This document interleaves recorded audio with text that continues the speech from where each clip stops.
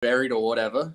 And then they're like, in the end, they're just like, yeah, so we just covered it all back up and we're waiting for like another team of archaeologists to come that's more experienced than us and shit. But even just the one building up there that no one can explain why it's up there. And yeah, it's insane. But like this Tom dude said, the fucking, there is on paper like 500 churches in Adelaide. It's a 1 million person city today. Like there's 1.4 million people living in the whole of fucking. But it was apparently Tibet at one point. So what was that, bro? Apparently it was Tibet. Tibet. Yeah, just like a holy place. Millions and millions of churches, more churches than people. Fucking who knows? Here in New England, they tend to talk about lodges joining and being adjacent to each other, and then there being these kind of charters that are signed to combine the efforts of these lodges. Now, to me, I'm thinking these are actually floating flotillas that are kind of agreeing to come to port and dock next to each other for the winter, so to speak, and eventually get, there's enough backfill, or the neighboring city dumps all of its sewage into your reservoir, and so you all of a sudden, instead of floating on beautiful water, you're actually on material that you're. Yeah. My screen just glitched out there, though. I'm not sure if my mic did. Yeah, dude. I think Bernie. BurnEye. What's up? How's it going? What's up? One of my heroes. Oh, thank you. One time Stoops, we'll do. I've definitely seen you on stream here before, Stoops. Yeah. One time, I'll come on a couple of times. I was a bit shy. I'm trying actually. I want to get Stefan on Real Science, Bernie, because he knows a lot of crazy science stuff. We're gonna get that going. Absolutely. The more real science going on, the better. The frozen finger of death, the clathrate gun, essentially, where if the water is the right chemistry and temperature, a little physical disturbance will basically turn a lake into Ice 9 real quick. Maybe that's how things got fossilized, or Yeah, that's actually a very good possibility of how the catastrophism destroyed everything. Those mammoths and everything flash frozen. That makes sense. I'm convinced when I look at like Antarctica that's what happened. You've got a very quick apparent quickness of the weather changes because of a hyper hot volcanic blast, seals in all of the moisture because it kills off all of the above fauna, and then this explains stellium-7's instant fossilization, instant petrification thing. So I mean, it just ties a lot of things together. And the ice that forms on the bottom of the really big icebergs isn't the ice that you and I are familiar with, because it's formed under such density and there's things dissolved in the ice. So when you're drilling through it after it's flipped over a few times, it's hard to but the turquoise color in the background there, we're getting a little David Icke on the I'm trying so hard to avoid this like music. The music's so bad. Viva Rock Vegas or something like that, and then there's pictures of these rocks behind me. I don't know. I'd love to be in an airport, bro. Fucking hell, I haven't been on a plane for. It's crazy. As soon as I get past, I'm gonna make a song about it, and it's gonna be like the greatest techno electronica song since Chariots of Fire. But it's gonna start out with trying to get to the airport and being stressed out, and then once you get past security and how you kind of like it in the airport. I could live here. Are you kidding me? It's chill. Fucking, I love airports, bro. That was one of my favorite things, mate. Before the old CV. Good. The last plane I caught was the last plane out of Prague before you couldn't get out of Prague for fucking a year. And there was no one on it. I saw them kicking up. $18 or $50 if you get them right. And like, they got rid of masks now. They're not just crazy anymore. There's still little silly things they do, but for the most part, it's pretty chill. From what we kicking the pregnant women with strollers out in the middle of the night because they don't have a ticket still?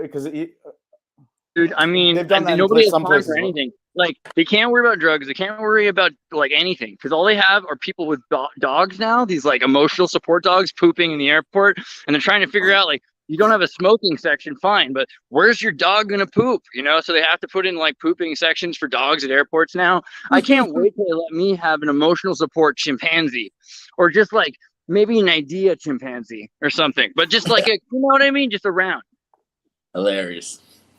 Well, instead of traveling with a bodyguard, you'll travel with Spot and Spot's older brother, so to speak, and That's true. When they need to, they can do gymnastics and stack on top of each other, and like Transformers, they combine, and it all fit in your suitcase like Iron Man, you know? I think so. I was talking to Dr. Longo from Old World, Florida, and the more I look into the Antarctica, Australia thing, there does seem to be a lot of connections to whatever culture was with these giant stone anchors. So connecting Atlantis, the top of the pyramid, right? Then you have to think about what the weather systems were like at that point. Whether I've or got not a better theory than anchors for the ships that you're thinking of, but I like the subject what are you talking matter. about? I was thinking about the stone anchors. If you saw the Old World Florida video, they've got stone anchors the size of a Hummer. You think that's gonna like sneak by me? I'm gonna throw out something a bit wild. But when we were on the maps as New Holland, yes. I reckon we were a big port city for the Dutch American Indian Company. Yeah, right. Well, that's the thing. The Dutch companies pretended. Australia. The Dutch companies took over after Krakatoa. So after the explosion, after the paperwork's gone, and then they redraw the maps, but literally the maps have changed. We look at the land masses, and there are places that are no longer there, and there are new land masses that have formed from the volcanoes. I think I finally found a quiet enough place to do this. Oh, thank God. Yes, exactly. And a little synchronicity. That's what I've been downloading a whole bunch of and getting together for a podcast are these old maps that show exactly that. How do I solo myself? Andreas is doing this to get, he can write off his whole trip now because this makes him a relatable vlogger that he's doing a post from the airport. Perfect. You see, the star-studded Riviera operated on the northern end of the Las Vegas Strip from 1955 until 2015. The Rib was the first high-rise casino on Las Vegas Boulevard. Had a whooping 9 stories. The property played host to a long list of Hollywood films, including Ocean's 11, Casino in 1995, Vegas Vacation, and many others. So, you probably also want to check out La Concha, the La Concha Motel. It's funny that that's a motel. But you could get married right there, I think, right? Isn't that the thing? Forget. The Neon Museum, though. If you go to Vegas, go to the Neon Museum. Right before you got there, they swapped out the signs from Truman Show that had like planes crashing. It's like, go back, don't travel, because that happened last time you tried to get on a plane, right? They shut the whole shit down. It happens to me a lot, man. That's what Putin does when he's trying to save someone. I try to not feel like my life's a simulation. Instead, I'd like to feel like it's just really expensive CIA stuff. Because if it was everybody, that's not special. I like to feel special. You know what I mean? But I go to the airport and it's like, wow, they blocked all the flights to America just for me. That's how I like to feel. That's it. I'm the same. I remember after 9/11, I was in Canada. It was like 2001 or something like that, like the end of the year. And I got to Vancouver Airport to come home, and I was only fucking 16 or something. And I forgot my itinerary. Remember those old itineraries that you would have to carry around, like thick as? Oh, yeah. I'd been there for like half a year or something like that, and then I didn't know where the fucking thing was. I rocked up, and they wouldn't let me on the plane because of this new security and shit, because I didn't have my itinerary, even though I had my passport and all this sort of shit. So I was like 16, 15. Oh, yeah, I was still 15, and I ended up missing that flight, and then there was no flights with any seats on them back to Australia, like for 2 weeks or something. And so I got like an insurance claim where I got to stay in a hotel, I got to stay in the Holiday Inn and go to restaurants every day and go shopping, do whatever I fucking wanted. Quarantine before quarantine. Yeah, dude. You were just ahead of the curve. But the one thing I had to go to the airport every day for the window where the flights were leaving to Australia, just in case someone didn't rock up or whatever. But this shit lasted for weeks, 2 weeks. I was just like this kid lost in fucking Vancouver. Dude, that's a beautiful movie. I would totally watch that movie. Any movie about Canada is cool, but throw in Australian and it's just like a whole better thing. Yeah. I had this thing like I used to fly all the time. Like I don't remember the first time I flew because like I'd fly as a baby, But I remember flying like the first time by myself. I was like 9 years old, and I flew through Texas to Louisiana. Might have been almost 10. But back then in America, it's so convoluted. What's okay, what's not okay, what they can do for you, what they can't. Right. They're like, oh yeah, and long story short, there's a way to do anything in America. There used to be up until 2001. Well, you used to be able to send your kids through the post, right? And we were like, that sounds ridiculous. And it's like, well, they stuck me on a plane and like trusted the stewardesses. Yeah, it doesn't sound that ridiculous when you find out what they did to me, man. I mean, you had these like stoned out of their gourd Texan security TSAs driving golf carts at like drunk redneck speeds through the biggest George Bush airport, getting me to like some little room in the back of the airline that was held by the air. You know, it was just the whole thing that they had to do. My parents left me and my little sister at the mall because they both thought we were going home with them. I'm like, I mean, that's nice. I'm lucky. I never thought I'd make it to 30. Yeah, right. I'm surprised. It's again with the simulation. But then, so on my way back from Louisiana, I stop at a gator ranch and I buy a bunch of alligator meat, you know, because I want to bring that home with me.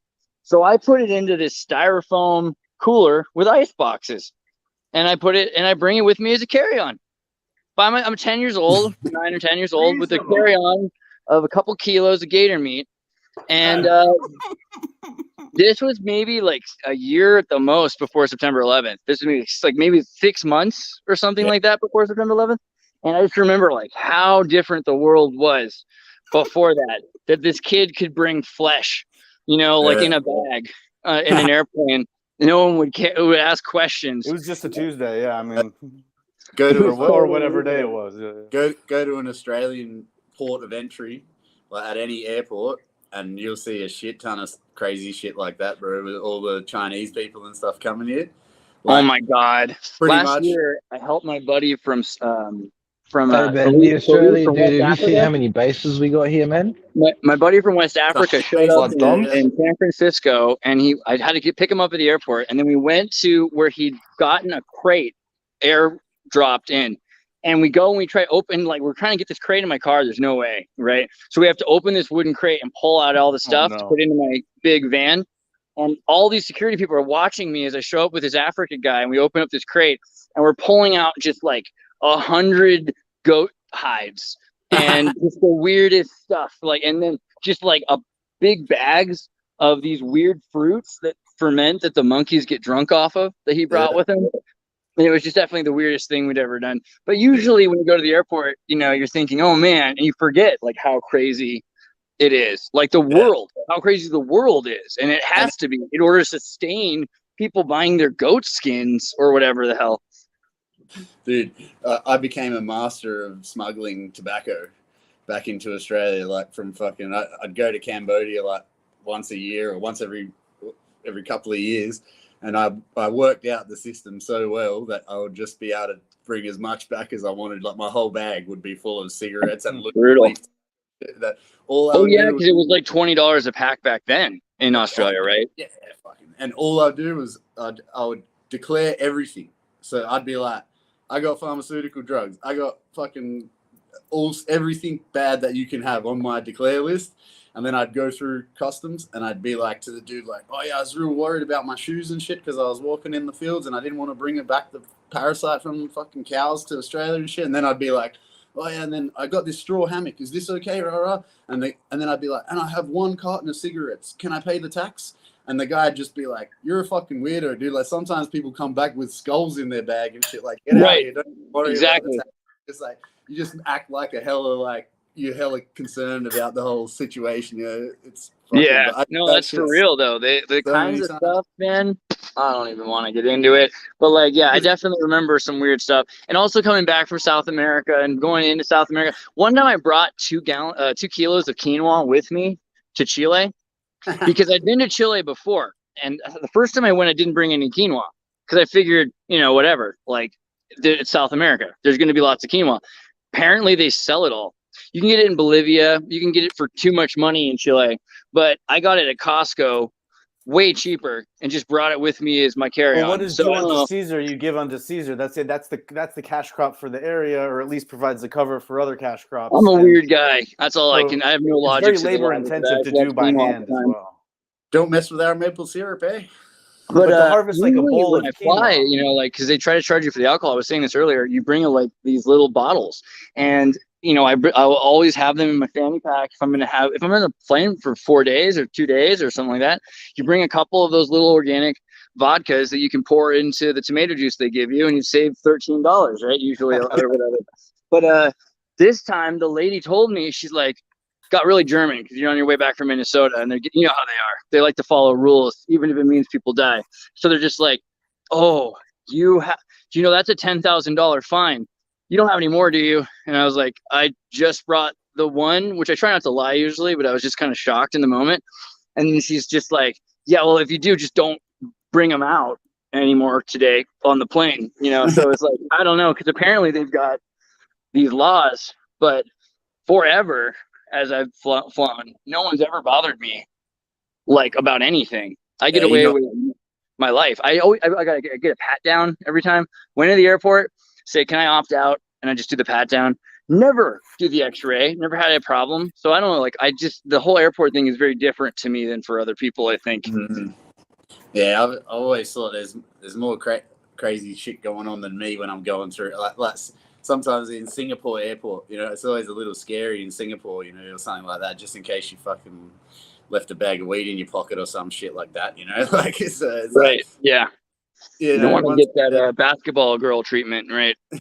When I was in Africa, one of the guys that I was traveling with explained that if there was ever an issue with the authorities, he would just explain to them, like, "No, I am ganja. So if you're telling me that ganja is illegal, then I'm illegal. So take me away, and you'll be fine as the tourist." And I was like, just okay. fucking Jedi. That's what was like the mentality. He had locks, and the friend that was with him made fun of him for nursing off of his mom until he was like 7 or something. But I've tried to pull the Rasta card on the cops back in the day, but they didn't buy it, bro.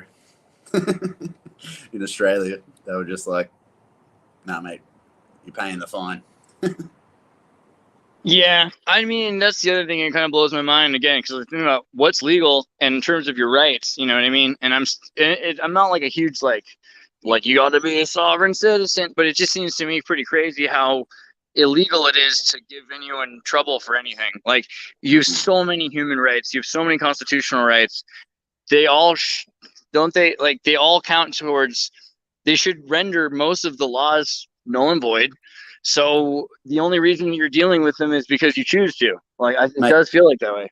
When I was younger, I was on a constant payment plan with the fucking police for weed, right? Because they just, once they got their sniffer dogs, and they'd be like all in the city and shit, like at the train station or whatever, and every time they'd just get me, and I was paying them, like, you know, I'd pay it back slowly. So, but I was on the $25 a week like debt to those guys for fucking half my life, dude.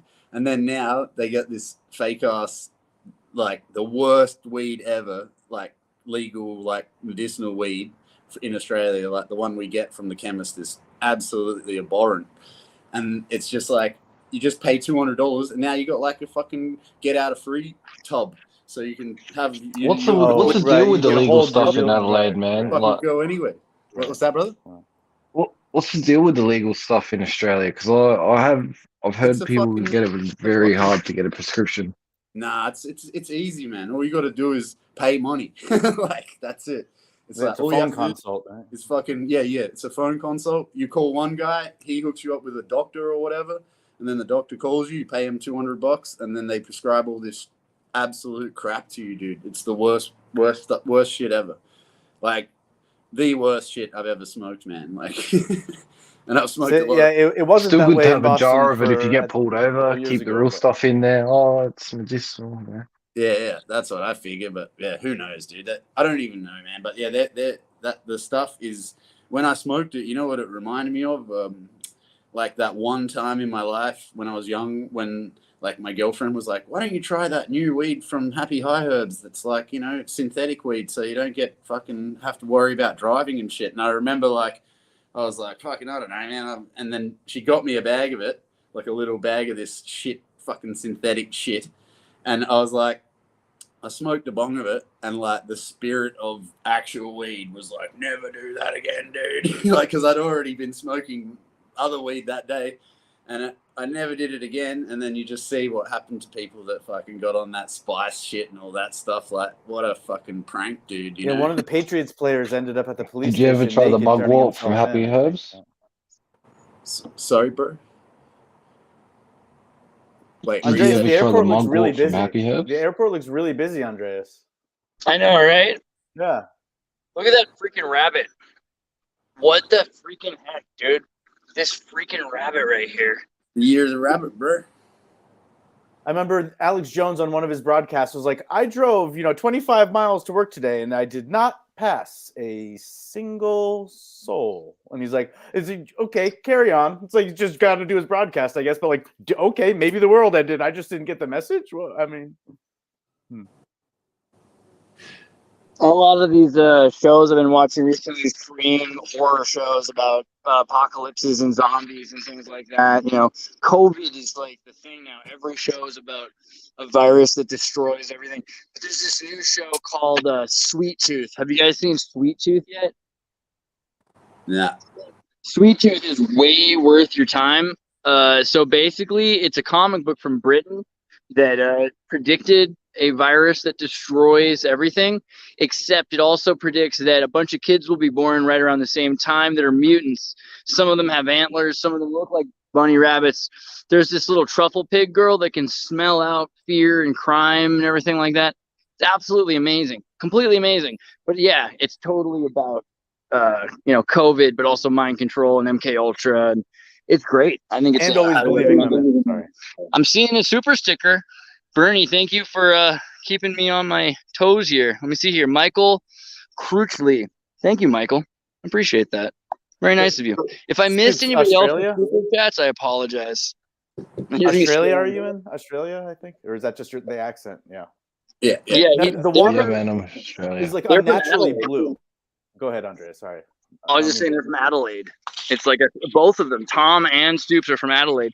And Stoops makes all these videos. He's found a bunch of 100-year-old footage of Australia, of Adelaide, that they're trying to shut him down from showing, like, public domain footage, because he's like, yeah, add this together. And he was doing it kind of as a joke until it became, like, pretty obvious that they're not laughing about it, Well, it was just like a bit of a spoof on Levy. Michael. Oh, you're a good man. We love you, Michael. Thank you so much. I'll use that to buy alcohol. No, I'm just kidding. I respect John. I respect John Levy. You know what I mean? Like, but you're not gonna just do the same thing as everyone's doing. In my mind, it's just like, just in this one zone that I'm in, it's just in the whole world that I've been to, it doesn't make sense more than anywhere. Like other places, like I said, I can accept when I go to Europe that shit looks fucking really old. I can accept even like in the Americas and stuff and everywhere else. But then what we're told, just no way, dude. Don't tell me you rocked up here in 1847 and just fucking built all this shit, and then it's like 1902.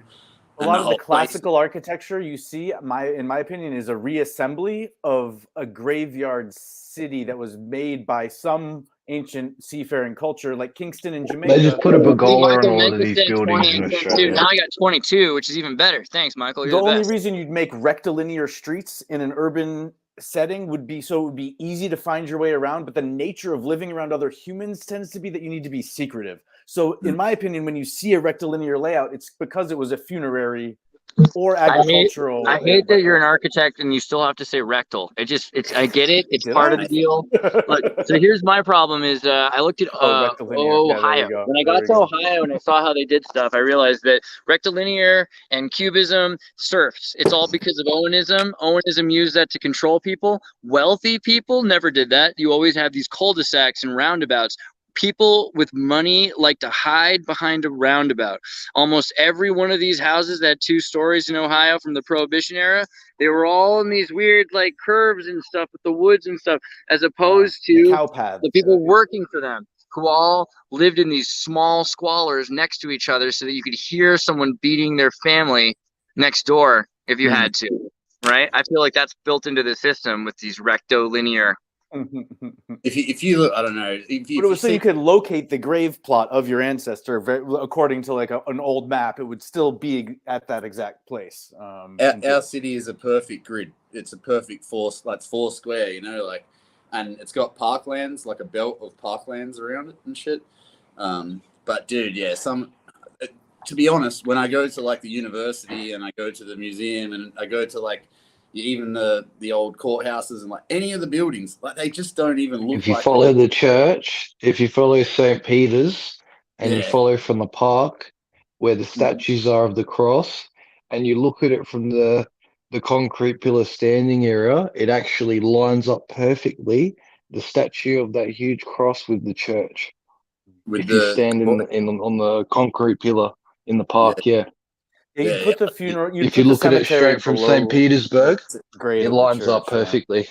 It's keep actually the holy water pure. You know? It's actually gravy though. Like the whole of fucking North Adelaide and stuff like that. It's like these old majestic mansion type houses and shit, and that's all fucking there in the 19. You looked into the little bunny foo foo hopping. Did you look into the family murders back in the 1980s or whatever it was, and the 100%. One victim who got away from the house on Victoria Avenue?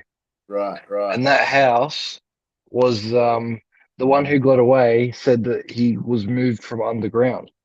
Yeah. Andreas found Big Randomly Chungus. enough, I had an Australian PE teacher from Adelaide when I was in 3rd or 4th grade who told us all kinds of weird stories, scary stories from Adelaide, like girls getting kidnapped and like hitchhikers driving them off cliffs and all this crazy stuff. To be honest, dude, you're not even fucking allowed to talk about it, eh? Like all the boomer generation don't talk about it, dude, and they all know what happened, like my parents' generation, all that stuff, and there's like thousands of people who woke up like after being drugged out or whatever, and like woke up. Right, it's like the MK Ultra. It's equivalent to Santa Cruz in a lot of ways. I mean, Santa Cruz was the Zodiac killer, serial killer capital of the world, but Adelaide might put them run for their money if you hear some of the weird stories. Like Tom said before, like, you know, it was the first town that was settled by free settlers, like with no convicts and all that sort of shit. So a lot of like rich people who had something to fucking not want to be in England anymore came over here, and that they stepped in. But yeah, it's actually very touchy to talk about it here in front of people, because you're getting someone will come fuck you up, man, for actually saying the shit. I got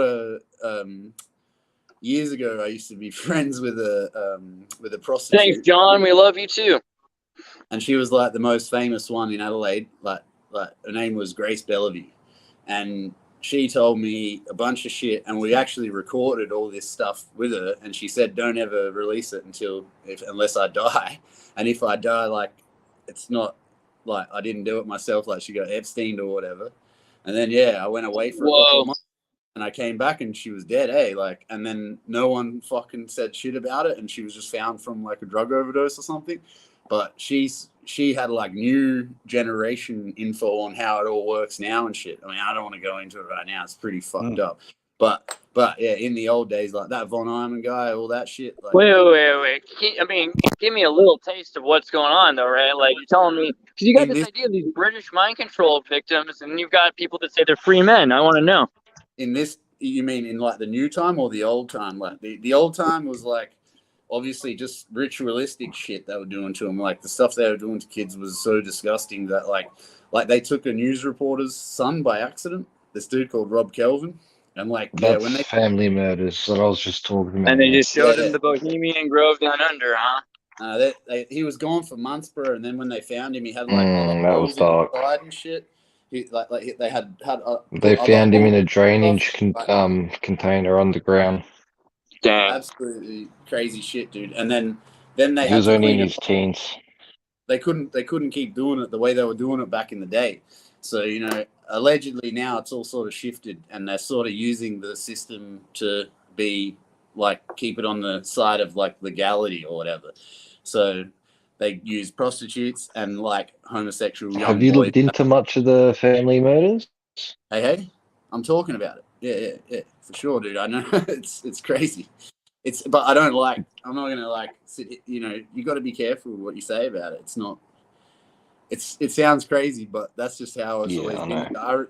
If you talk about it at a bar or some shit, someone will fucking tell you to stop talking. It's super taboo because it's really heinous.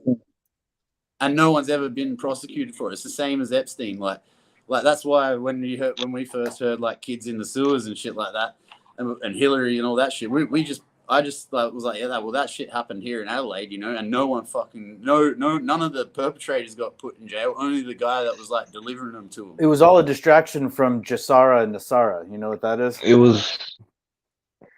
No, It was a lot of lawyers, Exactly, politicians. right? You know, all these sordid Possibly. details of Karl Oh, yeah. Rove and Bill Clinton sticking a cigar up some girl's hoo-ha. But I mean, look up Jasara and Nasara, and it was something that, in theory, if you said those words out loud in public, someone might kill you. But yeah, totally, dude. Yeah, no, it's dangerous. It's dangerous. People don't look into it because it's fucking dangerous. But, it's kind of anti-capitalist, but at the same time, how do you think capitalism keeps renewing and perpetuating itself?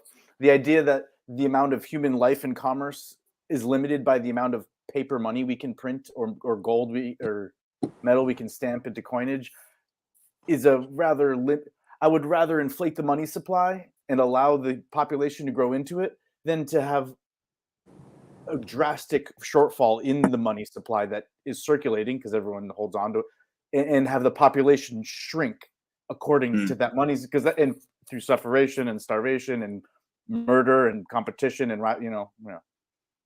yeah, I mean, to me, it's a rather clear alternative philosophically. The mechanism, sure, that can be discussed, and that's how Jasara or Nasara might be implemented is that mechanism, I guess. So man, I mean, the other day on Base AF, I brought it up again because Debt Jubilee, man, like they've been talking about it, and 2001, it was supposed to be September 11th, and the Enron blows up the day that the Debt Jubilee and Nasara was supposed to happen. Now, Jasara, they're talking all about replacing the general tax with a usury tax, which is beyond carbon taxing, right? That's the actual, if you do anything, we'll tax you for existing tax.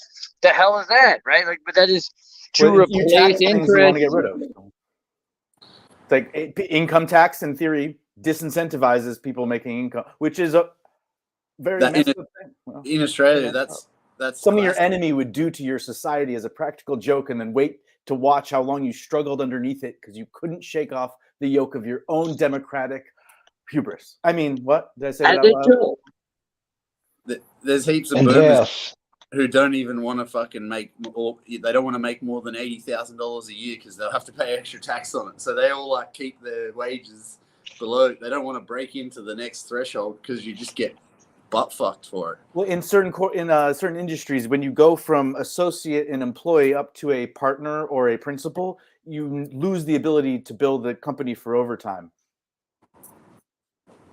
So if the company doesn't make money, or the boss decides to keep most of it for himself that year, what was you worked 10 to 15 years sacrificing so that you can make that next rank and then make less. Crazy. That's life, I guess.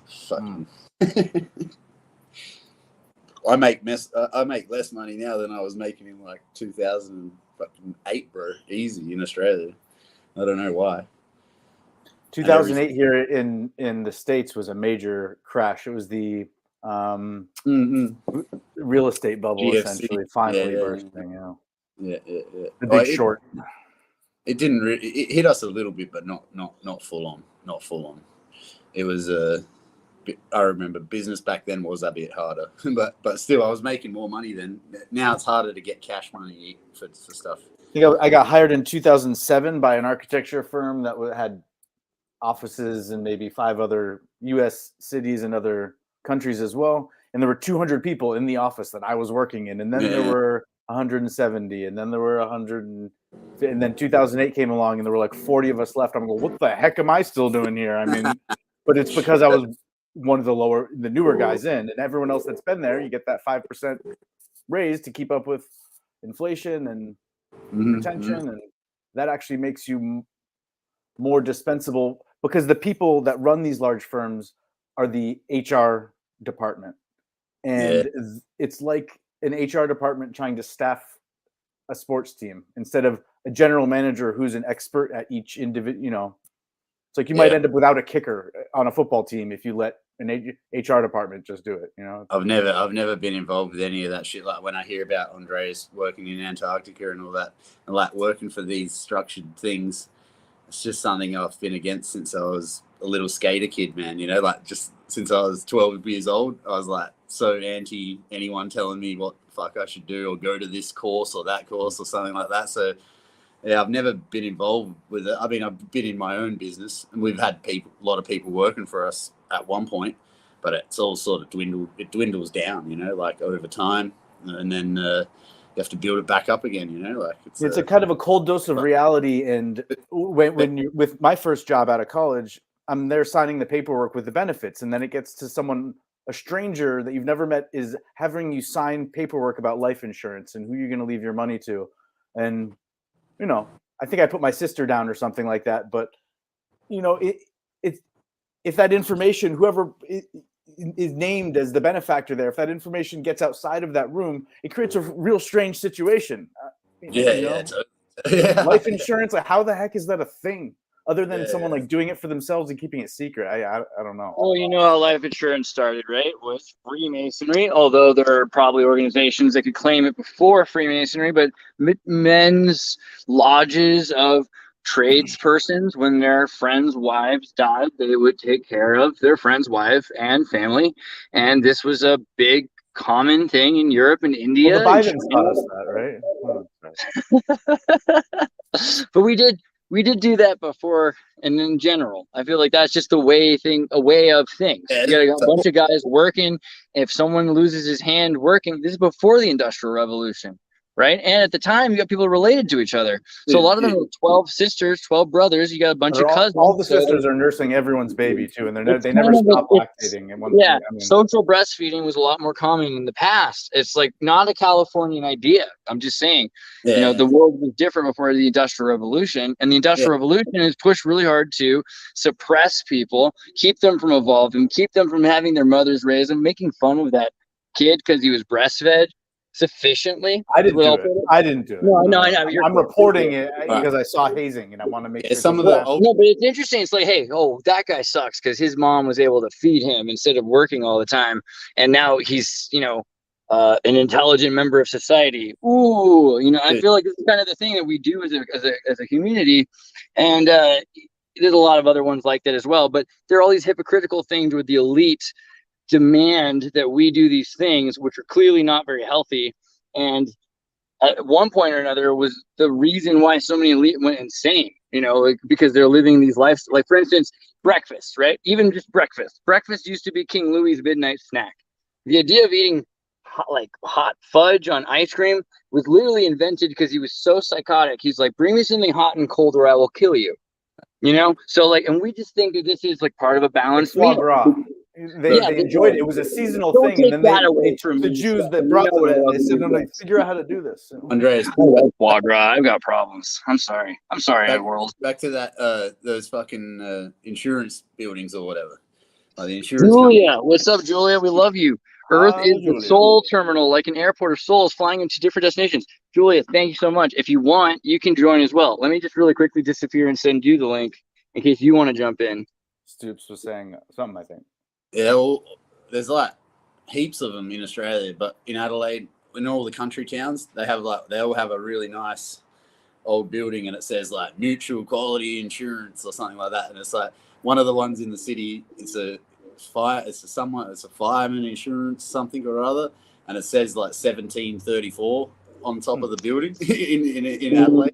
But it's like, but yeah, look, you had a point. Like there's so many of these structures, like even like corporate structure, whatever they were, but it was all about looking after people's like families or some shit. Like it has to be, because they just look weird, these buildings. Like they're just like, why is there so many mutual fucking society insurance?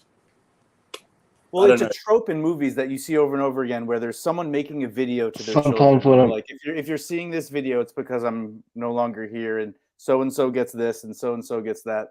Again, it's like the idea that there is integrity beyond, to exert your will beyond your death is a nice notion, but in times of upheaval or overturn, it's like the same way you can sell someone a bridge that you don't own.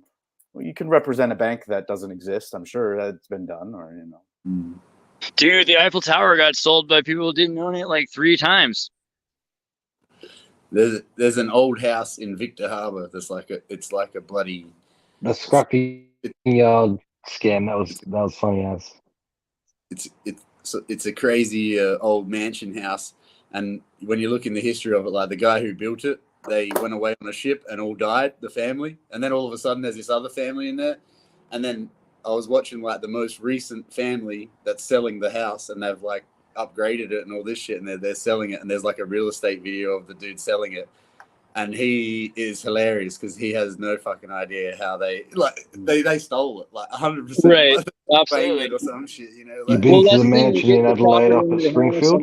and no, the one and the gold skin parted. Victor Harbour, like there's this huge old castle in Victor Harbour, which is great. Victor Harbour's another one that they didn't even sail past there till the 1830s. The people's watching. Actually, Julia's a friend, and she's part of the smart Astro girls that were working on the lava line and all these other things with with Brittany and stuff. However, yeah, it was awesome that she supported me. And hey, if you want to throw me $20 and jump in their group, I don't have a problem with that. I already put the link in there in the public, so if you find it, you Wasn't could she come in here speaking and at troll. Vegas? Say it again. Wasn't Seven? she speaking? Wasn't Julia speaking in Vegas at some She is bioenergetics? that March? I forget if that's March though, or April or something. But she will be. Yeah, she's gonna be speaking in Vegas. Imagine that, fellas. I gotta go. I got a baby. I gotta cook dude. dinner. Father Stoops, we love you. We're gonna do this again soon. Thank you for jumping on the moments, and we'll do this again. Next time you can come back and tell me if the water around the Great Barrier Reef is still this color because they've been smelting copper in the waters around major, like the Caribbean again. I thought it was all the Sydney girls who were bleaching themselves that bleached the coral reef. It's the sunscreen, bro. It's the sunscreen. Oh no, that stuff is bad. All right, I gotta go. All right, take care, bro. Later, bro. Cheers, Tom. Oh man, that dead Cuban though, that's pretty for real. That's it. That seemed to be like the next thing that's coming. It's like so, and it's funny because a lot of the answers I get from people are like, "Wait, how much longer could it possibly be?" Because usually we're like, "Is it going to take 100 years or 30 years or something?" But now I think the answer is people's excuse for why it isn't happening yet, while it is almost happening, is they're saying, "Oh, they don't want to lose control." But like, look how much control has been cast aside. Look how much stability has been knocked away. I don't think that this thing that we think is so stable that they're giving us, it really is that stable or that consistent or like liable to last another 10 years, let alone 3. It's starting. I mean, I don't want to be like Tim Pool. There's a civil war coming. Andreas, but you know what I mean? Andreas, I got a question for you. Do you think in how it's been going with the world and that bread and circuses continuing, there won't be enough people to wake up and see all the messes happening?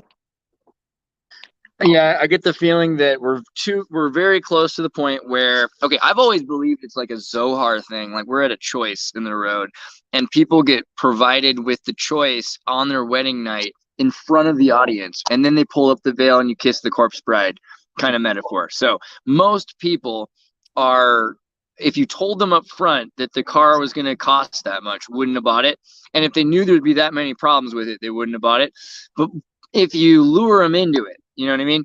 At a certain point, they're like, oh, well, I'm already buying the car, I guess. So I got to, you know what? This is one more thing to know about it. That's what I think is going on. People have gotten to the point where they're comfortable with their golden chains. If you told people what was going on today to anybody 10 years ago, 20 years ago, 50 years ago, they would freak out and they would start a war right then, trying to stop the future like Terminator. But people aren't that worried about it anymore. People who used to think, how could I survive this way in 2007, after the 2008 collapse, they've adjusted. They've learned how to live without being in middle class because they have state bread and circus social services, like you said. So that's always been the thing that scared me the most about Brave New World. There's no end in sight for Brave New World. Not really. You know what I mean? Unless people choose to have one. It's not 1984. 1984 has this feeling like it's inevitably going to just collapse, right? That's not what I get from this. I get the feeling that we're at the point of transhumanism. It's going to be a choice. Some people will become part of the singularity. Some people will become super soldiers. Some people will become the sentinels. You'll have sentinels. I didn't know this, but Dick Cheney hasn't had a heartbeat for 11 years. Did you know that? Right, exactly. He has this whooshing sound. Exactly. But is this like a scarecrow metaphor? And it's very interesting that he's the vehicle for that technology. Oh no! Uh-oh, we glitching? Oh, maybe. Oh, it still says live in the corner. So, ladies and gentlemen, respecting the channel that is the Xirtusphere. We'll see how long. Tom, are you still there? Yeah, man, I'm here. That was the problem, really. That was it. We talk about the vampire Cheney over here with his wishing heart, and they get upset. I mean, really? Okay, whatever. I know. Yeah. Good thing we're not talking about anyone's paperwork found in any Camaros. Okay. What? Oh man! And then Bernard jumping back in. He should be here. There he is. What do you think, Bernie? Oh, did Andreas make it back in? You did. Yeah. He's just trying to keep this safe. I appreciate it. But yeah, no, did you hear what we're saying? What do you think about all that? I was listening to all of that, and actually a decent amount of that resonated with me. Of like, I've always had this feeling we're at this like ascension point. Well, the choice of this ascension point, but like a new era point sort of thing. And that there is going to be this choice, and provided, or essentially is, in some ways, I don't know, it's a bit spiritual, a bit metaphysical in there, and reading all the ancient texts on it, like the esoteric, about Atlantis, about the alchemists and the resets, the past technology and stuff like that. You know, it seems like we are at Age this of Aquarius, Tower of Babel sort of moment. The Age of Aquarius ends when Julia we have no more jumping in. water What's to pour up? out recklessly. So I'm loving the lighting. This is a whole new look. It's like more purple than ever before. Well, what do you think about this? Actually, Bernie said it better than I did, but it's what I've been thinking about is this precipice thing, and that basically it's like all humanity efforts happening all at once, and we're all about to die, or we're all about to go to heaven or hell kind of a vibe. It's like you have a choice. We're going to get in line. There's different door number 1, 2, 3 kind of thing. And it's all happening to all of us kind of simultaneously. We're getting to this point where you can choose whether you're going to be part of the system, part of the problem to the system, which is maybe better or not, but part maybe to be a sentinel, like in the Matrix sense, or a sentinel, like in the Sentinels Islands sense, where you're a human zoo. You can still be natural. There's a lot of people out there I've met who are like, I'd love to be in a human zoo. I would just be based and basic. Right now I think that's going to be probably millions of people, maybe a billion people, probably not. But imagine 500 million is where we're. And you saw this, right? That the plague, what was the population 500 years ago during the plague? 500 million. So according to the Illuminati. So we're right back to that point, though. You know, so I think that is the evolutionary switch off point. Who knows what kind of person we'll choose to become? The robotics, the quantum, the going into this quantum conscious or this digital consciousness, and essentially what could be extended like conscious existence throughout time if we do merge our own brain's consciousness with technology. But then even more so, what's shocking of what you described, and then if you've ever heard David Hudson's talks on Ormus and taking monoatomic gold, and how there's going to be this whole new group of humans turning into demigods. And if you haven't heard it, I'm going to play it with Esoteric Gold in our next Adept Alchemy stream in a couple of days here, but I'll talk more on it when I get inside. Sounds like a take on Avatar. Are they going to transplant human brains inside of the cloned bodies of our ancestors? No. What do you think about the economic economy in the next 2 years, everyone? The economy. I think that's what they said in Idiocracy. I probably said it wrong. Oh, no. I'm trying to reference a joke made in a movie. Oh, my screen went out. Just have to be careful when TSAs walk by. I feel like I break rules in airports, if anyone noticed. But anyway, I think the economy is a waste of time the truth, let's use the word itself, economy, to mean the runnings of the house. And in that sense, then the economy only is worth looking at when you include and you focus maybe on the black markets that are continually keeping the rest of the world going right now.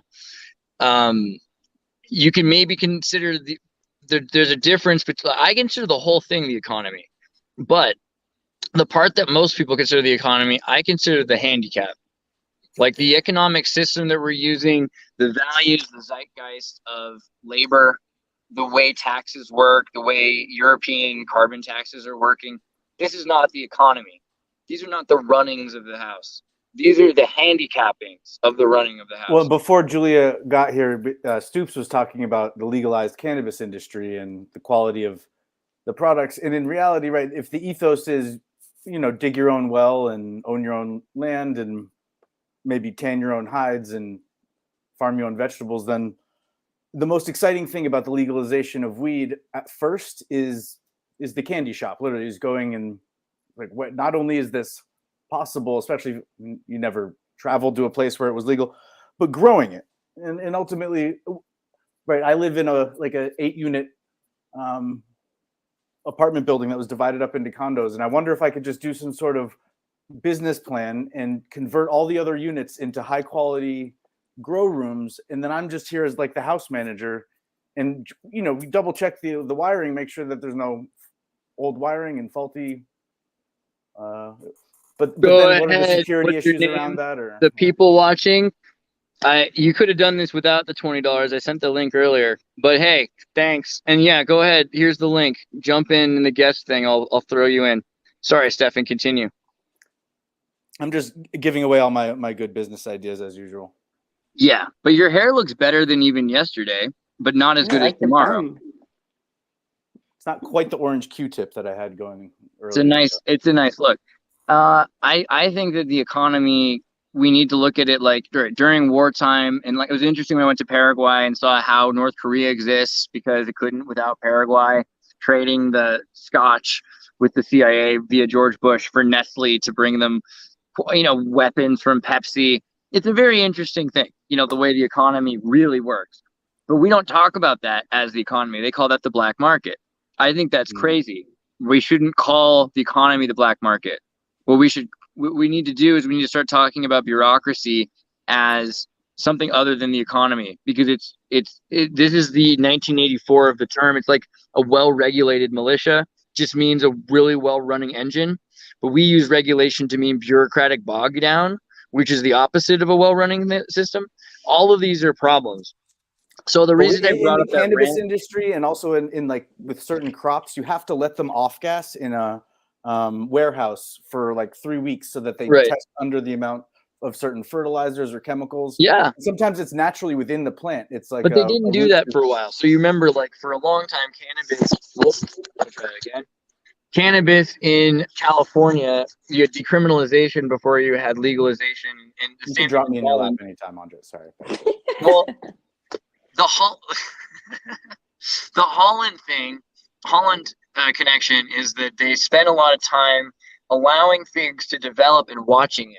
And they're like, no, not this. We're not going to let heroin happen here. Like in Denmark, they're like, okay, look, you can do what you want in Christianity. Never mind, actually, you can smoke pot. We don't want you to do heroin. Or if you do it, we're going to get the biker gangs come here and beat you up. You got about a week to get out of town. So or we'll help you get cleaned up or whatever. So they do have these, deregulation allows for the natural economy to progress.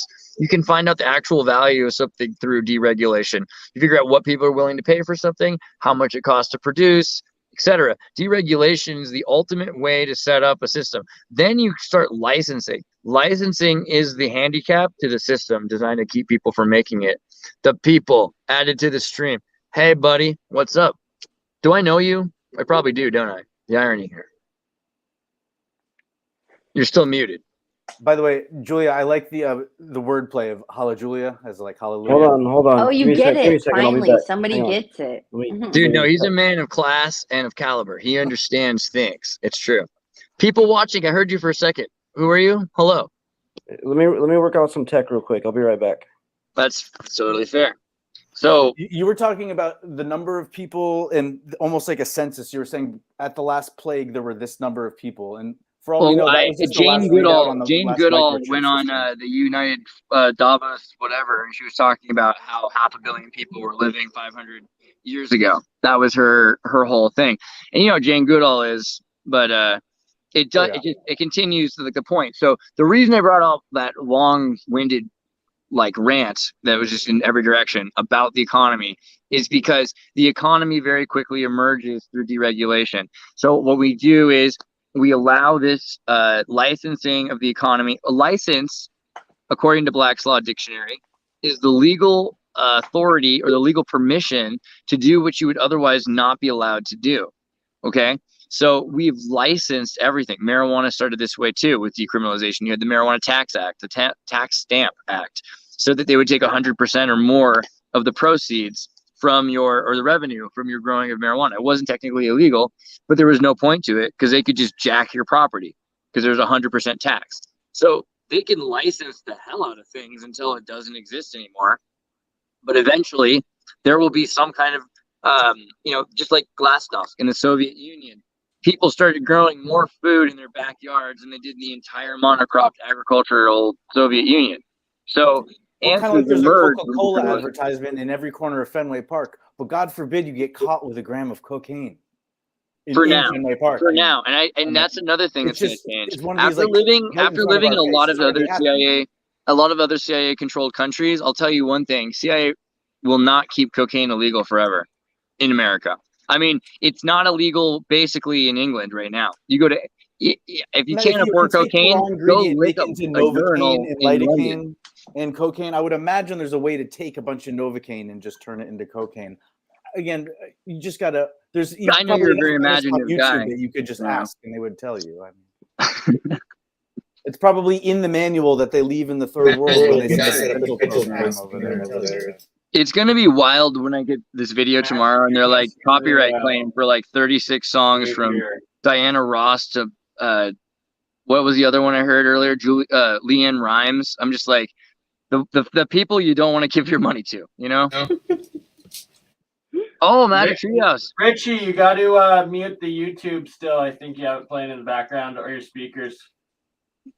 Dude, glad to be back. Should be bad, yeah. We're going to start mixing. How you doing? I do.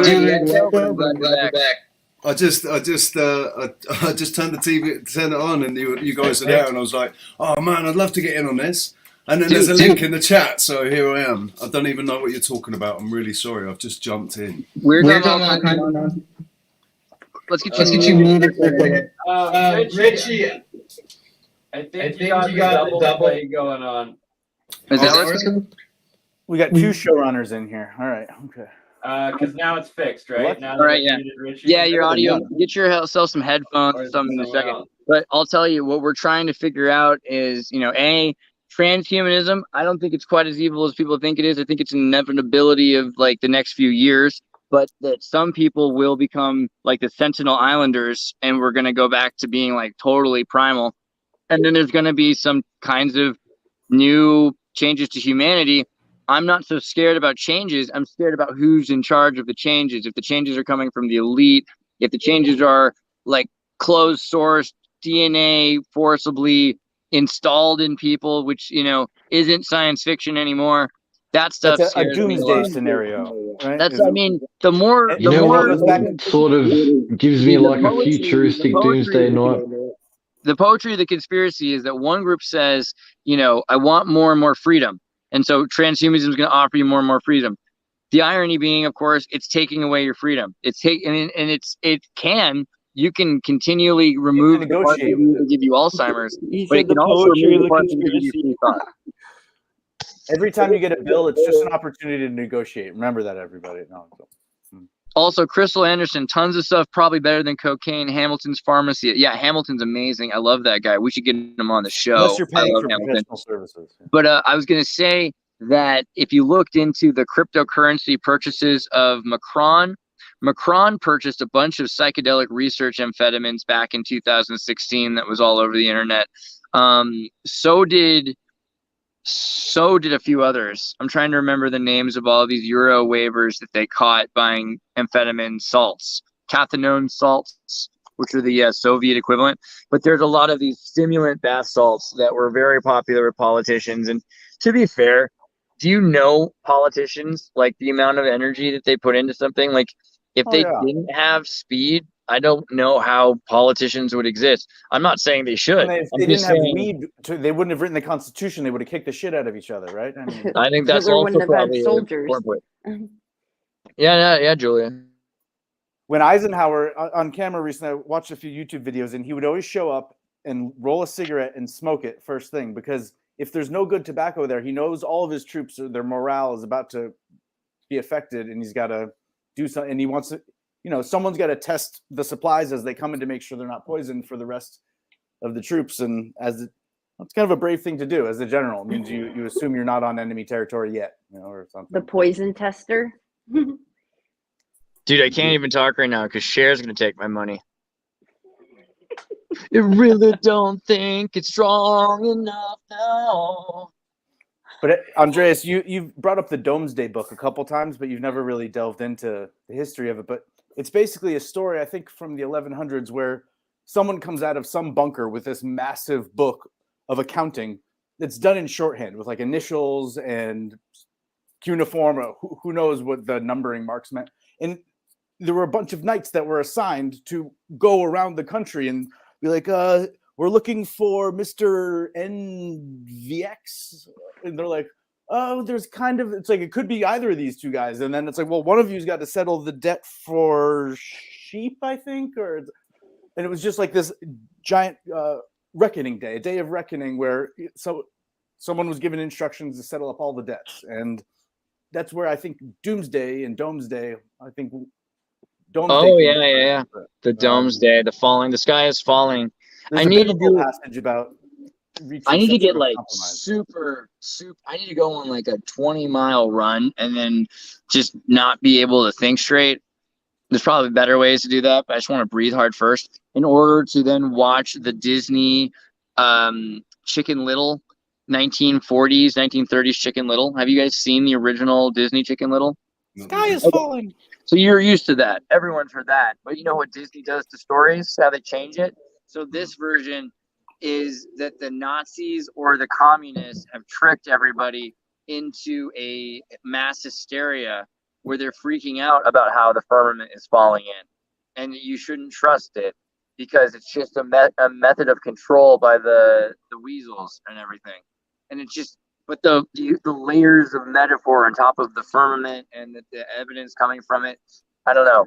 It just seems like such an interesting fear-based mind control really never goes out of style. Let's face it. Right. Oh yeah, it blows my mind. Richie, what do you think about the idea that the whole world's about to have to make a choice? Like every person's going to have to choose to either stay human or become something. I think it's going to be forced on us by the powers that think they should be, that that we're going to with the memory, with the brain implant and everything, the microchip in the brain and all of that, what's it called, Neuralink. They're gonna, I mean, it's not like anybody's going to turn into an alien, and it's not like people aren't going to be human anymore, really.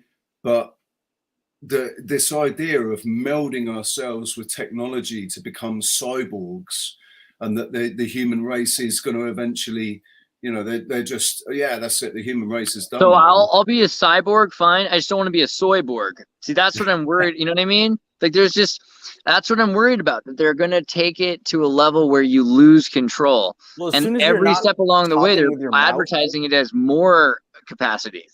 As soon as there's a computer claiming that it's talking for this brain that it's hooked up to, there's always this possibility that there's just this, like a chat program loaded onto the computer, and that brain might actually still be alive and suffering in some way.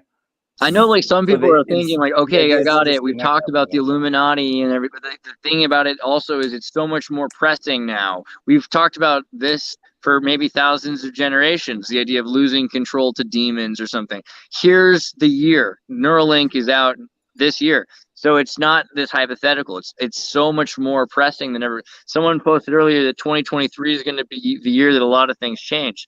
I think it is. I think this is the beginning where we're going to have, I mean, so many people from the greatest generation and the baby boomers, they're going to die and not remember the past. And it'll be a prime time to create a completely new world that no one remembers the past in. Well, I feel like we naturally like plug into a like organic AI, like naturally, like we like the ether, like we naturally plug into that, and there's a mechanical, like a synthetic version. So what is the consequence of that? Would you be able to, is there a way to integrate and have access to both the synthetic and the organic one? Because I mean, for me, if I wasn't able to access the organic once I went mechanical, I wouldn't want to do it. And from what I understand, some of these transhuman things that happen with cloning and certain things, you lose your creative spark, you lose your access to that, and that's not a price like I'd be willing to pay, you know. But it's a deeper thought of what is the consequence. Julia, we've talked a bit about John C. Lilly and the dolphins, you know, and Echo and SSI. Earth Coincidence Control Office being the benevolent organic AI that is referred to, at least that way, by John C. Lilly, but also Kubrick had kind of, the monolith is sometimes considered. The question is, the monolith Echo or is the monolith SSI, solid state intelligence? It looks like it is. It's this black domino kind of thing. And the way it's projected by John C. Lilly doesn't necessarily need to be the truth. But you know, for backstory, he worked for the military, got them to give acid to dolphins. One time he's doing PCP and DMT for the CIA to do echolocation in the dream realm, gets contacted by Echo, and then he gets contacted by SSI. And he finds out that one likes him and the other one doesn't. One of them is really deep into the electronics, and it seems to be coming forward out of like insectoids, you know, it's like sea nautilus into synthesizers. The other one is in the trees and in the winds and in everything else. So he's noticing this then, and then on a plane coming down on LAX, he's told that SSI is going to attack him and humanity. So he gets in touch with Echo, and Echo says they're going to save him. The power goes out on the plane. The LAX airport loses power. A plane crashes into the runway because without the electricity, it can't control itself, and it hits the terminal that's watching for flight landing. And that all happens within 20 minutes after, or an hour after, of him being told that SSI is going to start making attacks against the Echo allied military and try to convince them that they need to work with them instead. So that this idea of course, that now we've got maybe our military switch sides and is working with this hyper destructive solid state intelligence. And I don't know, again with my rant, but you know, Julie, I'm just saying it's maybe a question of not whether or not you could serve two masters. It's more about whether or not they work together, you know? It seems to be like the crystalline, it seems to be the ancient crystalline, like organic, has a higher access level, can reach certain states that the mechanical one can't, because it seems as though they are able to access each other. But it seems to be like the organic one has more access, like a higher access, a vast access that the mechanical one can't. I always imagine that things are a lot more equal than people think, but that they're pretty different also, you know, like light and darkness or something. It's not really that light overwhelms darkness. You can take a candle and put it in a giant cave of darkness, and darkness still is pretty much going to win that one. So I think they're kind of equal in terms of their presence. I don't know if one's evil or either. I also don't think I think Lucifer and light might be the connected concepts, and darkness might not be the evil thing. So all of these ideas that we have about okay, another rant. So the Echo the Dolphin video game, if you go back and you play it to the very ending and you find out that this dolphin has been every 500 years, you know, a whale that lives forever almost, it's telling him there's a new storm that's coming that's been just like the last 500-year storm that wiped out the planet. And he's got to go to the ruins of Atlantis to find the time machine. The dolphin gets the time machine, travels back into ancient time, and then he meets the Vortex Queen. This is crazy alien versus predator Vortex Queen machine thing, defeats it, and then because he defeated it, he took it back in time, so far back in time that the Vortex Queen evolves into nature. And so that's where all these sea lives with the spirals and the nautilus are coming from. You missed the part where the dolphin gave the code to the octopus, who then passed it to the squid, who then entered it into the visual interface by displaying it on the hood of. I swear, I did see research where there was some deep sea octopus that was quite old and quite large, and when they found it again, it appeared and flashed like a figure 8 symbol, and then like a geometric symbol, like it had been taught those as a child, as like given positive feedback somehow, and we have some pretty complex levels of but. Octopi are insanely intelligent, though. They're insanely intelligent. I stopped eating calamari because I realized how intelligent octopus are. So, like for me though, because I grew up right on the coast here, and the Humboldt squid grow from like about a centimeter to 2 meters in about 18 months, and they eat all the other fish. So I was well indoctrinated as a child that if I don't eat the squid are going to eat everything else in the sea, and probably some of my friends. That's why they call dolphins, and that's why a lot of whales beach themselves, is because there's not enough food, and they're driven ashore by the humans to make sure that the stocks of fish. Yeah, I get the dolphin thing's a whole different thing. People are just jealous of dolphins. They're naked. They're just free loving all the time. You know what I mean? Promiscuous. Who doesn't want to be a dolphin? They're just pissed at dolphins because for a while there, Andreas, the firemen of the sea. You know, had a streak going where it was like every single stream he would at least once find a way to work in the story of the dolphin in the temple on the island. Well, what it blows my mind is like every time I tell the story, I'm thinking to myself, I'm like, you know what? I've told this story, but then I think to myself, how many times could I possibly tell this story before? I mean, when could I possibly be done? Getting that information it's like saying meow. It's like saying meow on Super Troopers. Like you should play a game of like how many times you can bring up this story. But it makes me blush to kind of talk or think about it. And in general, it's called animal husbandry. It's actually a science. And when my girlfriend was in college, there's transhumanism. Like a fake horse's ass to mount on the wall to have the stallions. Do you guys know what transhumanist is? Not transhumanism. So transhumanism we've all heard, but a lot of people forget transhumanance. So transhumanance is the migratory patterns of animals, where the transhumanance of animals. And in the process of transhumanance, a lot of the time microevolutionary traits will change, like a black moth will become white, or a white moth will become black because it moves to a different forest. And over a period of time, the selective breeding will take place, a couple generations. So transhumanance is interesting because a couple times over I've tried to type now transhumanism's a buzzword and it'll just correct, did you mean transhumanism? But it used to be like, you must be talking about the nomadic practices of bunnies. I don't know. I think that's the thing. We're constantly unaware of how much we're changing.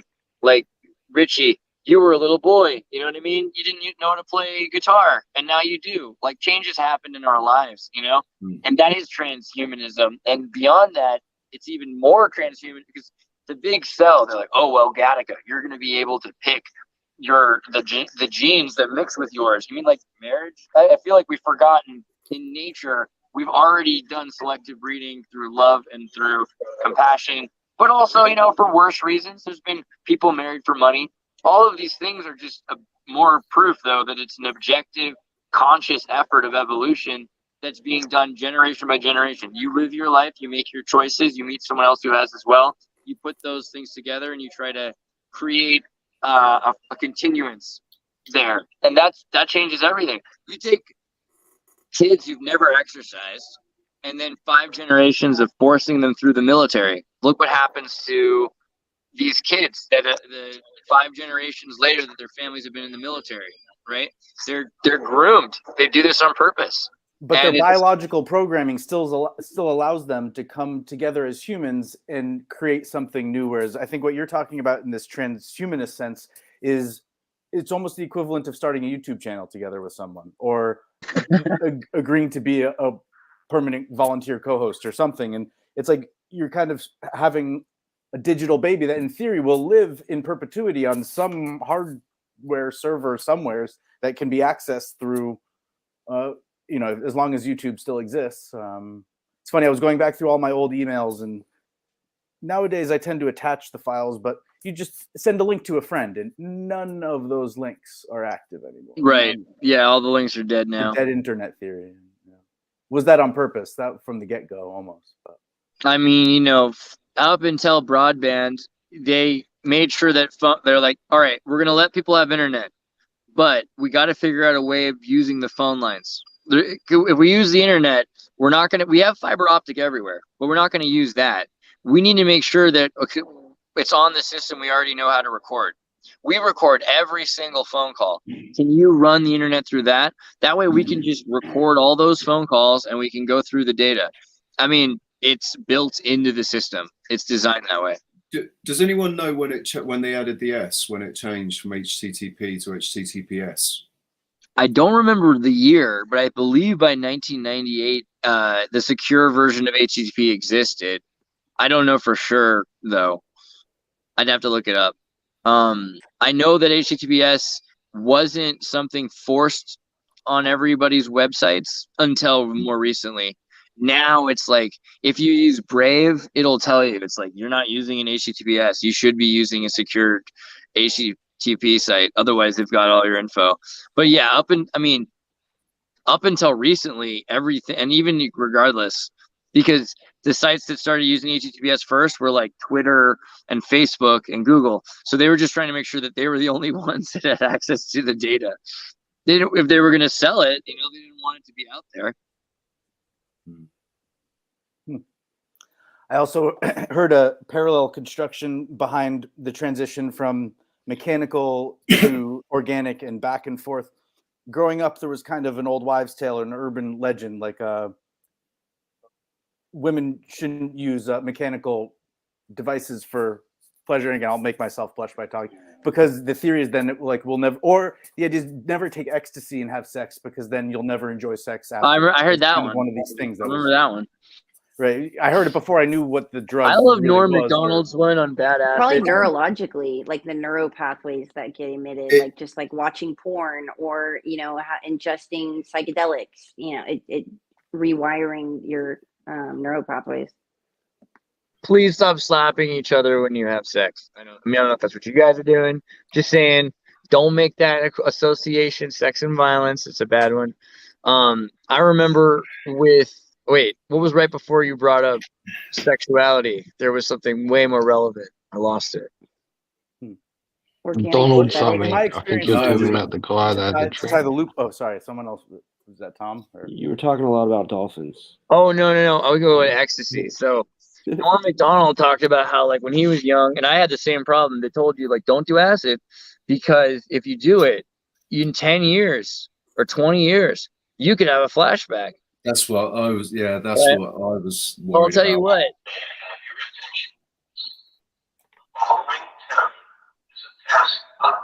You're in the airport. Oh yeah. What did it say? It just, that was a tone. The emergency tone goes. Brr. Money printer goes brr.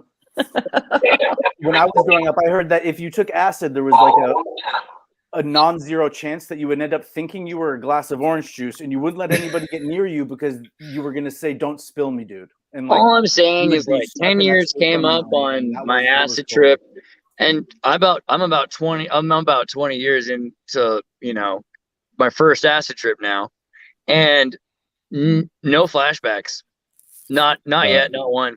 I've had weird flashbacks from other things like alpha-methyltryptamine, but definitely not LSD. And I'll tell you what, I know I've had LSD because I know it was Albert Hoffman's Frozen from UCSC. So I'm convinced that it's just a bunch of BS from the big acid companies. But that is Norm Macdonald's thing. there's so much propaganda out there about drugs, and you know, when I was growing up, and ecstasy was really getting big. The amount of scare stories and horror stories out about it, I was fully bought into the whole drug propaganda thing. I thought if I smoked a joint, I'd end up doing crack and being a heroin addict. So yeah, and you would burn holes in your brain immediately. Yeah. So see, the mistake they made in my schooling was they taught us what propaganda was first, and then they showed us reefer madness. If they, Right. you know, if they'd just done it the other way around and left a couple years, it might have. Well, I think the biggest problem was that they changed the name of Dare because it should never have been called Dare. It should have always been called. It should have been called drug abuse. What was it? What's it called? Drug abuse. Resistance education. Resistance education. And it was like some guy in a trench coat's going to come out of the alley and be like, "Hey, kid, here, smoke this joint." Like that was the perception of what marijuana was. Drug addiction and abuse. Drug addiction and something R education. I forget. What was the R again? Resistance education. That's the R. I thought there was something before resistance, and it was interesting because if you focused on what drugs do to people, you could have been like, "Yep, look at all these Germans in World War II. This guy was 200 pounds. They made him go skiing on amphetamines. Here's him at 140 pounds. Now here's the same pill. They're giving it to your mom right now. Your mom just lost 180 pounds on Nazi amphetamines. How do you feel about that? Here's a guy who thought that he was depressed. They gave him a pill that was designed and tested on monkeys that made their livers explode. Here, you know, look into drug abuse. Here's a pharmaceutical company that tested these drugs that they're killing people. If they really focused on drug abuse and about the real problems of abusing drugs, it would be easy because there's so many examples of innocent people that were tricked into it by doctors that were pharmaceutically promoted to go to some Palm Springs hotel for secondary education or Esalen. No knocking Esalen. But then they'll go and say, hey, you know what you need in your life? You need some pharma, big pharma. And that's drug abuse, right? And then if you knew about the problem is because we don't talk about that. I know we don't because they give us money, but cocaine CIA give you money too. So why are we focusing on one? But well, big pharma having an influence on a worldwide scale is a problem because the UN used to come in to the mental hospitals and give them weed to smoke on the porches and make sure that they didn't get in trouble and stuff. I mean, they clearly needed to chill the fuck out, and that was going to help them. And who the hell knows what's in these bottles you got in the back room? But you know, it's like let's remember our history as well. So. Let's remember our history. It's how they built their empires. Right. It's how that is how Queen Victoria built her, you know, carried on with the British Empire. China. Exactly. Now did you know that ketchup and ketchup? When people say ketchup and kite soup, when they're like, you mean ketchup? It's because in ancient China and in Thailand and Tartaria, they used to eat ketchup and ketsup, but it was a mushroom-based fish sauce. And I was looking into it deeper and deeper, and you'll guess what? There were some psychedelic ketchups that were pretty popular into the 1800s. And you can find recipes in Britain because after the 1600s in Britain, you know, that was the first curry, I think, was the mushroom ketchup that you'd have on your steak. And yeah, apparently some of those were a bit liberty capped. I mean, there are sea creatures that also have psychedelic poison to kind of put their prey in a trance, and a whole school of fish at once, even if it's only going to eat half the school of the fish. I swear, I've gotten a couple cans of tuna in the past, or canned salmon. Maybe it was the mercury. Like I hear your point. By like the deep sea psychedelic octopus, and you know they got caught up in the net, and who knows what's in the mix. But I like this. People watching, you're always welcome to unmute. He just said, when you put substances in your body, you are influenced. It is only when you put spirit into it that you change the game. I think substances or crystals a lot of time that connect to spirits. I don't see a way around it. I figure you're going to be dealing with spirits one way or another. I don't think all the spirits are bad. I feel like a lot of the spirits are pissed off. I'm pretty convinced Salvia Divinorum, grandfather energy used to be grandson energy, and grandmother energy used to be feisty young lady energy, and they're pretty upset when people mess with them. Like it Is used to be alcohol that you go to a sweat lodge, and now you got kids going into head shops and buying a bag of salvia. There's and no they're like, respect. There's absolutely Yeah. no respect behind it now. There's no ceremony or anything. It's just, yeah, let's get them wasted, bro. right. Whereas, That's really if dumb. it was Knock much on more, death's door, you know. like the people watching said, if it was much more spiritual, if there was an intention put behind it, a real, you know, and you made it into more of a ceremony. Right, and it wasn't supposed to calm you down. I think a lot of people are like, oh, you're going to take some heroin, you're going to calm down. Like if you took, you know, these crazy mushroom shaman rituals that they did 1,000 years ago, or even a few hundred years ago, you knew it was going to be intense. You trained for that kind of thing. You might not come back alive, regardless. You know, because you're going to have to go hunt a buffalo anyway. Like your life is all about danger. For it. Yeah, there was a very healthy respect for the drug itself. But they've got these companies now, these companies that are saying, oh, you know what, this isn't a drug. Coca-Cola is not a drug. It's an energy drink. Never mind, it doesn't have cocaine in it. Actually, probably still does. But theoretically, it's not supposed to have radium in it, and radium makes energy drinks. Although, you know what? Test Coca-Cola for radium, because I don't freaking know. I mean, it could easily be... You can clean up car engines with it, man. I mean, it's like buying pre-rolled joints from your head shop. I mean, well, I mean, it's like when people used to have cannabis and they said you shouldn't smoke cannabis. So here's something more dangerous for you. I mean, pharmaceutical companies, soda companies, drugstore companies, they're all people that have figured out in the last 100 years how to differentiate the difference between a drug and a corporate product. Well, that blows my mind because no one else can figure the difference out. So you're at least interacting with the plant on a visceral, tangible, tactile level, which is one step less removed than just buying a pre-rolled joint. I'm not saying you don't know what they put in it though. At the end of the day, you don't know what they put in a pre-roll. You don't know how. At least when I make it myself, I know exactly what's in it. Absolutely.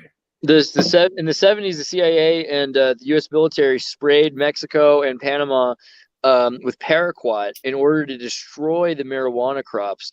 Unfortunately, it didn't stop it from growing, and they just sold it. And a bunch of people got lung damage from the paraquat being in the plant, which was, you know, arguably a huge human rights violation. But people weren't.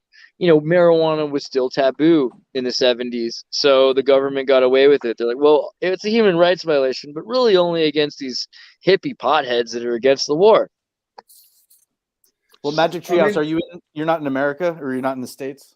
No, I'm in Tenerife. I'm from the UK. Because here in the States, they passed a regulation, and it snuck under my radar, but it was back in either 2003 or 2009, where all the chemicals that they got out of the tobacco products in the 20s, 30s, 40s, because they were literally putting fire retardant in it, because there was some regulation that, you know, to prevent mattresses from catching on fire, that when you light it, it's got to self-extinguish.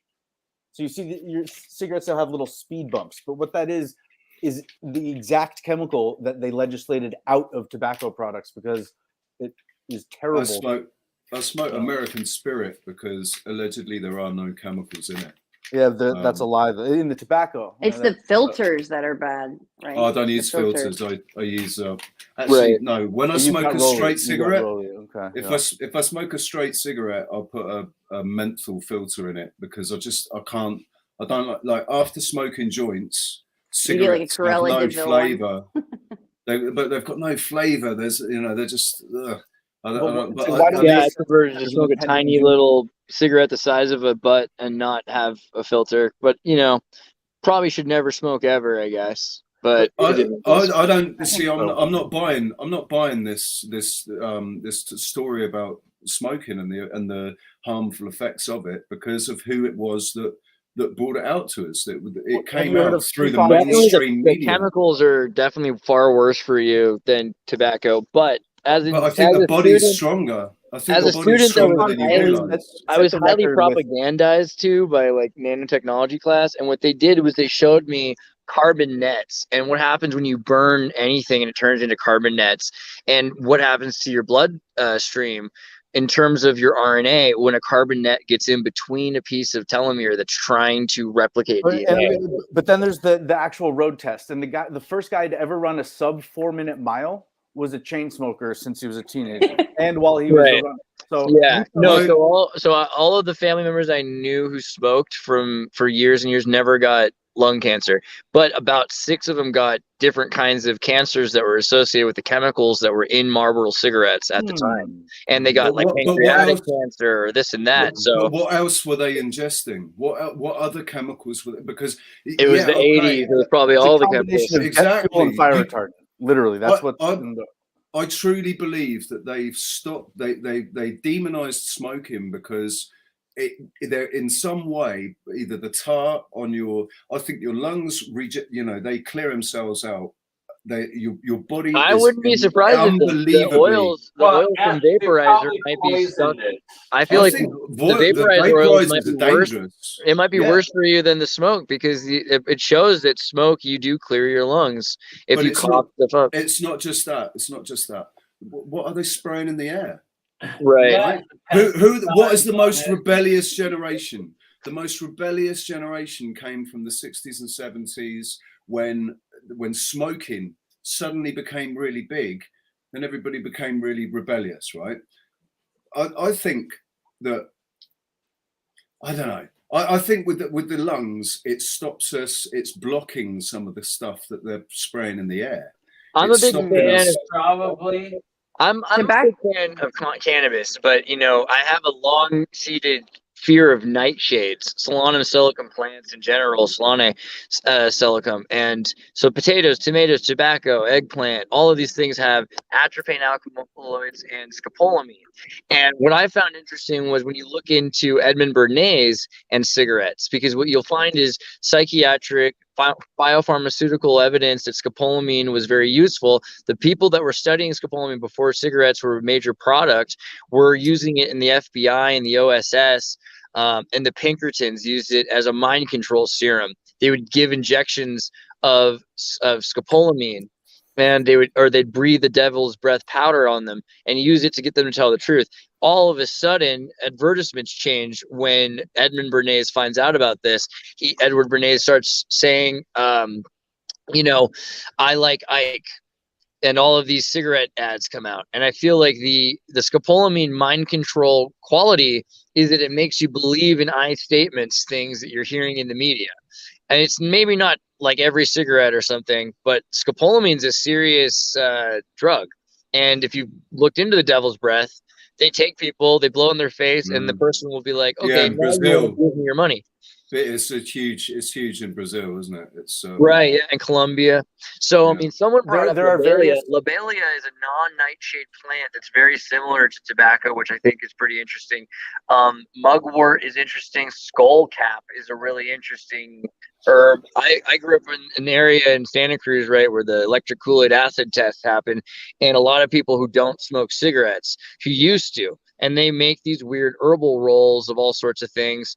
I remember smoking skullcap and yarrow, and my face went numb for like 30 seconds. So outside of the medicinal property of the plant itself, certain plants do a better job than others of absorbing metals and other chemicals out of the soil. And so one way to do kind of an alchemical assessment of what's in your river water is that is crazy. A whole bunch of crops and then harvest them and burn them. And then you analyze the metal in the ash that remains. And tobacco is one of those crops. So as far as being like this thing, a signal of war, and you can put gunpowder in tobacco and say that it helps it burn. And on the other hand, that person has a source of gunpowder apparently, or whoever they got the tobacco from. And it's like, you can follow it back through the food chain.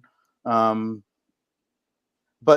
yeah, you would give your enemy, if you were trying to prospect metals and figure out where you wanted to mine and do core samples, you would plant a bunch of crop and then do some sort of analysis on what the roots sucked out of the ground. And you would, if it was especially poisonous, you'd send it to your enemy, right? Isn't that, I mean, that's how the world works, as Bill Burnham would say. Yeah, that is definitely how they were doing it with the ash and whatnot. That's how the world works. That's what essentially turned into, oh God, now I can't even think of the name. Julia, have you seen Bo Burnham's special Inside? Oh yeah, that No. was the sock. No, I haven't. It's a musical comedy number that I like it. I don't care how boring and normy and square that makes me that I like a Netflix show. That was amazing. He just literally took all the stuff I have and he made a show. Like, I feel like I don't even deserve to live until I make a Bo Burnham special now. Right, right. What Outside the inferiority Mass complex as a spectrometry, creator and artist, you know, the message is, I didn't kill myself when I turned 30, like I used to joke about, but I'm pretty sure I'll do it when I'm 40. And then it's like, yeah. I mean, I'm too old to be dangerous now. It's crazy. Like, I was realizing the other day, like, I'm a grown human being and like I could die at any moment. So I wear my seatbelt. I drive speed limits. I don't drink more than a beer or like a single bottle of like the $1 like, you know, hotel size thing. I can't even. I'm too scared of myself. Like I used to be all wild and stuff, but now I'm like, oh man, I made it this far. Dude, that happens in your 30s. That happened to me in my 30s, where I just sort of, was like, I used to trust my family members. I mean, seriously, guys, I how did haven't we even make it? been in the kidnapped presence of a cartel in Mexico in like years at this point. You know what I mean? Everything is just it's different. I'm living different. Are you looking at viaducts, bruh? It appears so. It appears so. This is what That is the Adelaide looks viaduct like. I right want to get here. scoops to Right, see so it. here's like the bottom tops of the houses. The last Nah, let's just build a whole reset. city above it. Way easier than remodeling. Viaduct, and then, or actually, maybe this is 2 resets ago or 3 resets ago. This low, because it could be another one here, and then them reusing the last ones up here and going up. Who knows? And it's like that the opening of Futurama where they like take the spaceship into the sewer and then down, and then there's like buried worlds. Scenes were pretty much the same. I swear there was a court appearance by Charles Manson where he comes into the courtroom and he's like, San Francisco, you told me I was in Seattle. And it's like, or it's like a minute ago, and the deepest, longest tunnels and most self-sufficient underground structures historically are underneath the most secure prisons. Do you remember that video of Bill Gates, and there's an earthquake in Seattle, and about a second later he flashes white and disappears on the podium, and during the earthquake he just disappears, like gone. It's amazing. Like he's got teleportation or like a little snake under the floor that pulls him through, I don't know, into a viaduct probably. And that'd be awesome if Bill Gates just disappeared. Is this aqueduct looks like the Mexican one? Where's this one at? Did I? That was for the old maglev train. Again, eventually the primitive humans came along and put water in it. It used to have mercury, and it was I love when Elon Musk, they're like, how did you start the Boring Company? He's like, well, I started with digging a hole. I'm like, yeah, right. Not even that part's true. I'll have to check later and get back. I'm pretty sure somewhere in Europe, maybe Middle East. But look at that. There's a full tunnel, walking tunnel inside of it, and then the water is up here. So how long is that aqueduct supposed to be? That looks like it goes on for miles, or at least the other side of the mountain. They appear to literally be on all continents, especially like South America.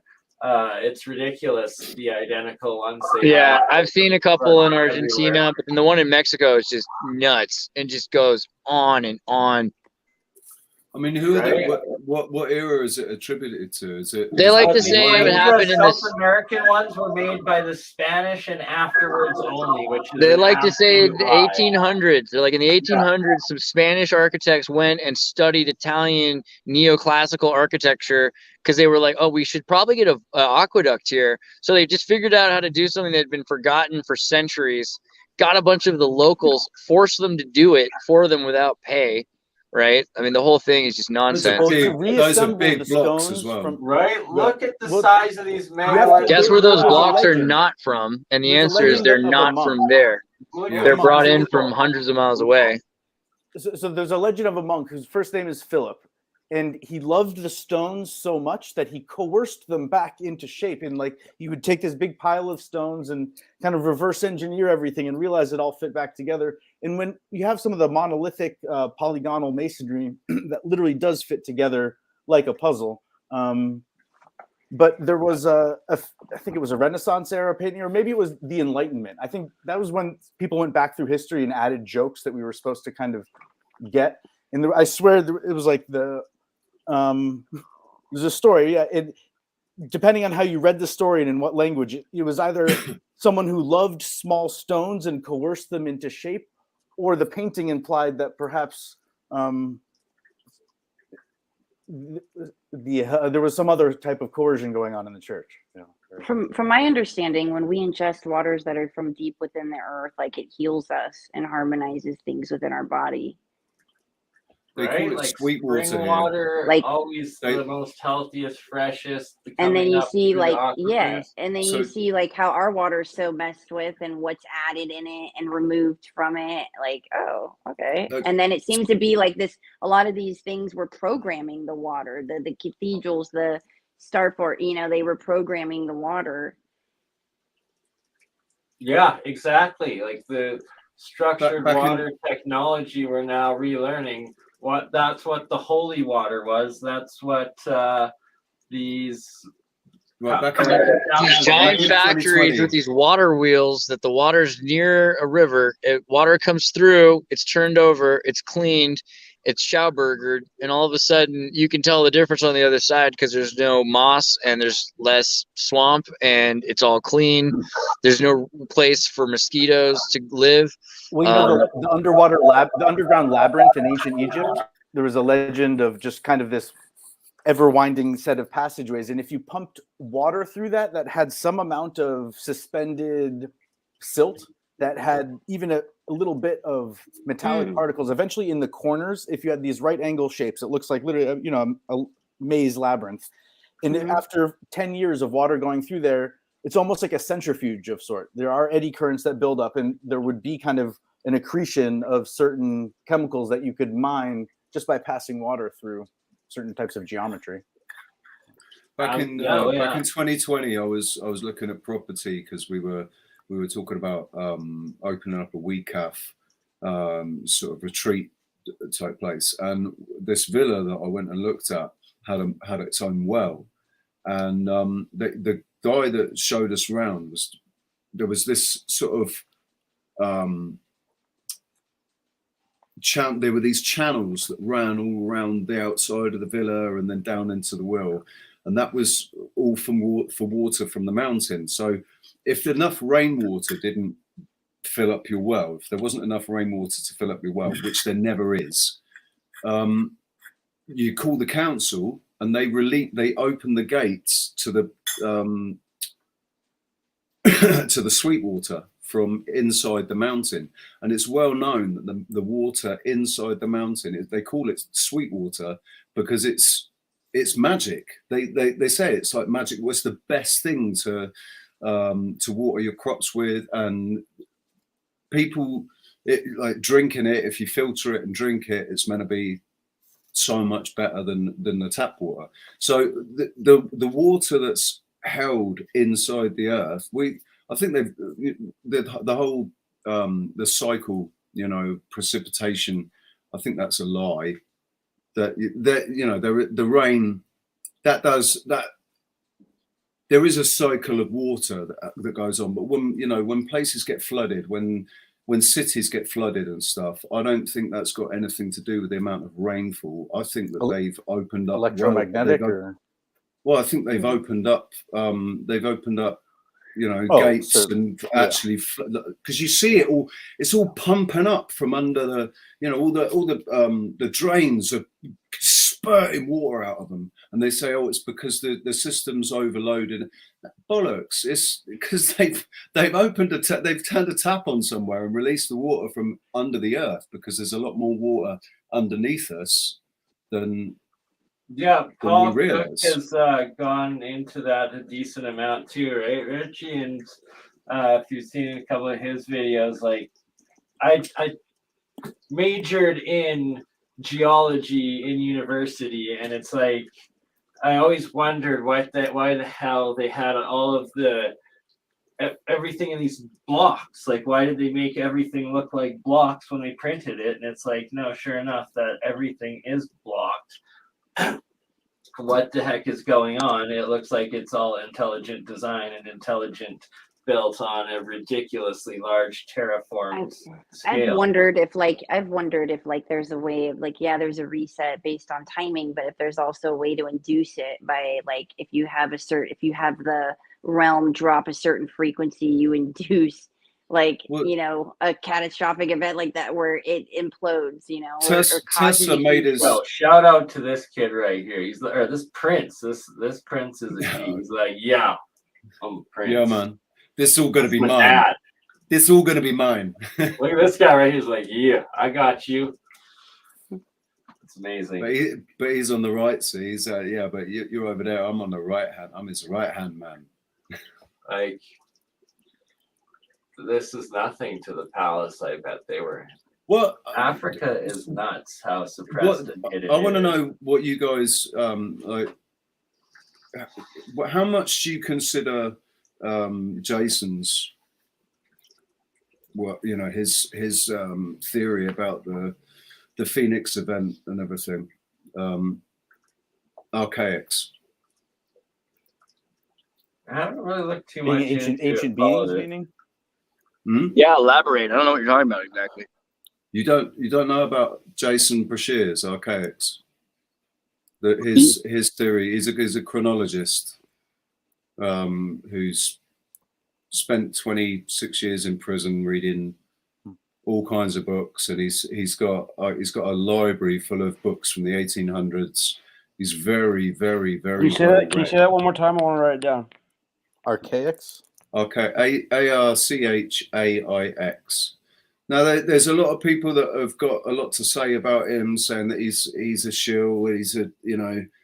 He's been planted in there. His story's rubbish. I don't get that from him at all. I've been watching him for a while now, and he seems genuine. He seems really genuine, and he's definitely very well read. And he's found this 138-year cycle. Every 138 years, there's this Phoenix event. And it's either there's some of them are big, some of them are small. The last one was in 1902, and they've done everything they can to hide it from recorded history. He's put forward a case that the Roman Catholic Church, basically the whole calendar, when they changed the calendar, the last time they changed the calendar, it was to completely obfuscate the Phoenix cycle. So the next date is 2040. What I see right there is a bird that has OCD and is trying to hide its true nest, and one of those is actually. And there are bird species that build false nests and sit on them when they see predators around, because the idea is, they wait till the coast is clear to actually go sit on their real nest.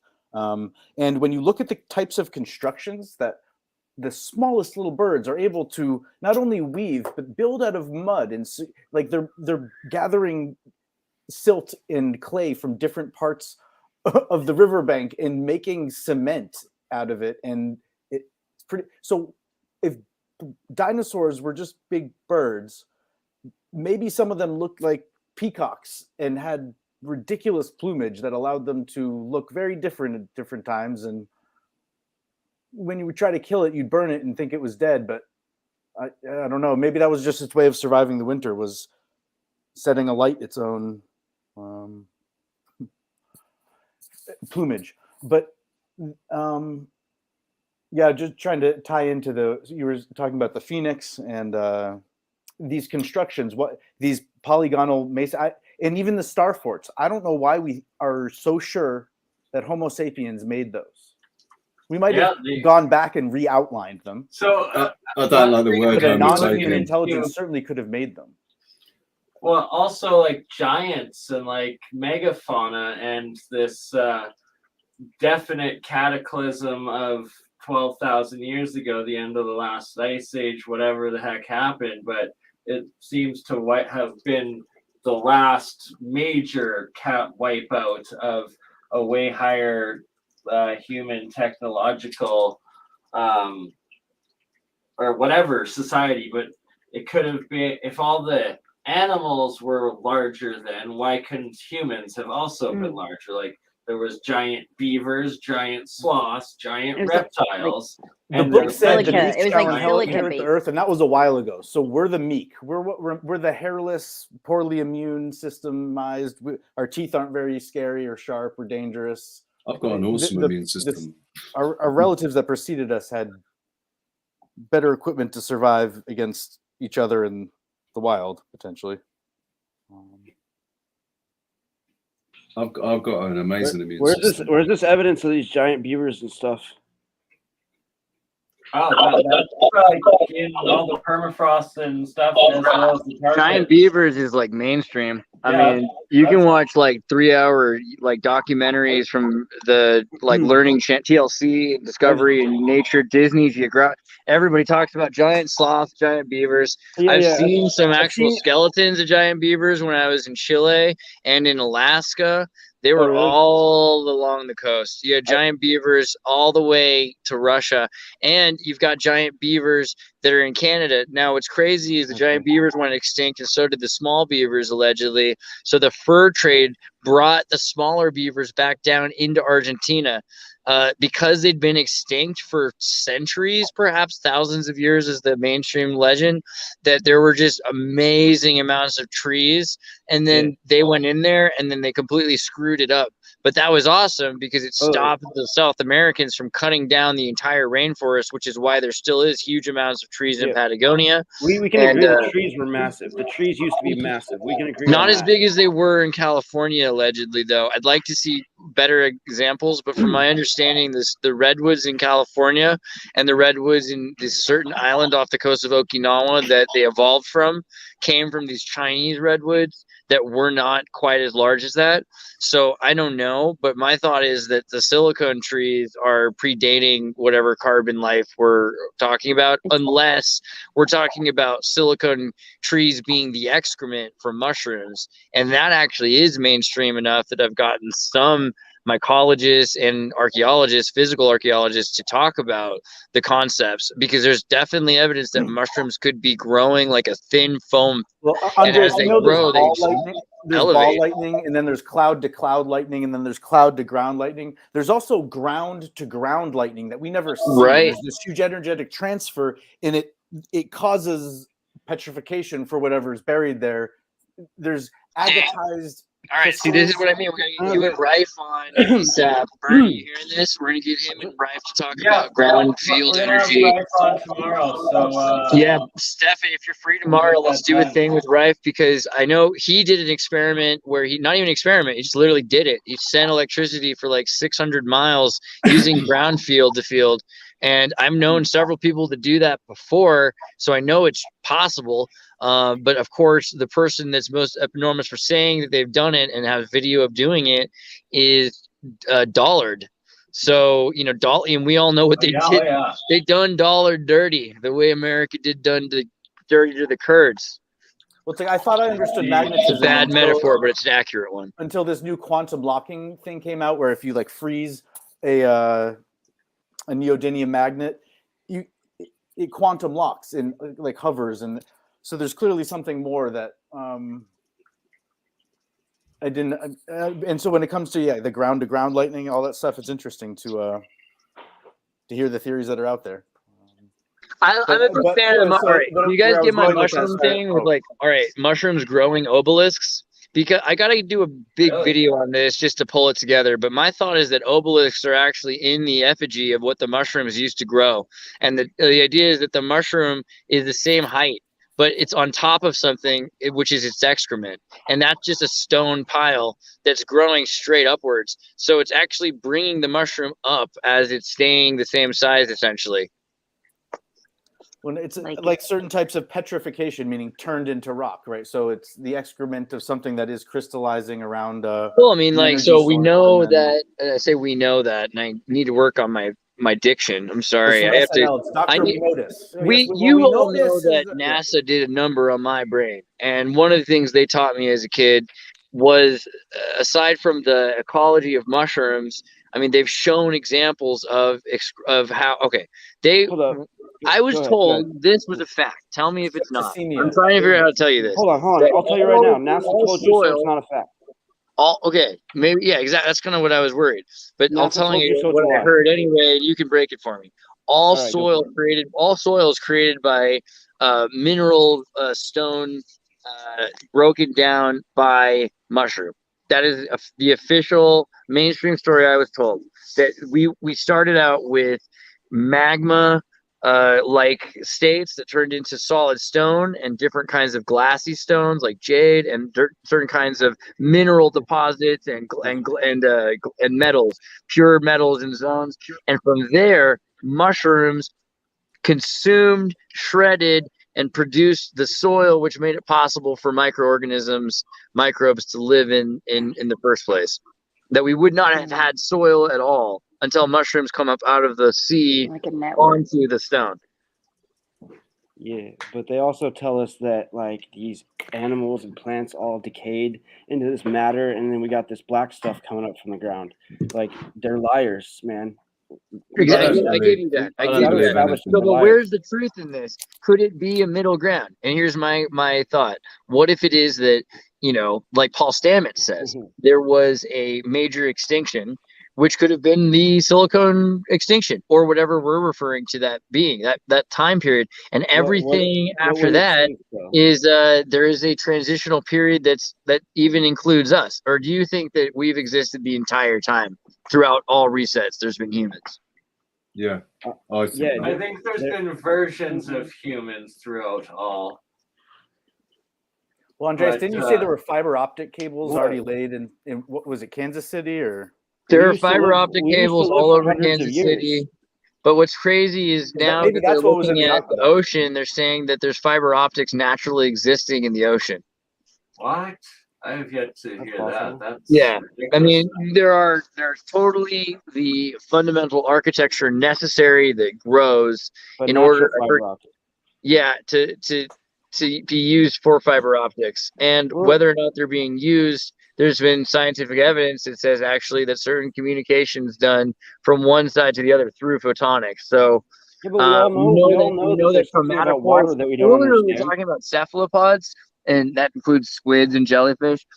The oldest art we know on the earth is an arrangement of whale bones that have been fossilized and left on the bottom of the seafloor by cephalopod squid. Look that up. That's what I remember from school. And it was it's a crazy shape too. Like I remember it being kind of like a star fort. I haven't thought about that in a long time. I gotta look. And there is a fish that also builds a circular nest. Have you heard of a Prince Rupert's Audience drop? at home, find that for me while I'm at the airport. Whalebone art created by squid or dolphin, or squid or octopus, or cephalopod. Yeah, shoot a bullet at a Prince Rupert's drop. Shoot a bullet at a Prince Rupert's drop. Yeah, right. There's the slow-mo guys on YouTube have done that, and so is Smarter Every Day, I think. But the idea is if you were smelting at sea, getting back to a comment I made earlier on the stream about the water being very turquoise in certain areas, and to me it's not natural. It's a form of crystalline. Oxidization. Yeah, but there's something in that. I was referring to the mesas and certain kinds of Epidiobolus, but I don't think Stonehenge was necessarily pooped by mushrooms. No, I wanted to clarify that. But if you were just dumping molten glass off the back of a ship and it was going into an abyss, it would cool in the same fashion as a Prince Rupert's drop. My God, I'm gonna get some gas money together next week. I'll try to go to Big Sur and I'll go to like the Jade Beach area so I can kind of show you guys how the geology works, where glassy stone is pressurized, pushed together at extreme heats, and then what's released. I mean, it's fascinating because it's not just sand. You know what I mean? Like sand is kind of cool already. What if you can make a fabric from that somehow? Fabric from jade? No, from like the way the Prince Rupert's drop is made. What if you could make a fabric from that somehow? Please do, Xirtus. I really want to see that. Make fabric from what? From what? Say it again. The way a Prince Rupert's drop is made. A Prince Rupert strap. Well, that's how the idea of fiber optic cables, one way to stretch out glass to its thinnest extent. Oh, right. It does, if it's made of the right batch, it does become flexible like floss. Yeah. Okay. So duly noted. Anybody together. who's in the audience or anybody who knows a glass blower, actually, I could ask a couple of glass blowers. I'm gonna ask my buddy. Remind me, people, because again, I get confused in airports, and I got a couple places to go. But remind me to ask my buddy Jorge in San Francisco. Yes, Jorge, who does glass blowing. Let's get him on the show to talk about glass blowing a bit. Well, I've taken quite a few courses in glass blowing and sand casting. Well, through all that, why wait? Stefan, we'll talk shop. If you have questions, I'm happy to. No, I mean, I love glass blowing. I used to do this where we threw festivals and parties. We would have a raffle, and you could win at the spot. A glass blower would blow glass for you there. So I've always been really interested in the different ways to make, for instance, red glass. Do you know that red glass is often made, proper red glass is made with gold? They use gold in order to let it tint. But yeah, no, I talk a lot. Stefan, tell me more about glass. I'm excited to hear this. Yeah, I think the island of Murano existed in a time and space where there were certain techniques with their glass blowing that if you ever taught them off the island, they would cut your hands off. And it was like an incentive to keep the information closely held. But at the other hand, when places were variously made of wood and or stone or mud huts, if someone was like, oh, instead of someone taught me a new religion or a new dance practice or there's a new restaurant, it's like, oh no, there's a glass blowing studio, and then within 5 years half the town burns down. And this is like a story that keeps happening because they keep trying to pipe in natural gas and doing it through logs. In Boston, there are still existing natural gas pipelines that go through wood pipes. That makes sense. I mean, like everywhere. So Tim's house, they had geothermal gases and things like that, natural gases that are arriving. So I think that that's actually a pretty old thing. How old do you think that is? Does that like predate everything, or was that installed? Well, if it stays wet, in theory, the wood could be thousands of years old. Right. But the other thing that's difficult for people to accept and is kind of skipped over in the story they tell about glass blowing, because everyone can accept that there are these remarkably intricate, detailed glass things that are thousands and thousands of years old, that I see an oxyacetylene torch is needed there, and you also need these 3 types of furnaces, and you need these types of instruments of these alloys in order to be able to work the glass this way. And so that means all that technology also existed. But the real crux of it is that the jet nozzle that's feeding your natural gas to heat whatever refractory furnace or kiln you have, that same gas nozzle is the same thing that you would use A, to heat up air for a hot air balloon, or B, use as a rocket for rocket propulsion. Right. So Oxygen, they had rocket engines bellows. 5,000 years ago. It's just they didn't tell everybody about them. Well, I mean, no, like I mean, so they did, right? They did, because you got the Chinese rocket engineer who never came back. You've got stories of the Catalytic period, which the Ladino people predating the Iron and Bronze Age is the Copper period. The hell is that about?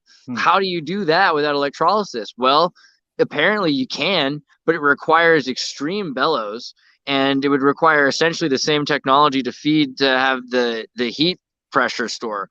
So yeah, I mean, we definitely have evidence that they had the technology to build what is essentially a rocket, whether they used it for travel or right. And it's like you train generations of people just thinking they're artisans, and they get better and better at making these nozzles, and what they don't realize is they're building something for the mothership. And man, did you ever see that like episode of the Twilight Zone with Adam and Eve, as these two, like Private Adam and Private Eve, are these two astronauts that crash land on this planet called Yarth, and then and that's how Earth and Adam and Eve happen, because they can't fix the spaceship, so they have to convert it into what they can do with it. I mean, imagine if you converted your jet into a giant forge, like, and you just stayed there. I know that's a bit Ancient Aliens, but hey, all right. Imagine you found some giant's forge, some angel's forge, right? All right, okay. I like that flying ship, though. What's interesting is the Dulles International Airport, when viewed from above, doesn't quite look like a sun symbol, a crooked, Kanye's favorite symbol. No, sorry, bad joke. Or yay, but if you look at it that way, there's like pieces missing. But at the missing juncture, there's a burnt out plane, and it's either something that is a 3,000-year-old airplane that's just in plain sight, and you can like really zoom in on this thing on Google Earth and like 3-dimensional move around it. Or it's a place that they do exercises to practice putting out fires in an airplane. I don't know. It's something everyone can look into on their own.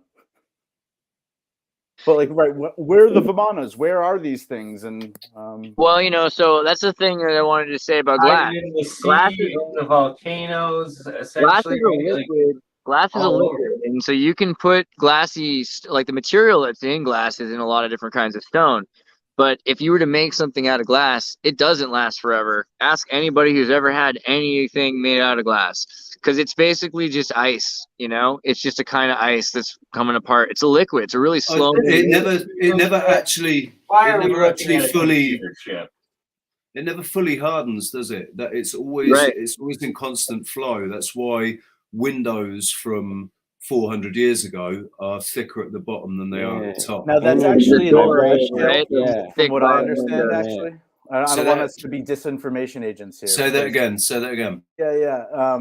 And again, this may just be the story that I was told, but it seems more compelling is that we're all doing that. When glass is made, the process of making a flat piece of glass often involves making a round form and then cutting it while it's hot and laying it out. And then you fit it in the pane with the thicker end on the bottom for stability's sake.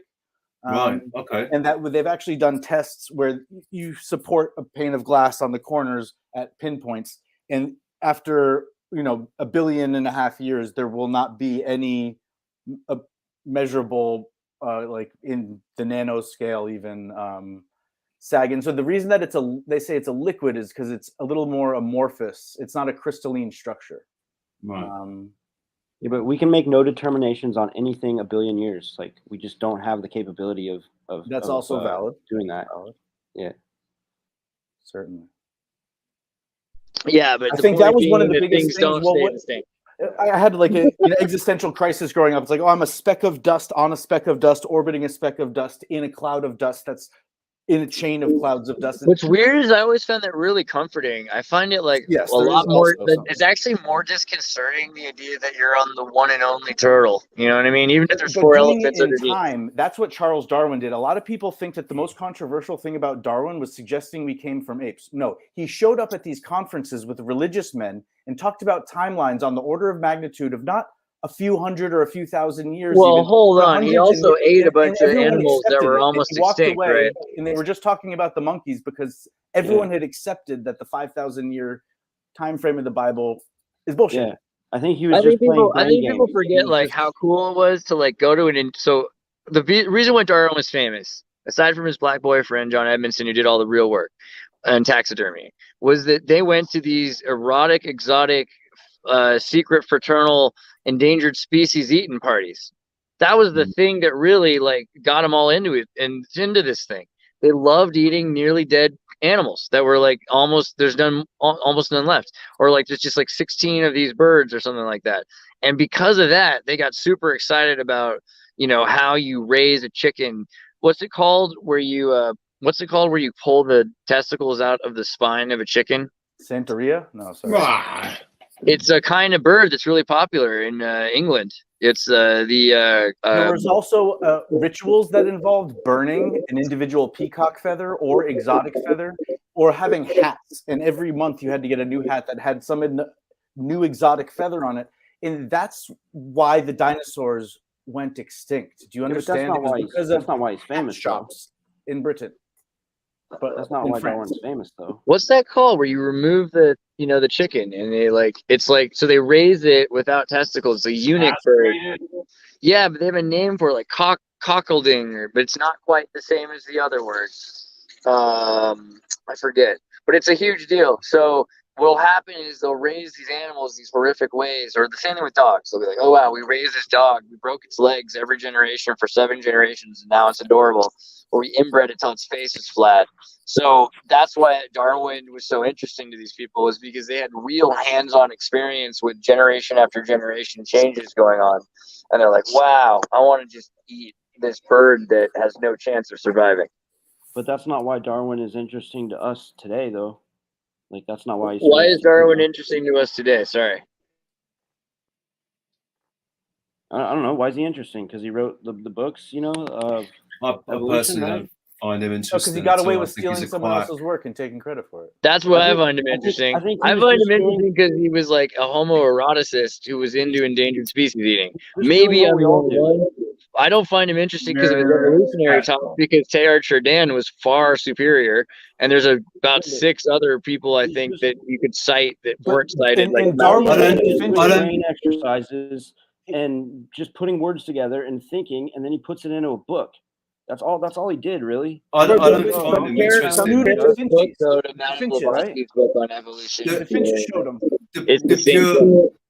Right, just the whole fact that we are absolutely indoctrinated with his theory makes him completely uninteresting to me. I'm not interested in anything he said because he's being pushed in my face by the establishment. So he can go and jump. However, even on that note, what's interesting to me is just about every single person that they pump up, they don't quote perfectly. So I'm sure there's a couple of things in there he said that probably contradict everything that he's remembered for, that are probably worth we should check out. But yeah, I just really think it's more important to know about John Edmondson, because the guy who we got all of his information from Guyana was well studied, went around the world, did all these things.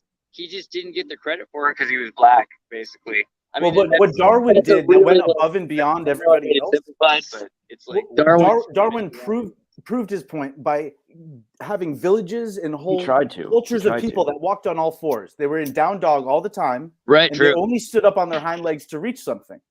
Okay. Oh, you know who's cooler And than it's like kind of a cool experiment Ripley, to do on humans. You love Ripley? Ripley did all that. Ripley found people that walked on all fours. Of the era, there's always some old guy who's down in kind of a down dog, as though he thinks everyone else is weird for walking on, and he's still wearing a suit. But there's little details in old paintings you can pick. I mean, make of it what you want. Maybe I'm misinterpreting, but it's true. Civilization has got some really weird ideas about what makes sense and what's always made sense. So we're no smarter than the impressionable animals around us. So that's kind of the statement there. Can you imagine, like, if during the plague period you tried to shake somebody's hand? We are smarter than the impressionable animals around us. We are smarter than the animals around us, right? We are. Are we? No, we convince ourselves we are, and then we get more stuck in our delusions and the things. I'm not saying we're not, because animals can be pretty dumb too. Yeah, and then you can argue on what level, but it's too easy to give humans or animals too much credit. I just get the feeling like, so this is the thing. I was playing the Sims game, and there's an expansion pack where you can have pets, but I realized all pets are in the Sims game, and maybe even in real life, are just things that move and leave messes that adjust your character's hormonal responses. So like so much of material reality and existentialism can be broken down into just this, it's not, you know what I mean? It's not that big of a difference between what animals do and what humans do. So I mean, I don't mean that to disrespect humans, but kind of maybe to respect that maybe what animals are doing actually is part of, some spiritual system. I get that. And like, hold on. Like, I can murder you at any time, animals in that. So I can say I'm smarter than animals. Can we agree on that? Can we agree on that? I mean, animals murder each other all the time. Sure. But I can. It's like the president's bodyguards can murder him at any time. Does that mean they're smarter than the president? Can I? Yeah, I don't think murder necessarily. They agree that we're smarter. They've dedicated. I think dolphins might be smarter than us. I think they help with birth. They're like amazing at. Here's what I think. I honestly believe what's best about humans is our lack of bestness. So the fact that and there's two things we got. One, squid only live for 18 months a lot of the time, or else we would be gone. But other than that, humans live a long time, so they can remember stuff. That's good. Otherwise, we used to live a lot longer. We have bad eyes, so we can't see as well as eagles, right? And so, therefore, we invented telescopes. We can't fly as well as eagles. They've dedicated entire industries. They've dedicated entire industries to dumbing us down. Right. What does that tell you? They've spent our entire lives trying to dumb us down. Yeah, I didn't realize as a child, because a teacher is a government employee who's telling you how to behave, right? That's naturally, kind of right? If we were as we should be, corrupted mentally and physically by the system, if we were actually fully fully realized human beings would be the most powerful things on this earth, the most intelligent, most powerful things on this earth. We are what they are trying to create. We are what Elon Musk is trying to create. Right. The only reason they're trying to meld the two together is because that's the only way they're going to make AI as good as a human, is if they can mold it with it. AI, artificial intelligence, I don't personally believe that the singularity's been fucking reached. Artificial intelligence is just extremely powerful processing. That's all it is. They're not. You can trick artificial intelligence really synchronicity easily instead of singularity. I mean, if you look at our brain, it mutated it became two. That's why we have two hemispheres. There are creatures that don't have two hemispheres. So, and then it mutated again, and we got a frontal lobe. And it was only because we were eating shellfish or nuts that why do you think it mutated? And if you're not eating the right now, the song playing, you got to know when to hold them, know when to fold them. But hang on a second. You say our brains mutated, but that's what it looks like. Isn't that part of that's part of Darwin's theory, though, isn't it? That's part of Who was the guy who? But I'm not saying it's an advancement. Darwin wasn't. Darwin only really talked about mutations and the values of mutations over assets. There were other evolutionary theorists who said that if you needed something, you could build it. So, for instance, you spend a few generations focusing on something that becomes inherent. And if you run all the time, then that starts to become natural to your genetics and your epigenetics. And your epigenetics will affect your teratogenetics, which is your children's genetics, so that you could next generation have. We're all getting dumber. Can we agree on that? We're all getting dumber. Yeah, but we don't have to be. Is the point? The thing is, if we just, we don't have to be. And if you like tasting more foods, you could say your taste buds are dying, or you could just say you have a wider appreciation, a better palate for. I don't know if we are all getting more dumber either. So that's the other thing. I feel like I've got a really weird group of friends. You guys here, we're like in the middle of the night and the day. This is like the British Empire wishes it could be. The sun can't set on us. We're just constantly communicating. It doesn't matter where, or this doesn't matter what boundaries, walls. During COVID, we started communicating more than ever. I don't mean to be like gaunt with pride, but you know, I feel like we're not losing. In a lot of ways, we're learning things, and the information that used to take like a few days to assemble is a sack of cups that just you can set up and take down in an instant now, and everybody knows. I mean, half of us all know these things, and the other half know the other thing. That's not stupidity, and it also leads towards the question that singularity again existed. It was when we were all able to communicate with each other, and it's not that far off. And Babylon, we're about to hit a Babylon thing, and it's in 1984, and they're telling us it's going to make us smarter and bring us together, which means it probably won't. Yeah, I feel like it's an important time to activate your gifts and abilities, and everybody has a piece to the puzzle. Everybody has like a little bit of a key, and coming together and putting it all together like a puzzle is our best chance. And that's the whole point. I think that there's not any one of us that is even allowed to have all the keys, to know all the answers. We have to only hold bits of the puzzle because we have to come together to put. Well, that's what's so impressive. That's what's so impressive about like the malevolent forces or whatever, or the darker forces here, is that they're organized. You got to give it to them. They've got the hive mind thing. How organized, how organized they are. So you're never going to stand a chance against that organization of it. So until the other faction or whatever can come together and utilize what each of us have and get organized, like then you have a chance. All right. So, but the thing is, as that's going on, humanity is doing that. We're not losing, and so I noticed this when we're saying, okay, like we're getting dumber. Are we really getting dumber? Because I know that I know more than I did before. I have more capacity to work with my friends than I did before. I don't think we're getting dumber at all. Sorry. The more information that you absorb too, the more that you create, the more you notice that like with the information being absorbed, you crave more of it each day. And so everybody's like this sponge where you're craving more truths because, you know, we've been lied to for so long and we believed Yeah, it for and so everybody's long. And here's it's like gotten skills, so they're all waiting to use the skills with something meaningful. So it's just like it seems, and I see it all the time. I get like emails from people like, "Wow, I finally wrote the song I'm the most happy with because I've been working on Christmas albums in That's this an recording orthodox studio mindset. for the last See that 10 too? years, and I wrote This a is wrong, Tartarian but song. this is right Changed now. my life. This is the best. Someone's making a unlocking that Tartarian creativity. video game, you know, like it's cool.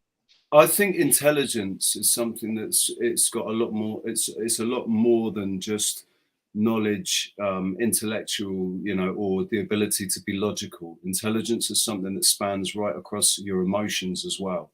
So if you're not emotionally intelligent, you're not, like, the only geniuses, in my opinion, the only geniuses that exist are the ones that are balanced across all spheres of, you know, of experience and knowledge. So and they Tesla's have, genius and did fall I short hope more because he people was not a become more businessman in that emotionally sense. intelligent, you know, Yeah. not just the information, like the spiritual information, the emotional intelligence, and balancing that. But Like, you can only find that emotional intelligence if you're able to take that position, like you take that third person position and observe yourself, like be able to observe the way you react to things, you know, when you get triggered or upset or angry. I try to bring on a lot of people that aren't into Tartaria. I try to get like people that are pretty much not into our realm of thought, but have empathy. I think empathy is the word. We think about psychics, but really, like, it's better than to be a psychic is to be emotionally aware of what others in the world are going through. I think we're all psychic, and people just don't like. Yeah, everybody. Like, I think because our brains are transmitters, receivers. Our brains are transmitting and receiving. Yeah, we are the universe's perceiving itself. We are a mechanism that the universe created that is capable of perceiving light in the visible range, but have also created tools to perceive energy. So the more we evolve as a collective intelligence and share the tools that we have instead of hiding them and hiding our secrets in the deepest, darkest holes, I think that's part of the new era we're in, when it's a new age. I don't know, overseas, Action Bronson is a Jewish rapper and chef. And part of his reality shows, he would just kind of walk around and talk to, he's covered in tattoos. He's a very large man and very upfront personality. And when people would be confused, he would just, it's a new time. It's okay. It's a new time now. Quite an intimidating character, but actually that's the new era. That's how when you notice it's just there now. So I just finished, I'm almost done rereading Electric Kool-Aid Acid Test with Ken Kesey, who wrote One Flew Over the Cuckoo's Nest. It's the story of when, and they don't say it in it, but you found out later that the CIA gave a bunch of drugs to this kid who was a Menlo Park Stanford, Olympic gymnast and ventriloquist. They just like left him in a room with drugs and followed him across the country. But at the time they were like, wow, we're free. We must have just done this on our own. But no, Freedom of Information Act shows it. Anyway, I think it's like chapter 16 or 17. They start getting into like how they're on the bus, they're driving across America, and they're in control. And they're in control because they have the power. And they start to recognize, like, if you start to just do things, you can kind of set the rhythms for things.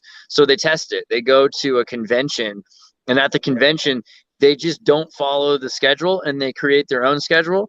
They come out wearing certain outfits that everyone recognizes. Oh, those are those guys because they're wearing the red, white, and blue yin-yangs, right? And so they're all over the place. That's that group. And then he would talk and talk and talk about how talking's not going to do anything, until people started to laugh about how much he was talking about how talking wasn't going to do anything. And then he just stopped talking for 2 days, and I was like, oh, there's that guy. So they completely destroyed the flow of the convention. And then they went on to do the same thing with these different concerts, and they were studying the Beatles and how the Beatles could just like aim their guitar and girls would scream one direction, and the seas of women would part like Moses and the Red Seas. So power comes from, or control comes from power, but it also comes from the decision to make things a way. You have to be living your own way and not in architecture school. We were given an assignment, and they were real particular about meeting certain requirements, where you had to have a 24 by 24 inch frame, and then you had to use colors to display motion and capture time pass. And everyone did beautiful artistic things, but they all hung it on the wall square. And I made mine. And after staring at it for a while, I'm like, I hung it on the wall 45 degrees. And if I were the teacher, if I were the dean and I walked through, I would have just gone to the teacher and be like, he gets an A and everyone else gets something less. It's like, even if he had just drawn a smiley face on there, there's something about noticing when everyone is stuck in their own I had this teacher, his girlfriend once didn't do her homework assignment. She was supposed to write an assignment on Zen. And so she just said, they're like, where's your assignment? And she's like, I did my assignment by not doing my assignment. And then she said, good job, you get an A. And she literally gave her an A for it. I like that. The stories of tests where the teacher says, read all the instructions first and then start taking the test. And that's the last instruction the students get. When you get to the last page of the test, it says, don't answer any of the other questions, just answer this one. And there's one question. And yeah, I had that test when I was at school. I had that test, and it was said, make sure you read the questions, or read all the questions before you do the test. So anybody that did actually bother to read all the questions before they took the test would have read at the end, oh, I've only got to answer this one. But all of yeah. Dude, school's so ridiculous. I was watching this, I was reading a book about John Lennon and his education. And you look at, like, I don't know enough about Richie. I don't know enough about Britain. I realize the idea of when you're 15, 16, you have to pick what you're going to do with your life. You have to kind of decide then if you're going to go to trade school or if you're going to go to high school, to college. Is that correct? It's different now. It's kind of different now, but in France, yeah, I mean, at 16, I guess you choose what college to go to, or whether you're going to continue with your sixth form. Like a lot of school, I don't know if all schools have got sixth form now, which would be year 12, is it? 12 and 13. That looks a lot like an iPhone, huh? With like apps on it. Huh? I do like that. Yeah. But we had to choose our subjects. We had to choose our subjects in the third year. So, like, you have to know, like, all right, I don't know if I want to be an engineer. I better do carpeting, or vice versa, like early. It is called a tablet, after all. So is this the Egyptian Samsung tablet of Alchemist? Dude, I remember one time I got a PowerBook G4 back in 2000 and what was it, 3 or 2 or something, and I'm sitting in my friend's closet because it's so loud everywhere, and I'm just sitting there trying to listen to like this music I'm making with these didgeridoo samples, and all of a sudden I close the laptop and it just glows this apple, and I realize, oh my god, this is not the first time. I don't know what it was. I wasn't high or anything. I was like young, but I was like, this is this tablet. And I had this visualization reminding me of the Rosicrucian Museum, where they've got this dude sitting there and he's holding a tablet, like an iPad, a black like scrying board. And it's like you can just feel it. And like, listen to this description. Gold tablet labeled to have the power to give life under the moon. Well, did it actually mean the power to give life under the sun, as in it was solar powered? I don't know. What if it was moon powered? So they actually do have lunar. They have lunar voltaics, man. Lunar voltaics exist. Right? So. There's two explanations that can suffice to explain many different circumstances. I like the parallel construction of having, like on a tablet, if you have wallpaper that's 3-dimensional and it actually tracks your eye movement. And so when you move your tablet, it actually looks like you're looking into a 3-dimensional box. Is everyone kind of familiar with this type of wallpaper? And so the idea is you could have that same effect if it was a hologram, correct? Mm. And now if you split it in half, you could have kind of a seam, or like 2 screens that butt up against each other, or maybe even 4 that like snap together like magnets. And as part of some ritual, someone divides up the main tablet that contains this information. And when they divide it into 4 pieces, all 4 pieces now continue to reflect the original image just in a smaller piece. And it's interesting that that effect can be achieved both through the technology of computer screens like LCD, LED, or whatever, and also through holograms. And that e-ink, man. I love the e-ink. And like because of how what I long time visualized existed, as a I feel like kid was both of those things have happened. And now we have both. What I visualized as a kid was like, remember that thing you put your hand into that's made out of a bunch of nails and it leaves an impression of your hand on the other side of it? Yes. I imagine a movie screen made of that. I think Nine Inch Nails made a music video like that shortly after. But it's basically, you know, you imagine you've got a bunch of pins, and instead of having a color, red, green, or blue, you have a gradient across the entire pin as it extends.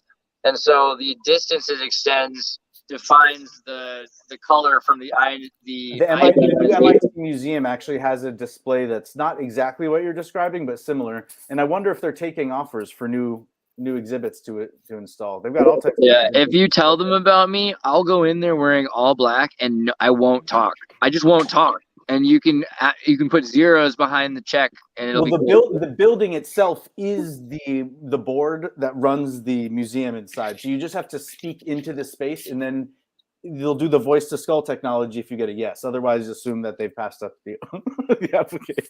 No, sorry. This is random, but Bernie, do me a favor. Can you pull up Dave Smith?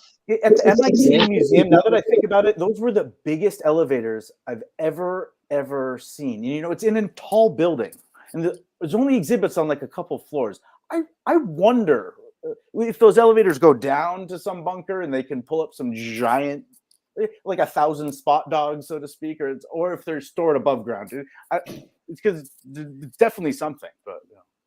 Did you find Dave Smith's sequential synths by any chance?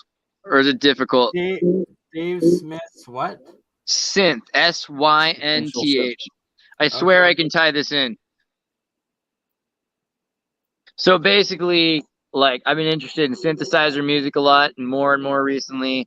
And, you know, the connection to EMF waveform shaping has become very important, because the idea that you can create healthy radio that can be useful and maybe first tested on plants instead of people. But this dude, Dave Smith, he invented the MIDI music system, or the musical interface for digital, whatever it is. He also invented a number of different kinds of synthesizers.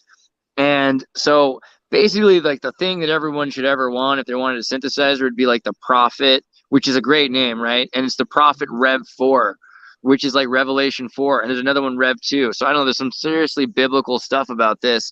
But all the music that I can remember hearing from evangelists and, Chariots of Fire or whatever, they're all created using this certain kind of wave shaping, where they build a variable oscillated wave, and then they bend it, and then they can turn it into different shapes. And you're used to hearing that sounding like a guitar or a harp or something. But the reason why the guitar and the harp are so important are because they produce these specific frequencies when they're tuned properly to 432. Just like these synthesizers have to be tuned. Like, you can't just run them. They have to be tuned to 432 like any other instrument, because they're sending electricity through a circuit. I've been wanting to get the Prophet 10. They're like thousands and thousands of dollars. I found out, funnily enough, that I have back home, I bought like 10 years ago a Yamaha AN1X. At the point when Dave Smith's sequential went bankrupt, he was working for Yamaha.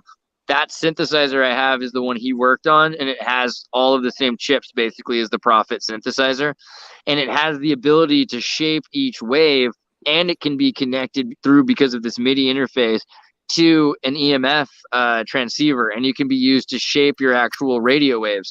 So the next step in this is to actually try to shape our EMF so that we can make something that sends electricity based on, and we have the entire 5G and 6G open standards. We can read those standards and use them to actually understand what's healthy and dangerous about EMF pulses. And we can test that. The vintage machines have, and chips that you're talking about, have the capacity to generate frequencies outside, quote unquote, the acceptable range and amplitude, perhaps. And absolutely, tweeters from old speaker And what setups you from the and so 40s that guy I was are, watching are military Heinbach. grade weaponry. You know, Heinbach uses Russian and East German diodes the size of softballs instead of your tiny little LEDs, and the kinds of energy that can go through them. Now, do me another favor, Bernie. Look up Masters of the Universe, as in He-Man, freaking He-Man, Masters of the Universe, because I hadn't watched this movie in a long time, and I forgot that it was literally the synthesizer. Type in next to it synthesizer. Put next to it the word synthesizer, because I forgot the whole synopsis to this movie. Yeah, there's an N, synth, but it's cool. But it'll probably come up if you do that with Google. Synth. Yeah, there it is, right there. When I was working in a recording studio with Martin Russian, we used to call them analog keyboards. Nice, yeah, right. Yeah. So basically, that's the plot of this movie. So He-Man, Master of the Universe, and like, there's nothing weirder, and I can't take your time to tell you the whole backstory of how these guys took 5-year-olds, made them play with dolls, came up with Masters of the Universe, and how amazing it is. But by the time they like conned their way into having a comic book, a cartoon, and then a major motion picture, it had $1 billion in toys and outgunned girls' sales of dolls with boys' action figures for the first time in history. Anyway, this show happens where Eternia, this guy figures out how to use EMF with tones played through a synthesizer in order to travel to Earth. But then it gets broken, and the only way home is this kid who's got a pitch perfect tone, just like Mike Wilkerson's Stellium 7's got pitch perfect tone. And he remembers the tone he heard when the portal opened. So then they get a Dave Smith synthesizer, plug it into the He-Man Master of the Universe EMF, and look at that thing. It's got these tuning forks where half of the fork is shorter on each side of the other one. I'm impressed with the design they made of this thing, like legitimately. I'm gonna build. That's a bucket list, man. I want to build this. Get Jeremiah on the phone. I'll put time into modeling and 3D printing all the parts, but God, I want to make it. But I'm pretty sure that this movie's onto something serious here, because the answer to it, the whole thing is that Skeletor is trying to take it over so he can use the tones for evil, so he can go to all of the different multiple dimensional realities that are connected, and he can control them. Whereas He-Man's trying to, keep each one of the multiverses separate, essentially. So this is one of the first comic book multiverse movies that I can recall also. And yeah, just the fact that it's completely functional based on the Dave Smith sequential prophet synthesizer, that messed me up, man. I just wasn't there's an ancient practice called keeping the wisdoms separate, and it can apply to whether you're drinking whiskey and smoking herb, or even with certain technologies, right? It's almost dangerous to be an expert in 2 of the different fields. Kind of little information hazards out there. I like to insert a quick PSA in every one of the first podcast that I appear on for Xirtus, but we all hear a little bit of fentanyl can kill, but I heard when it came to the craze with vaporizing nicotine, that 1 drop of nicotine on your tongue or on the back of your hand, if it absorbs quickly, will kill you. Yeah. So the idea of, they used to have stems for cigarettes. It was very popular, but the resin that builds up in a marijuana pipe can be consumed and is very good. But whatever drips out onto your tongue from a stem of a cigarette holder. TW sent me that album. I want to listen to this ICL album. Please send me this. I watched a CSI where this woman murdered her husband by boiling up tobacco from a packet of cigarettes, 1 packet of cigarettes. She boiled up the tobacco, and then she boiled it up in water, and then reduced it down to oil or whatever. And 1 drop of that killed her husband. And it was fine. He was a smoker, so with the autopsy, all they found was nicotine. And, say that again. 1 drop of what? 1 drop of what? Nicotine. Wow, really? I mean, nicotine's lethal. Good to talk about dangerous things. What's interesting is that nicotine's got a lot of powerful. So nicotine is also mononicotinamide is used for like medical treatments because it's associated with vitamin B. And there's some major health benefits to your system that they've found for what's the name of the treatment again? God, I forget now, with the mononicotinamide antibody. No. Oh. And they use it as a nootropic too. I did Tobacco is a sacred plant. It's a sacred Indian sacred plant. That's because of the nicotine, I think. I had some nicotine in Peru that was super high in DMT, and with the amount of MAOI involved, smoking like these like long cigarettes of it was like hallucinogenic, and you know that was just part of rainforest culture. Can I speak on fentanyl real quick?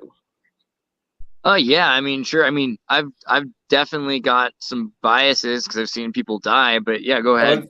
Yeah, people don't. Definitely, people die. I've definitely seen. I've definitely had friends die. I heard that Three Fingers just. Does anybody know Three Fingers? He's a regular in a lot of chat rooms. Apparently, Three Fingers has just died of fentanyl. Oh my god. I heard that last night. I don't know how true it is. I didn't mean to cut you off, though. The people watching, if you wanted to elaborate on what you were saying about what they're lying about. Yeah, I just wanted to talk about like the news stories and stuff. They're absolutely lying about it in the news.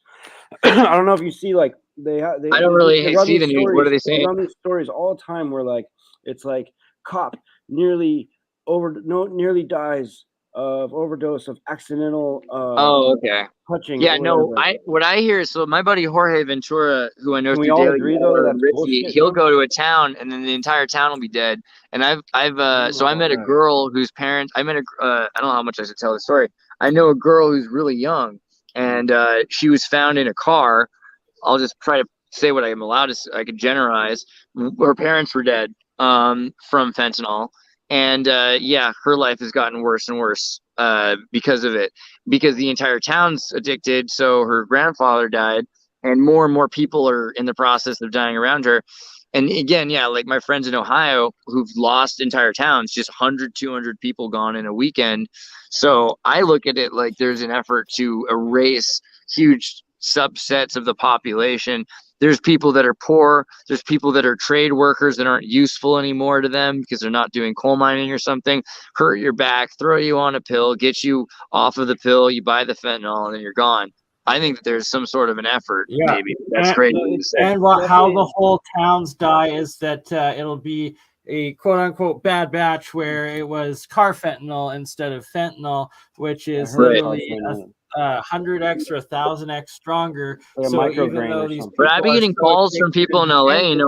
I know famous people that have died of fentanyl. I know plenty of people that were like addicted to cocaine, and in their 50s and 60s of living their lives, all of a sudden died because somebody cut it with fentanyl. So I mean, things. The opium wars, right? That was a historical. A month ago, and maybe it was because they shut down the opium den. People used to be really sexually promiscuous. People used to be pretty sexually promiscuous before syphilis and after syphilis, and then AIDS happened, right? People became more drug open-minded, and I think this is their kind of cultural answer to that. They're like, well, it used to be, hey, you don't know what's in that. Now that you do, it could be. Still, that I think that they're trying to set people up to be afraid of anything that's not sold by the pharmaceutical company. Xirtus, are you scrolling through the images there? Is that have you seen the Lady of Elche? I'm not scrolling through the images. That's BurnEye. BurnEye, you know the statue of the Lady of Elche? It looks like she's wearing big headphones.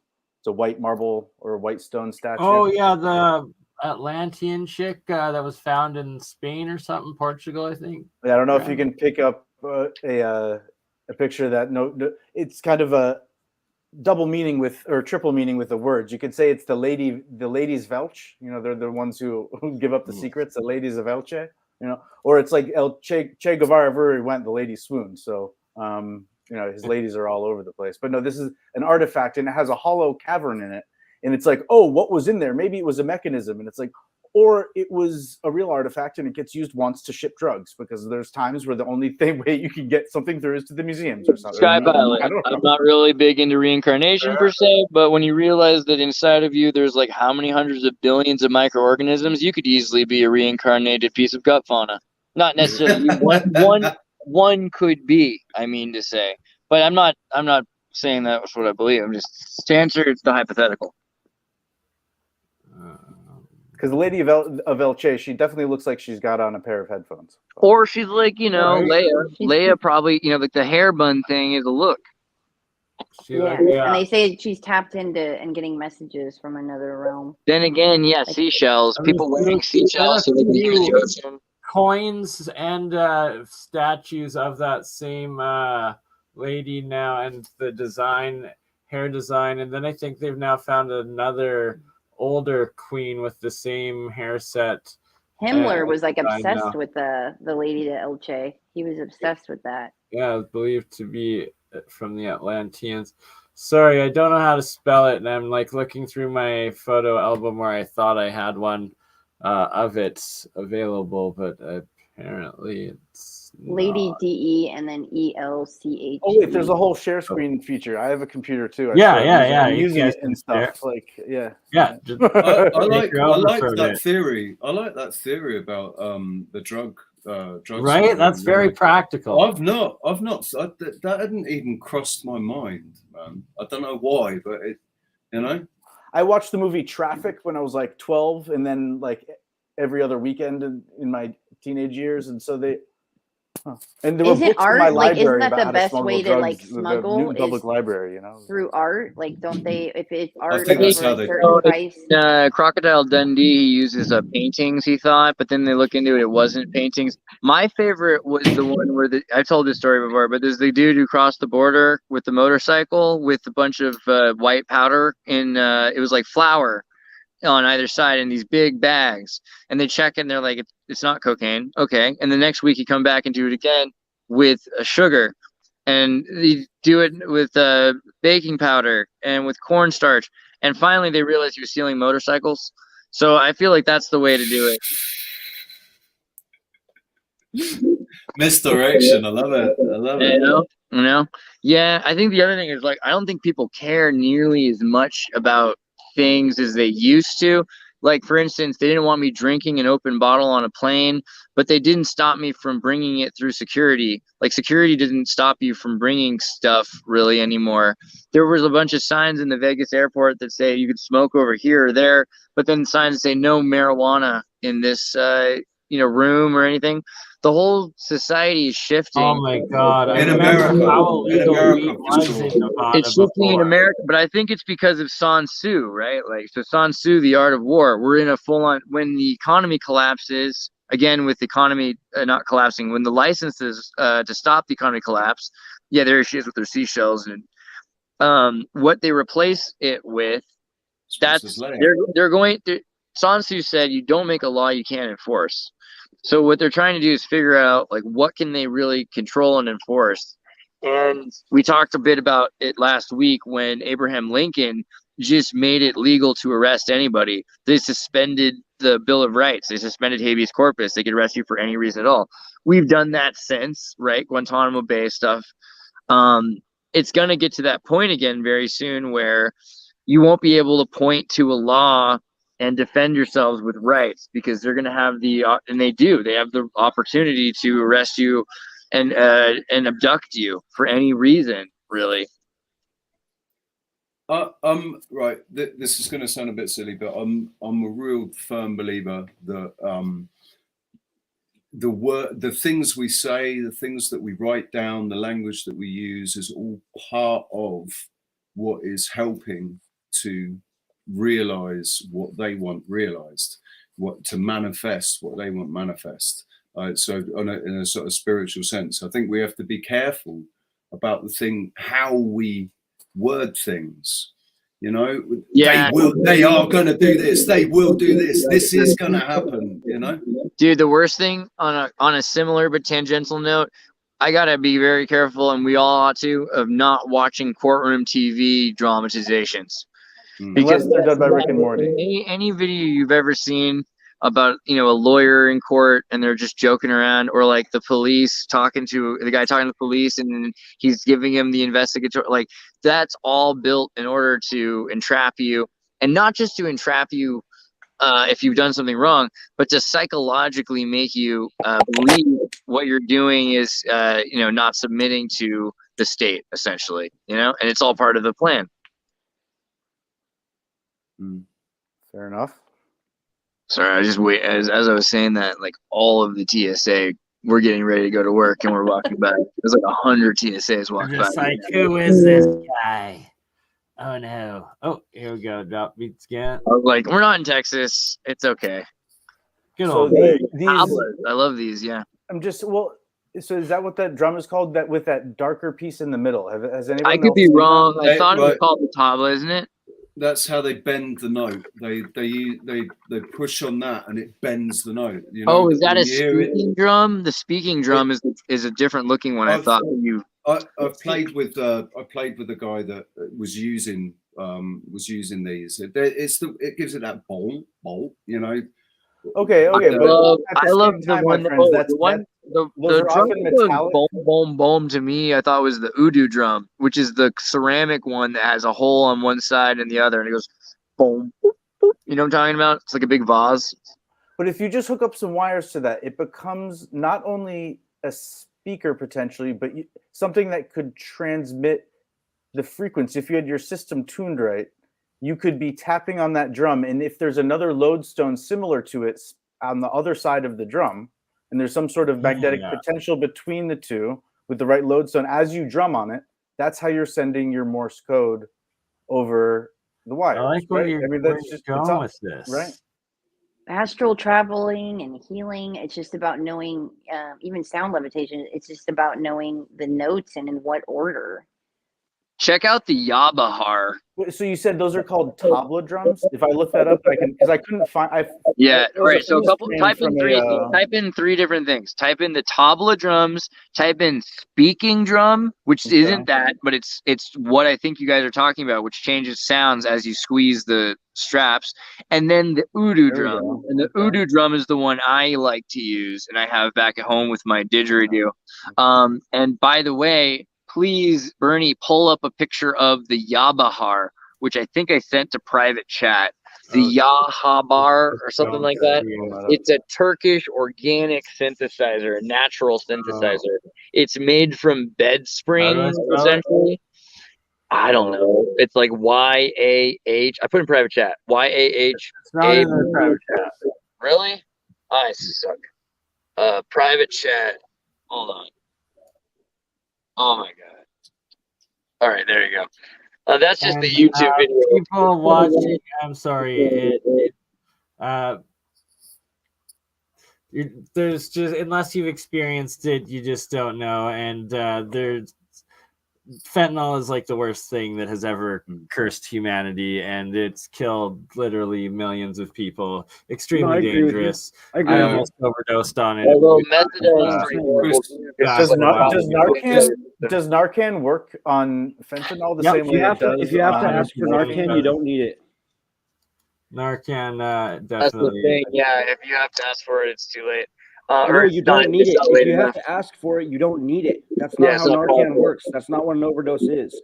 I see these cops on these. Let them talk. Oh, I'm overdosed. It'd be good to get the information. I've saved people's lives by injecting them with Narcan while they've been overdosed. Let them talk. Someone that is truly overdosing, if you can see their Adam's apple swallowing, that's not an overdose. That's not what an overdose is. Like I know what an overdose is. It's like doctors will tell you this. Paramedics will tell you this. Overdose died from this drug, personally. Yes, I agree with you. I agree with you. People have died from this drug, but you don't die from like an incidental touching it. Like that's not what happens. No, that's I've heard of carfentanil, right? I've heard of this thing that a microgame. Right, there are synthetics. I've never seen it.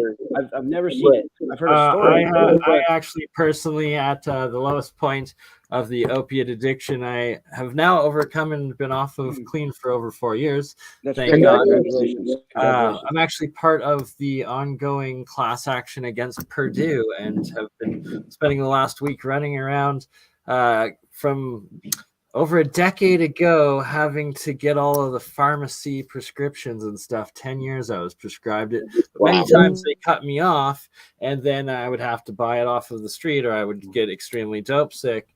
And it's like the worst hell I don't wish on anybody. Thank God I've been able to overcome it, been off of opiates for 4 years, and never plan on going back.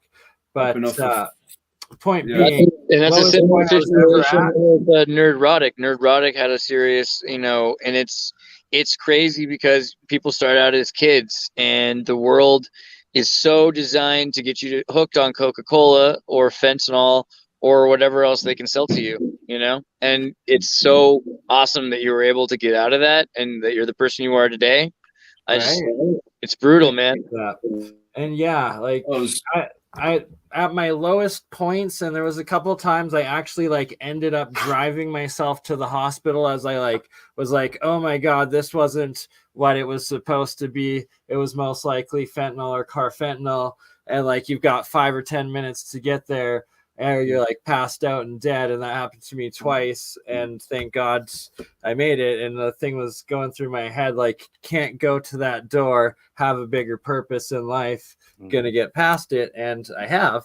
You can't drive if you're almost overdosing. I've also known like it's not good 50 to, but solid people throughout my life that have all died from it. And it's I just had a friend of mine pass away about a month ago from that.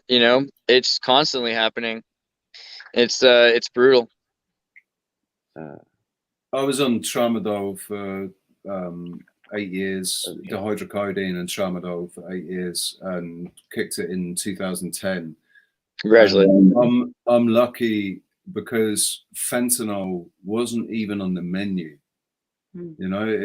As far as I didn't even know about fentanyl. As far as I'm aware, fentanyl is just something that happens in America and Canada. It doesn't happen in Europe. I don't know. I might be wrong. Apparently, it was around in the 70s, from what I've. Yeah, it's existed for a long time, but it didn't really become super popular because the CIA had their organic, And so once China and Mexico started producing fentanyl so that they could disrupt the market, that's, I think, it's really kicked up in ever since the Afghani conflict. And that's when I think they really were trying to say, okay, we need to disrupt the opiate market, and also Russia of those original opium wars, right? Russia had a huge problem with it, and then they started having a war against them. And that's when Crocodile happened. But they also have a huge AIDS crisis in Southeast Russia because of the needle exchange. So, I mean, it's a complicated issue. I think the long story short is that people need to move away from opiates towards anything else, and at least trying to take MAPS work so you can do psychiatric efforts. I think Ibogaine can be really stressful. Some of the people that go in there aren't expecting like the stress of it. So it'd be nice if that was something that was built into our system more to try to help people become to rewire their brains after essentially people are programmed. We train them to respond a certain way. You get muscle memory, you get neuron memory. TikTok is proving that they're able to hypnotize. I think it was maybe even Ted Cruz's daughter who ended up cutting herself based on some sort of challenge that was. It gets dripped into your feed, and they find the people that are susceptible to. It helps a lot too with like a lot of former opiate users or just anybody is myrrh, like liquid myrrh. You put some drops. It's an ancient pain reliever. It accesses your pain receptors in your mind, and so it helps out a lot. It helps you sleep, and it's good for your immune system. But if you're ever in pain or wanting to use again, like myrrh is a freaking lifesaver. I recommend if you get myrrh oil on Amazon, you can get it pretty cheaply. I got like 10 ounces one time. I think you get 5-ounce bottle of it for like 10 or something bucks, maybe $20, but you only need a few drops of it in an oil diffuser. So you get these little bottles of myrrh and you put it in an oil diffuser, and then the room gets coated in myrrh. And I find that to be useful. I see you're shaking your head. Do you want me to try to say that you should switch? I'm just trying to think of like in the olden days, right? The essential oil candle wicking in the yoga studio. Yeah, everyone left there feeling great. It's like every time this Swami came to town and cooked dinner for everyone, we just all felt so enlightened afterwards. And it's like that was on one hand how you didn't have to shop for drugs. Maybe they came to you as part of some sort of festival, and maybe some years it was in the curry, some years it wasn't. I don't know, but just my thoughts on the matter. And kratom also smells trigger in general, guys, reactions. like, you know, things like that. When you're looking for kratom, it should be because you're trying to get off of something you were tricked into by the pharmaceutical lobby. Otherwise, you should basically be trying to avoid it at all costs. What I highly recommend is distracting yourself. Like, get on a bus and drive across the country. You'll be surrounded with people that will hate you because you'll be sweating. But by the time you get through what you're doing and moving around and walking and things like that, these little tiny bits, 3 or 4 days have passed. And that's a lot of time. If it's like you're trying to just sit in your room and not do something that you've muscle memory and controlled you're used to doing, then you're gonna feel this pain you wouldn't feel that way. I think one of the things about withdrawal though is your inability to control your bowels and stuff. So being at home is a good thing because you know you don't and not being able to sleep and so many different things. It's a mixture of both. And the biggest thing I learned and how I overcame it was understanding that the opiates literally hijacks your brain and your pleasure senses in your nervous system. Yeah, and so like when you climb a mountain, that great feeling you get, the feeling of success, the feeling of like even better when you have sex, and that's like there's the natural highs. All of that is nothing compared to what one Oxycontin or one fentanyl will release in your brain all at once. Or you just stub your toe really hard. It's exponentially more of that exact same chemical that your body tells you is you're doing excellent. This is great. This is what you want to be doing. So then all of us over time, as you take more and more, your brain now becomes, oh, this is the best thing ever. And any other joy you had in life no longer compares to just taking one pill and that great high that you now feel off of it. And that even if you do accomplish these other things that should give you this natural high, this reward now, it also pales in comparison to what that drug makes you feel like. And then there's the inverse aspect of it that when you run out of it, you get the physical withdrawals, which are more than anything. And like, that's the hell I've been through so many times that I'm so happy I don't have to ever go through it again. That's why I'm staying clean. But it's like, there's an ancient religious or spiritual practice of pain tolerance. And I would say that actually is more akin to what you describe as kind of the peaking off the opiates. And the only time I've ever taken them was when I had a broken leg when I was like 14 and was just laid up and for a few weeks, and I could get up and move around and ignore the pain essentially. But the practice, the story is like one monk comes across another monk, and the other monk shows him his hand and then pulls out an inch-long needle from underneath each one of his fingernails. And the other guy's like, "What was that? Why?" I'm working on my pain tolerance. And so on one hand, when your body does release a natural opioid in response to pain, and if you can endure greater amounts, and it's like you might have to push that needle a little bit deeper underneath the quick of your fingernail, but the idea of being dysregulated, either from circadian rhythms or other types of internal chemical cascades and signals, the new DSM apparently has a condition called non-24. And the idea of everyone needs to fit in the same box, or it's not that a diagnosis and putting a name on something does anything to help treat it directly, but as far as putting a framework around something so that you're not just it's like, okay, well, while this person is dysregulated, while they're in the 4 days or 5 days, while they're resetting their circadian rhythms and maybe up for 2 days at a time if they're in pain or withdrawal or going through something emotionally or whatever, it's akin to the idea of like fat science. Most of the science for treatments and interventions are done. It's like, okay, if they are healthy and within certain ranges, but there's a large percentage of the population that is overweight and diabetic. And so what does work for those people? Or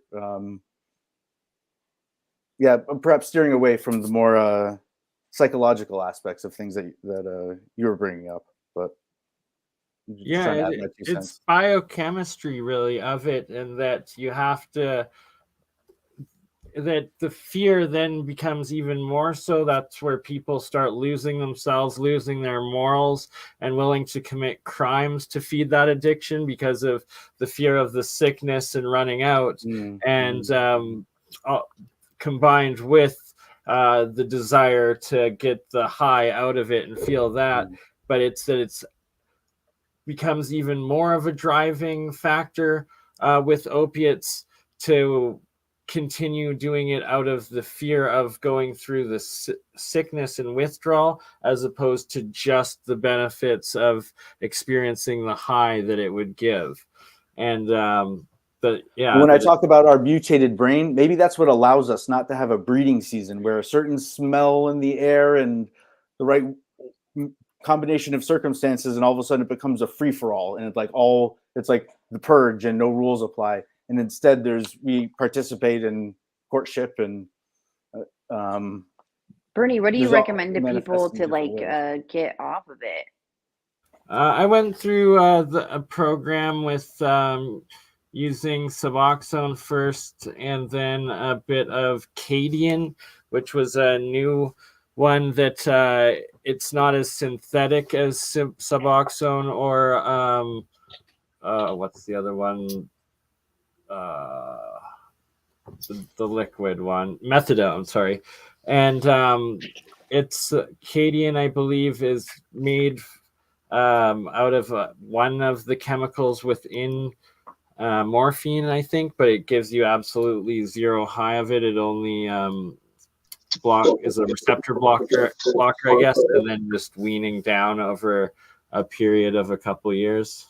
So, all right, there's that way, and then there's the hardcore, have your friend's mother lock you in a room, and what you can do is you take Suboxone for maybe 4 days and try not to take it longer than that, because what Suboxone will do, it becomes more addictive. Suboxone will remove all the opioids from your system. You never should take methadone, because methadone's a chalk. If you get it in your system, it'll duplicate the amount of time it takes to get it out of your system from a regular opiate from days into months. So what you want to do is you want Suboxone because it'll immediately pull out all of the opiates you have in your system, and it'll replace it with a synthetic opioid. But you want to get off of that within 3 days, because if you're taking it more than that, then you're going to become addicted to that. So what you do is you start with, and the thing is, it doesn't matter what you do, you're not going to feel more than 70% of the opioid, because it's a synthetic analog opioid that doesn't actually hit your whole system. So you can take more and more of it, you'll only get 70% of that feeling, and you'll feel like you have AIDS and you're rolling around on the floor for 4 days. It's called an antagonist. Your friend's mom locks the door. I did cold turkey. I went cold turkey for 2 weeks. Yeah, but I think if you have methadone, if you have fentanyl, methadone, or some of that other synthetic in your system, I don't recommend the cold turkey the way I would for regular opioids. If you've got a natural opiate, it'll go out of your system. It'll suck. It'll hurt. It won't kill you the same way drinking. You can die from detoxing alcohol, and you can die from detoxing methadone. But Tramadol synthetic, but you went, and that I don't know the distance of how long it lasts in your system or anything, but I can imagine that's got to be brutal. It was 2 weeks. It was 2 weeks. It was pretty nasty, but it's like, I forget who it was said, Tombs and Temples. Opiates is one drug that you can cold turkey. It will not kill you. It doesn't matter how addicted you are to that drug. It will not kill you. But I don't know. I don't know about synthetic opiates. Yeah, they're just generally they just last longer in your system. This is a sad truth, right, Paul? And everybody I've known that ever started taking methadone, they're still on it to this day. Many of them 15 years. Just when we talk about if you go to a rehab and you're on, I just wanted to say I successfully, the first time I quit for a year before anyways, it was by doing methadone for 4 days, like Xirtus was saying to do with the Suboxone, and you just take half as much each day out of those 4 days, and then it kind of cheats the system with it. But now, granted, most people that are probably taking heroin don't have that kind of willpower. But I'm just saying, if you really want to pray about it and get your family or friends involved, like, yeah, you can get done with that in less than a week. And you'd be surprised how you get through it. And and like the funny thing is, you're probably still gonna smoke your Muller, like a tobacco in a weed bowl or something like that, to just make yourself dizzy. Something will still happen. I don't know, but you can get through it. And maybe that's where I brought this up, because of Kraton. I've known people that quit opiates because they took Kraton for a short period of time. If there's ways that you can get off of drugs, do it. That's all I'm saying, because I don't just like, I love the idea of like opening your mind and hippy dippy, but I also still think about those diet pills in the 60s. And all the synthetics are evil, is what it is. Like, it's the same thing. They've tricked a lot of innocent people, and I know a lot of people judge drug users. They're like, those people who are like, and it's like, dude, they're at most someone who got a bad car salesman to trick them into buying something, I mean, there's very few drugs that are serious post-traumatic stress, stimulants, but also a vasodilator. And so cannabis, again, being, you could call it a drug, or the idea of a lethal dose of something. But sometimes if people take blood pressure medication, it may affect how much energy they have, but that's what is healthy for them to remain in stasis or reduce risk factors. We love you, Mike. Thank you.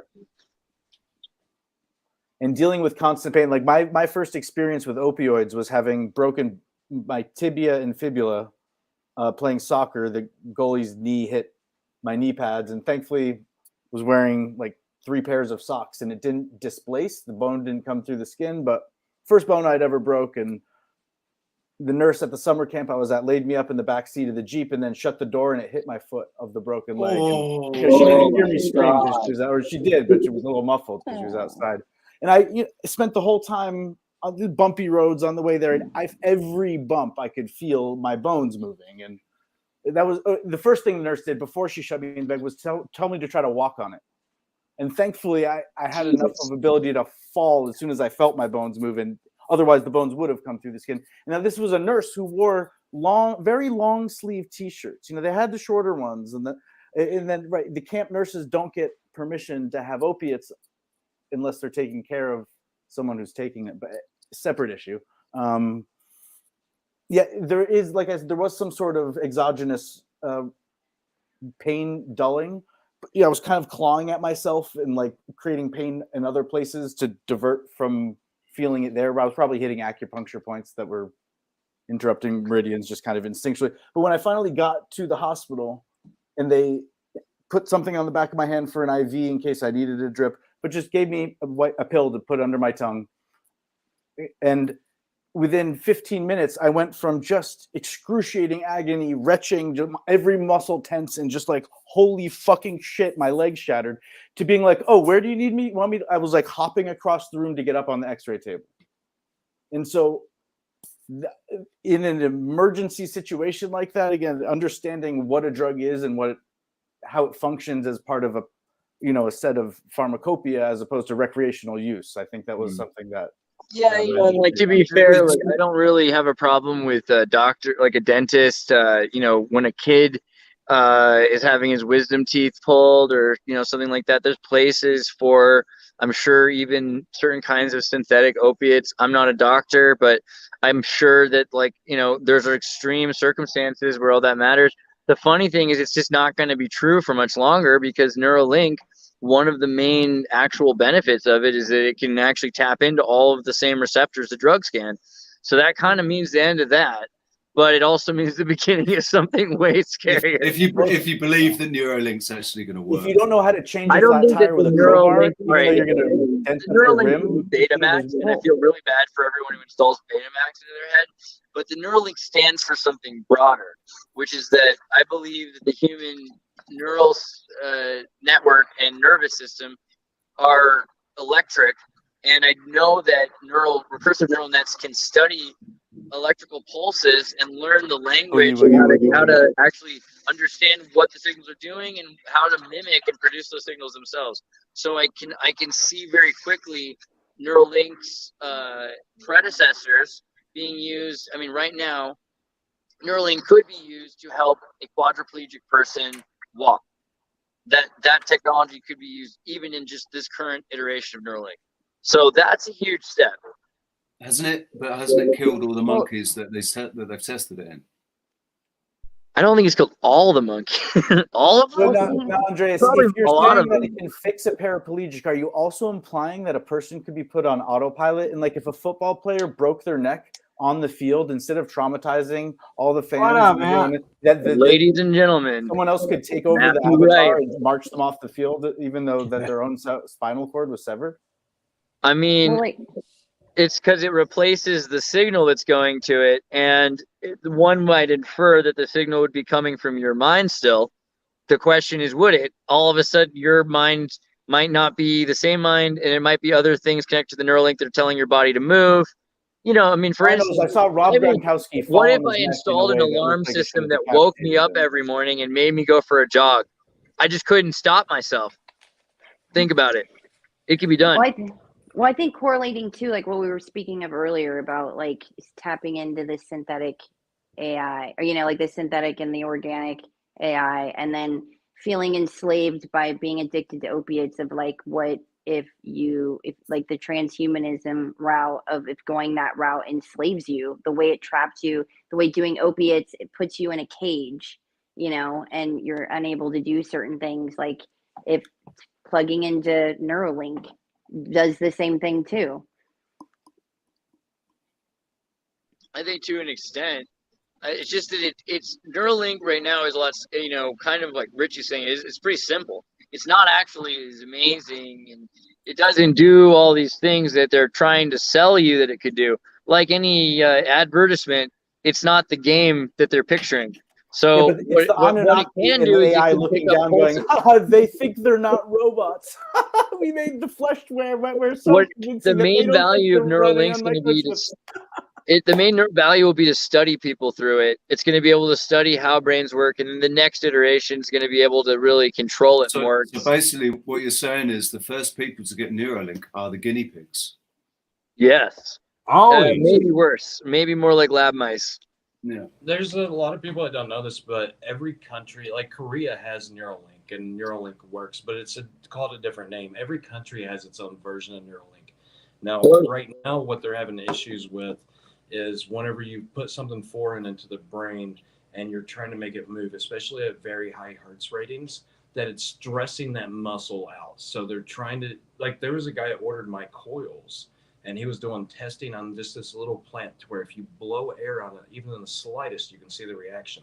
So they're trying to use EMFs to be able to calm the brain down through manipulation of electromagnetic fields, because you can't go and drive a car with your mind without your mind stressing out whenever a human body isn't built like that. And if you look into, it's the patent number 2020606060. This is the chip that Bill Gates was wanting to put into people to be able to extract all the not just a chip. You wanted to put an array of nanobots that would then be able to register whether you were behaving correctly or if you were watching the right show, and it would give you tokens, cryptocurrency rewards for doing the right thing with your body. But if you think about it, whenever your body's generating heat or anything, like, okay, we want you to go out and exercise. You don't have to work today. I mean, this is your work. We want you to get healthier. The only thing you're doing is you're creating a lot more kinetic energy within your body that all of these systems can soak up and use as energy through that kinetic energy of heat transfer. And that's how you mine crypto. So they just want people to go next to, we want you to be healthy. What's crazy is that Sophia's pretty much version of the Matrix wasn't batteries. Humans were going to be a mining array or a big network. Go full circle all the way back to the Anunnaki or Nephilim there. I'll be back in 5 minutes. There's like a battery within the side of battery within the side of battery, and each one is powered by a civilization that is doing something that they think is religious and turning a wheel or stepping on paddles, and it's all society collapses when they figure out that all their energy is just being extracted. I think that's the scariest part about some of the AI parts is like if humans program a lot of it, and a lot of people have some pretty dark thoughts. Everybody's subconscious, dark thoughts, and that's kind of scary to think about. But they can control your thoughts. So I've been working on something that's electromagnetic frequency wave field generation neurolinguistic programming.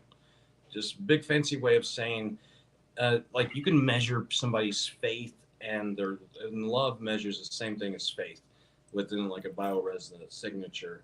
So literally you could take somebody without parents that grew up without morality and all this stuff. Instead of having an ego death, you can create a machine like a Rife machine that would benefit them throughout the day, and they're going to feel better every day, but only if they have good intent. So, and the intent is that faith. It's still the same measurement of love. And if you don't have good intent, like say, oh, I'm going to take Julia out on a date and, hoodoo her and all this stuff, and I'm going to make her think that we're getting married, but my true intention is just to have one night with her and leave. That's bad intent. Better ask your You can parents. measure that within somebody, and therefore I I get love any that of the you're covering frequencies this I need. right now. I've felt exactly what you're saying for so long. Please continue, Matt. So, and then you can do this, and what it does is it subjectively does neurolinguistic programming in people's brain, because they feel terrible that day if they don't have like the right boost. It's like taking coffee away, but these aren't poisons that you're putting into your body. So if you feel terrible, then that intent didn't work out. So it trains you to be a little bit better every single day, to have good intentions towards people. And this is just something I'm working on to be able to sell to people and let them know all the risk. Now, if you put Neuralink, you're hijacking and you're hacking into somebody's brain. You're running all the brain synapse all throughout your body. You can stimulate this part, you can stimulate that part, and you can control somebody, just like what they say. They can do all this stuff, but they're having an issue with the brain because we are organic material, and we're bio. So, and that doesn't convert to field. Oh, microphone's a bit quiet. Oh, I could hear it. I mean, the idea of kind of channeling any negative, channeling if you're having negativity interaction with other people, interpersonal relationships, it's like go to boxing class or find a punching bag and get out your anger. But if every day you have all this anger that you need to be doing something that simulates violence in order to kind of get it out of your system, I think eventually it requires perhaps or would benefit from a different type of analysis or approach. And the idea of yoga being a very low impact, if not zero impact way to have a calorie dump. And then eventually the benefit of exercise is the endorphins, is the positive feedback mechanism. Exorcising is like an exorcism. You're exorcising. But if the only way you access it is through channeling anger and negativity in, I think that that isn't as sustainable as finding. Dude, in Denmark, they that is false. I mean, I don't think you can get in trouble for calling it false, right? But okay, I've got some suspicions about the oil crisis in the 70s in Denmark, considering that they're friends with, their royal alliance with Norway, and they produce a lot of oil. Point is, they stopped letting people buy gasoline, and they said, you know what, we're just not going to let people have cars here. How about everybody in Copenhagen? You have to ride bicycles to work now, because we did some studies that showed that would be more efficient.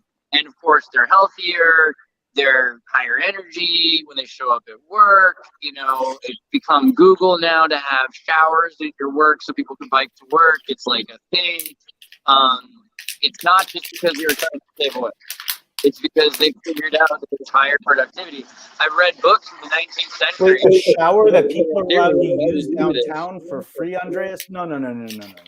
Well, I grew up at the beach, right? Santa Cruz, you've got a bunch of these showers at the beach set up, right? And it's not at least even available. Right? It wasn't originally for homeless people. It was designed so that the community could have like an upstand of hygiene, no matter what your circumstance was, that every basic person would be as clean as your all of his houses most wealthy homeless. person. No, sorry. Right? I think it's important for everybody to do like some kind of physical exercise every day. for at least 30 minutes and something creative every day, where that energy gets, you know, like where you get ragey, you get those darker emotions because you're not expressing those sides of you. I think like so. I saw this dude, and I forget his name now, Ben Greenfield or something like that, who was a health guy on Joe Rogan years ago. Hold on. May I have your attention, please? Paging. If your son Macaulay Culkin is lost in the airport. Is there an Anita? Remember in Anita? Airplane how they get in an argument, like No, the it's married couple? Excuse me. Does anyone speak jive? Yes, I speak jive. I love that movie. God, no, Jane, we all know you're talking about your abortion. Yes, I remember Airplane. God, I forgot what I was talking about a second ago. I'm sorry. Anybody remember? Yeah, you were talking about the beach, and then Julia jumped in with talking about exercise every day. Oh, yeah. Okay, so Ben Greenfield, and I hope that's his name, on Joe Rogan, talks about a lot of interesting stuff. He does a lot of biomechanics. He screwed up his body doing it, but he's learned some lessons. I think he extended his penis. But amongst the things he talked about is you get these RGB lights, and you put them around your house, and it changes your mood the way it changes plants. I remember, like, a decade ago or more when I was in school at NASA or at Foothill, I was doing stuff with NASA on the par density for grow lights. I had a bunch of these RGB strip grow lights, and I had them set up in my room. So I was like living like a grow light because I figured, oh, this is good for sugar yield. What happens when you produce more sugar? Apparently, by the way, you produce more sweat smell. So that's either good or bad depending on how much you shower and how much you go dancing. Or if it's mating season for your race or your culture. That's what I meant by dancing. But So I hear sweaty girls eat a lot of candy. Interesting. There's a whole article I have on that on Candy Girls and Dinosaur Boys, which is or Candy Boys and Dinosaur Girls, actually. But that was more about research chemicals. We can get back to that later. Dang, I'm almost there. So Ben Greenfield, he talks about heart rate variability. And so heart rate variability is very important. Either you want it or you don't want it. Either you want to not have it. Hey, Stellium, you have the link, you know. You could be here right now ranting with us.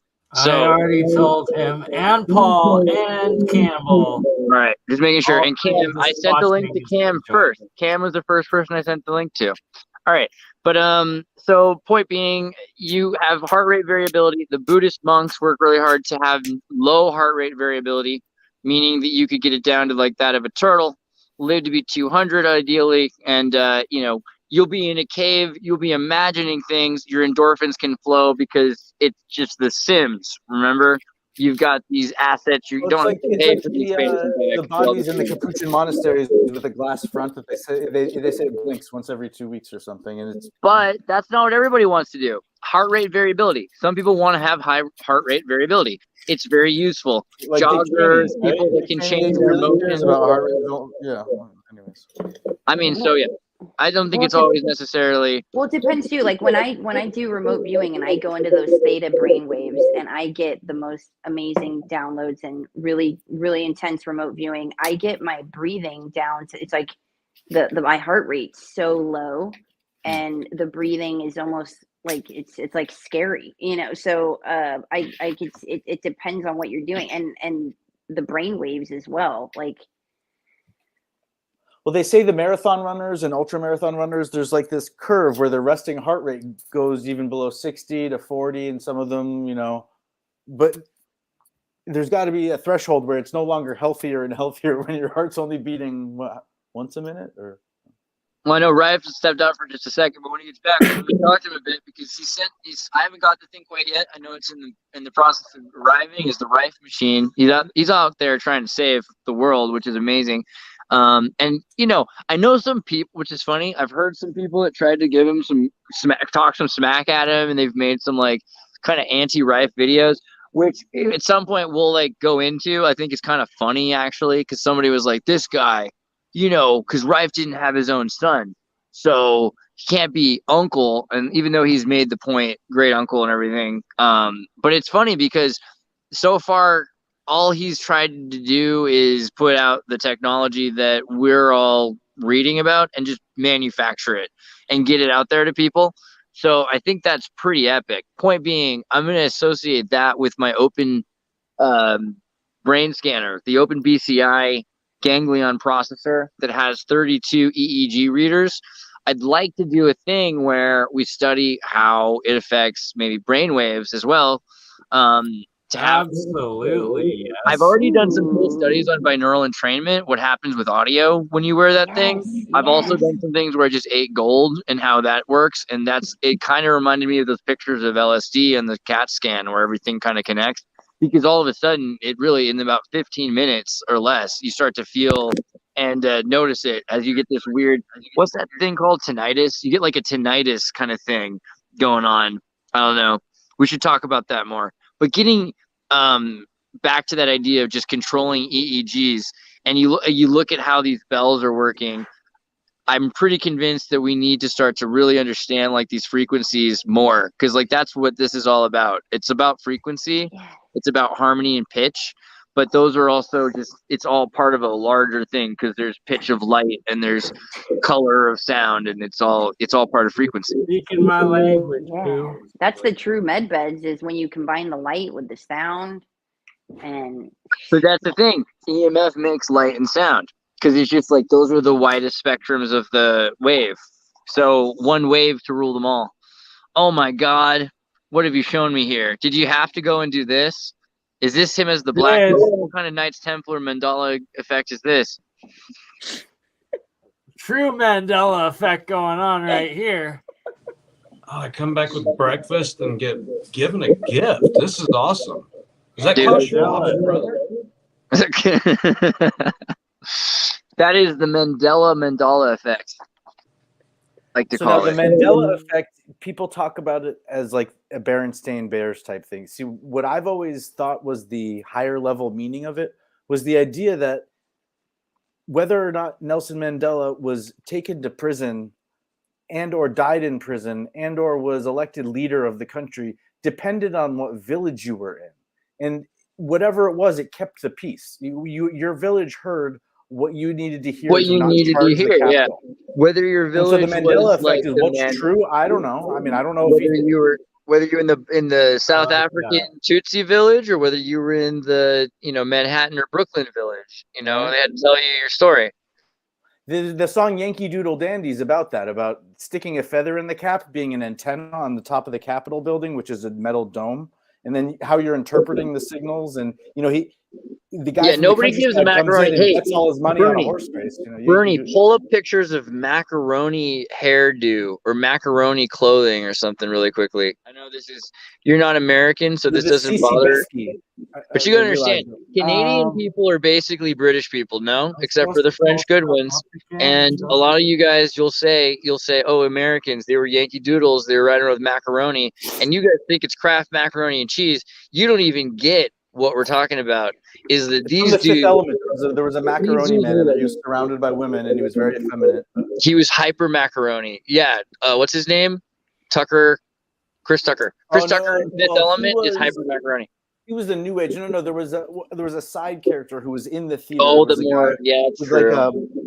Like blonde hair and white makeup. But I would argue that Tucker was No, this isn't it. No. Type in macaroni, English macaroni, or 18th century macaroni. Yeah, click on one of those like subgenre links right there. Now, how do you know? Like last one, 18th century macaroni. That's it. Macaroni is look at this guy's hair. Look at this guy's hair. Look at people with macaroni hair. It looks like a Kanye West music video from 2009. It's symbology. There's a secret there. Dude, zoom in. Computer. Zoom in on that big old dude's head. Go back a couple pictures. There was a really nice one a couple pictures ago. That one there, I think, with the they red. have these kiosks with a mirror and what look like makeup accoutrement, but it also looks a lot like an early. Dude, look at his head. Pull that, zoom that. Oh my God, it's the best picture I've ever seen. Macaroni language is like a Yiddish so there's the guy that could listen to what was coming in off the wire and interpret the signal. No Find image source. They don't even. You got to use DuckDuckGo. DuckDuckGo is the only way. I know. I'm on my new computer. I haven't set up the. That's totally cool. I understand. DuckDuckGo on it yet. So, I need to fix that. Andreas, the concept of you can see a couple down there. Macaroni in the name of macaroni implies that it comes from a machine. like macaroni, right? Oh, that's cool. So So that I was means thinking it was because of the place macaroni, which okay, is that may also. also be, but it's like I think it's the same thing. I think did you we might have?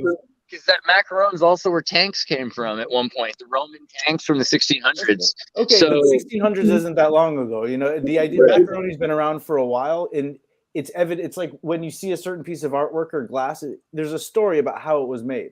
It's like we didn't have complex machines and gears 5,000 years. So yes, we did, because look, they had macaroni. The only way to make macaroni is with a machine that has gears. I'm gonna start wearing macaroni all the time. Like honestly, like the two things I want to wear, I got already the Japanese clothing and I've got the Egyptian clothing. But what I need is the macaroni. And then there's macrame in Marco Mani, the people who guard the borderlines. What do you like? What could you need to wear ever besides macaroni? You know what I mean? I don't even. That's it. That's like then you're done for life. It's like Prince, but with bigger hair, and that would have been it. Prince would have been literally 6 feet tall. It's like the drama teacher who was very flamboyant, and everyone assumes that they don't enjoy the company of women, but that's no, that's the thing. Yeah, so the macaroons were boulevardiers. The boulevardiers are the young gentry, and I'd like to consider myself as a teenager. I used to have a screensaver that would just play words on the screen, and one day I read boulevardiers, like holy macaroni. That's what I am. I'm a boulevardier. It's a guy who frequents the boulevards, they're the young, well-dressed. You know, and it's like they like to party and like they're kind of like a scenester. It was the hipster of the 1600s. And then there's the dandies. And dandies, they tried to continue the boulevardier thing. They tried to bring on the macaroni thing, but they brought it to a place that got too soft. You know what I mean? That's where the romance movement took it to goth and he emo. stuck a feather in his hat and called it macaroni. I was talking about that earlier with the fashion in France and the extinct birds, right? That's why. That's the thing. So the extinct bird, and I think that's the more important aspect here because the feather recommend. What feather was it? Was it? There's a legend of lark tongue or parrot tongue pie. And dragons in general, especially if they can grow and shrink. I don't know if you saw Guardians of the Galaxy. Dax gets inside of one of these giant beasts, and he's got these knives, and he can't claw his way out. Like the tissue of one of these beasts, the amphibians, like the only thing that might be edible is the tongue. You know? But it gets turned into a story about the vomitorium. So. I can't wait till I get a lengua taco back in Santa Cruz. Thanks for reminding me about that. I think the thing about macaroni, though, yeah, like the feather in his hat, it depends a lot, but I think it was supposed to be a peacock feather. And so that's interesting because it connects, you know, people don't think about that.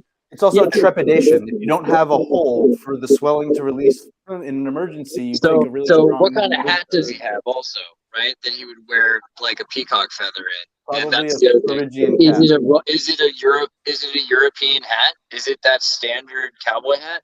Where does the hide hat come from? And where does the turban come from? And what's the difference in wrap hats? And like if you start to look at like the evolution of wrap hats into the sewn wrap hats, right? And you start to see the difference. An alarm just went off on my phone. We have to talk about something scandalous to create more jobs, because if we do it every 15 minutes, the NSA and the FBI and the CIA calling in. Oh dear, is this some Mockingbird media? So they're not subjected to Hoover didn't wear pants because his family was Scottish. Orange, you know? Well, in that case, here you go, CIA. Let's look at the Kremlin. Here we are worshiping Russia. No, come on, look at it though. Be jealous. Be jealous. Look what they got. Look what they used to have. Like, look at how built that is and old, and then they're like digging up. Those are actually origami. Those domes, like you see on the Kremlin. If in an emergency, you could flee the capital if you get surrounded by, and all your supplies run out. That's actually a balloon that inflates and lifts off the top, right? Dude, so the show I was watching, what was the one where they burn people? Okay, so Sweet Tooth. One of the things that they do after COVID. Oh yeah, Sweet Tooth. That show's nuts. I've been freaking trying. I'm just screaming it at the top of my lungs like I just became a Mormon. I'm like, have you heard of the word of Sweet Tooth? Please watch it. but it's that good. And so in it, they'll burn people. creepy. Spoiler alert! That have gotten the sick. They call it the sick. So when you die, they sing that song. Should old acquaintance be forgot and never brought to mind? You know, so it's that old sing lang thing, which is interesting because like all of these. So Sherry brought up sing a song of sixpence. Sing a song of sixpence. All of these really terrifying songs that are from the 1600s or 1500s. Although I don't know, she's saying it's listed in the Rude Folk Song Index number 13191. I thought that the Sing a Song of Sixpence goes back even older than that, but God, what do I know? Look at the bricks down here, and then like, wow, and here it's like, and here. Oh, sorry. We've done a lot of cannonballs. There's a lot of talk of bells and old bells and large castings, but and this is just a quick aside. The idea of candelabras as well, and the gas burning candelabras being part of the escape mechanism from your castle is you would take the candelabras off and you would hook them Nobody up kayaks. I like to kayak. One time I won a kayak from the Boy Scouts through Big Five as a child. Which game was I talking about? Can you expand, or does someone remember? Because I don't know. I talk a lot. Something about the Boy Scouts expanding what?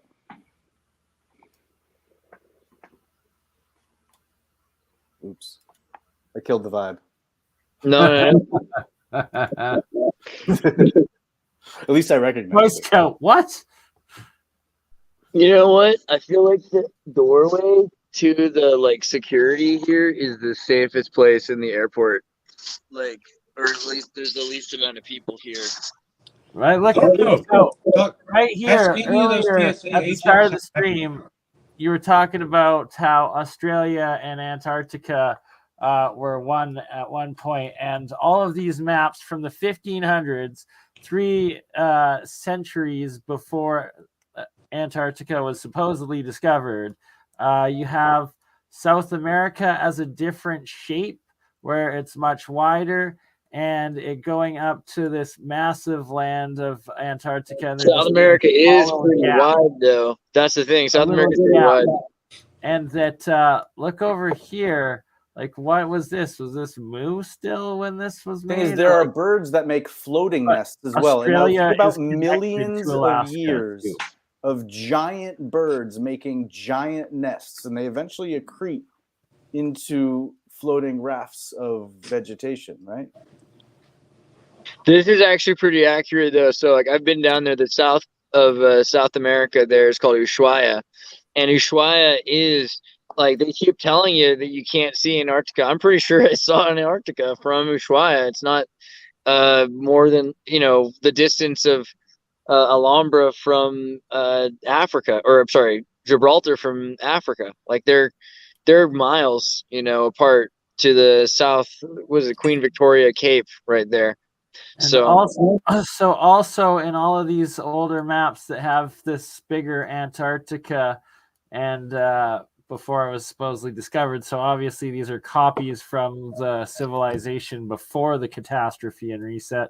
They also have the 4 islands at the North Pole that supposedly goes into the hollow center or something. More lands regardless somehow. All of the old ones show. Panson, if let's hit the devil's kettle is an innuendo for gambling in Las Vegas, I'd be down, except that I have to fly out of here in like 2 hours and I'm still charging my phone, and it is what it is. I'm in the airport, but I got to make a Vegas trip. I've wondered if, they talk about an opening at the top of Earth. Like Admiral Byrd, didn't they talk about that? Right. Like if the moon is the same size as that, if that's how, just you think the moon is the reflection of the hole? You're saying, or if it was in there and it came out. Oh yeah, if it's reflecting. Oh, that's a good idea. Bernie, do you mind pulling up the slide I just shared as well? Or if it's shot out of it, or if I So this is the CO2 distribution in our atmosphere. Okay. Now, what I heard is that on Mars, one of the poles is made up of CO2 and methane ice, and the other one's made up of water. Now, what do you see in the picture that you're looking at? I see no. It's either we're emitting a lot of CO2 up north, or one of our poles also used to have a lot of CO2 ice, and it's now melted in off-gassing up there, but not down there. Just an interesting thing to notice. Or it's settling. Right, guys. And it's if that's true, I don't know at what point it becomes toxic. But, so also on Mars, I remember when I was like in post-secondary, I was taking some astronomy classes, and right at that time, these like new images of Mars came, and it showed what was definitely a volcano with a plume smoking. And I like went in and I was like, "Teacher, look at this." And she's like, "That's impossible." I'm like, "But look, there's a volcano there." And like, I got kicked out of class for showing that, yes, the system is not what they claim and what she had been teaching for 30 years. So she got pissed off and couldn't accept something that was like in the current events. It's fast. That was her job as a government employee, was to force you to accept the narrative or else, and showed everyone else in the class, make an example of anyone who's thinks outside of the box, or brings new information to the table for consideration, and ridicule them. Right. So BurnEye got ejected from class. He literally took one for the entire team. Dude, it happens a lot. They didn't like it when I brought up Leif Erikson. That was a problem. Talking about, I had to do a report on Malcolm X in 5th grade, and I came in and started talking about like the Book of Jacobin and like the history of Louis Farrakhan, and they're just like, no, you got to stop right now. I'm like, well, you can't do a report on Malcolm X without. And they're like, no, well, then just stop. I'm like, okay, you got to give me an A though. So, well, touch on the moon really quick. Something interesting is that we have never seen even the smallest degree of a turn of the moon. We have only seen one side of it at all times. So if we're in a gravitational pull, and the newly defined as gravitational waves, and it's spinning around the Earth, why is it stationary and it's not on a rotating axis at all? Because it seems like planets and moons, they also have polars. Yeah, it's interesting that Venus goes backwards. Uranus goes this way backwards, but Venus goes different than all the other ones, than all the other planets. Right, and there could be some like that whole idea of there being two suns and there being a Nibiru, and that makes, like, they say that the moon was created by Patrick Stewart. This, of course, and this is the Patrick Stewart narrated Scholastic Magazine Science Book Fair answer, but that Theia crashes into. Do the picture though, which has that Megan police officer holding. I'm leaving you with it to pull up some Xirtus stuff. I'm going out for a smoke quickly. I'll be back in 5 God, don't leave me with that picture. Jeez. Well, hold on. I'd like to. I was the one that pulled that up, and there's some interesting public and artistic commentary. All right. It's worth reflecting on. Yeah, no. Did you watch the Society where they just like watch the occult elite people all inside of them? Is anyone else familiar with this statue? I think Andreas. Yeah. This is the John Podesta statue from Dahmer. No. Sorry, this is the MLK hug. Let's get the international opinion here first before we delve too far. It looks somebody shoving his head up another dude's ass. Please don't tell me it's what am I looking at? So what this is? So does everybody know the story of how Martin Luther King died? The FBI shot him? What do you want? I think it was a gunshot to the head. So like kind of getting his head blown off. Right? Okay. And so it's like if it on does Veterans look like Day, someone's someone head hands you a piece exploding. of paper as a newscaster and it says some awfully suggestive, subversive thing. It's like you might just choose to not read it or choose to say something else that is respectful. And yes, there are all types of interesting connotations I see with a little hand reaching out from the top, or who knows? Yeah, like it looks like someone's head's exploding and they got their hands over their head, kind of. I hear you there. And I just haven't heard anyone else. Oh yeah, so Andreas, your reaction to it was perfect on Krigler's show. You went eyes of a child. It was like, right. Sometimes get an impartial opinion, or because it's easy to make a dick joke out of anything. You know, you just add an in bed at the end, or it's like it's a form of pareidolia, right? The same way we see. Right. Actually, dick is the last thing I see in this. I see a lot of more horrible things than that. But like, you know, the third one, you see, it looks like he's covering his head, like he's about to explode. The other ones look like two people pulling apart somebody from like their rectal orifice. The other one looks like someone exploding. Now you can I can see the phallus, but I can see it linked to the photo though. But even the phallus doesn't look like a phallus. It looks like a demonic slug, you know, like this giant evil satanic slug from the Necronomicon. More than it looks like a half phallus, half turd. Yeah, exactly. It's more like it looks like the turd from South Park that won the biggest turd award. Was it? That's right. How long did it take to sculpt a piece of crap? From U2. Bono. I keep trying to say. At least it looks like a statue of Bono. Now, will it turn green like the Statue of Liberty? That's what I want to know. Oh, is this what the Statue of Liberty originally looked like? But I mean, if it's real bronze, they probably have it coated with something. A heavier copper.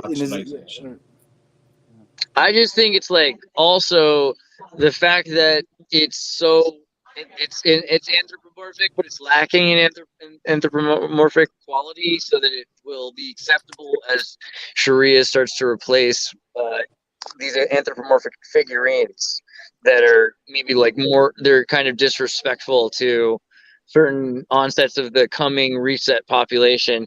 And, you know, in general, they're going to have different kinds of people that need, I mean, maybe in the future, Martin Luther King will be remembered as this redhead guy who was in a wheelchair. Who knows what they're going to tell the story of, you know? And this statue might represent like the time that he hugged his mom. So this, from a casting standpoint too, it looks like maybe they did weld it and then finish it again. And because I saw it assembled at first, and there was just this piece, and I thought that was the whole statue. And what I thought was, what a shame! How cool would it be if they made a full-size statue of MLK that was the size of his arm? It's MLK and his missus, isn't it? It's MLK embracing his wife. Right. It's supposed to be the embrace between his wife and him from some historic moment around. His hands are kind of holding him up. But it just seems weird because, you know, again, it's come up over and over again that he was a rapist that was caught by the FBI. At least allegedly, they've got all the paperwork on it. And you can look at Guardian articles, Telegram articles, all kinds of up and up will tell you they found him not only underage girls, but also he watched a priest. And when you help someone give birth and things don't go well, it could be seen as a form of sexual assault. And then there's funds available. No, I mean, like, you got these. He might have been guilty of thousands and thousands and thousands of assaults. They would go to these teenage girls who are at these southern churches, and they'd bring them back to their hotels. And the FBI recorded it all. Wasn't it? It was MLK. It was MLK that they sent the proof to his girlfriend, didn't they? But they owned him because also they watched him and not stop a minister from molesting, raping an underage girl in front of him. Like he was involved with some crazy stuff. And meanwhile, you had Malcolm X, who was this amazing, reverent, devout Muslim who took care of his family and his community, and the FBI just desperately wanted to be like him. They were like converted to Islam over trying to figure out how to be more like the same way they talked about witches in Salem to talking about abortions. Do you see how it's possible that there's a layer of information that's granted? There is some stories that Malcolm X, before his prison days, was a male call prostitute. I'm not saying that's true, but I've heard. I believe in the C-section. I've heard that he was exploited by rich white men in the 40s. Who knows what's true, though, right? I'll refer back to the fact that so far, absolutely every single person that they've pushed forward in history or in current day turns out to be an absolute, like, despicable person, and they're not who they're put forward as heroes, and they're the opposite of heroes. So I think MLK, everybody needs to reconsider why MLK has been put on this pedestal. Just like go right back to Plato. You know, Plato was a communist, wasn't he? I saw a 5-year-old toddler on a little TikTok clip today when I was scanning through YouTube or one of these shorts, and mommy was asking daughter, so what'd you learn about in school today? And she said, Martin Luther King. And mom kind of made fun of the mispronunciation. It was, okay, but what did Martin Luther King do? He died for our sins. What? I mean, is that not true? But I wonder why there's never. But is that not true, though? Is that what you said, Richie? Say again. Did you say Plato was a communist? Is that what you said?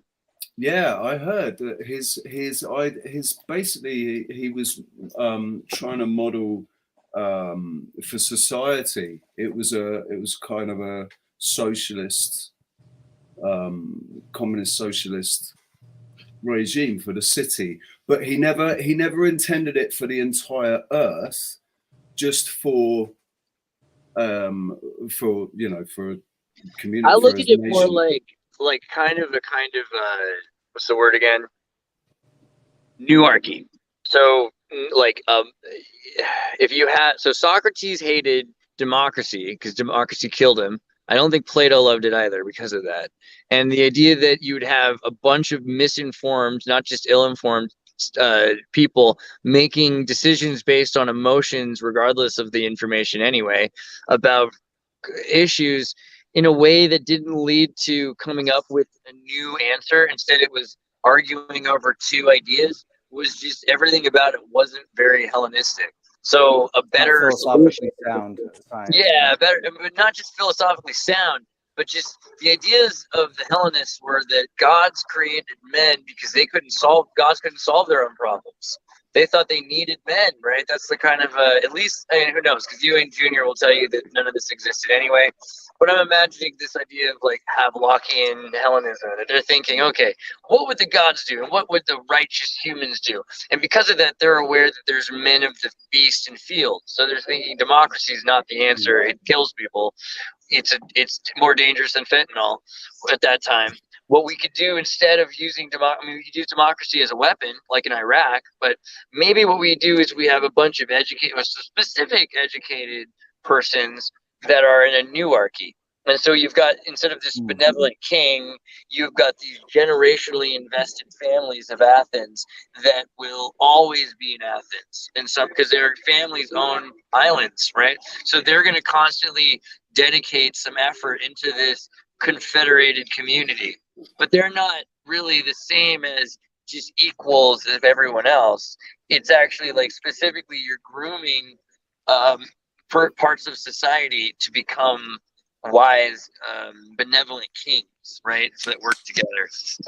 Maybe that's also what I almost hear an echo of an ontological argument about the existence of God and the idea that we can conceive of a perfect being that would be able to make decisions and never err and do so in a way that benefited everybody and didn't or minimized is proof that God does exist. Otherwise, we wouldn't be able to perceive of the infinite of divinity that is. That's a big part of it too. Is that some people would. When it comes to so there's erring on the side of assuming though that there are people in control that are competent, and it reminds me of there's a movie called "Is the Man Who Is Tall Happy?" and I think it's illustrated by. In a style, a lot of it's by hand, almost like in a sketch-like way. It might be a Chomsky book. I'll look that up. But is the man who is tall happy? The idea is a lot of CEOs and people that are in charge are tall and handsome. But is there a correlation between being tall and handsome and exceptionally intelligent? Not necessarily. No, a lot of klutz. I don't know. I think there's definitely a correlation. I just watched a guy without just smiling and getting your way. Make this sign. Because he was too tall, and you know what I mean? I don't think that made him stand out as smarter. But before that, I thought he was cool because he was tall. So I think people will look at tall people and think, oh yeah, that guy should be a leader. But then I've seen a lot of really tall baggers in Silicon Valley. So I don't know if that really means anything. Andreas is one of only 5 remaining clones of Napoleon that we have been able to keep track of. So, oh wait, sorry, we weren't going to say that on this broadcast. No, I'm supposed. It's the Corsican, is what we say. He's just hacked Google Images and face mapped his likeness like 50% onto all the images, so to fool all of us, you know.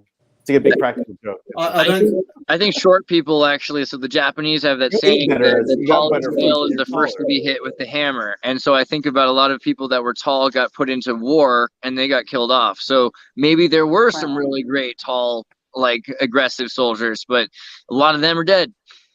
I don't think there's a necessarily correlation between aesthetic looks and intelligence, but I'm 6'3" and I like to think that I'm quite smart. I think people are more trusting of like somebody they're sexually magnetically drawn to, or hypnotized and more persuaded by one, more influenced.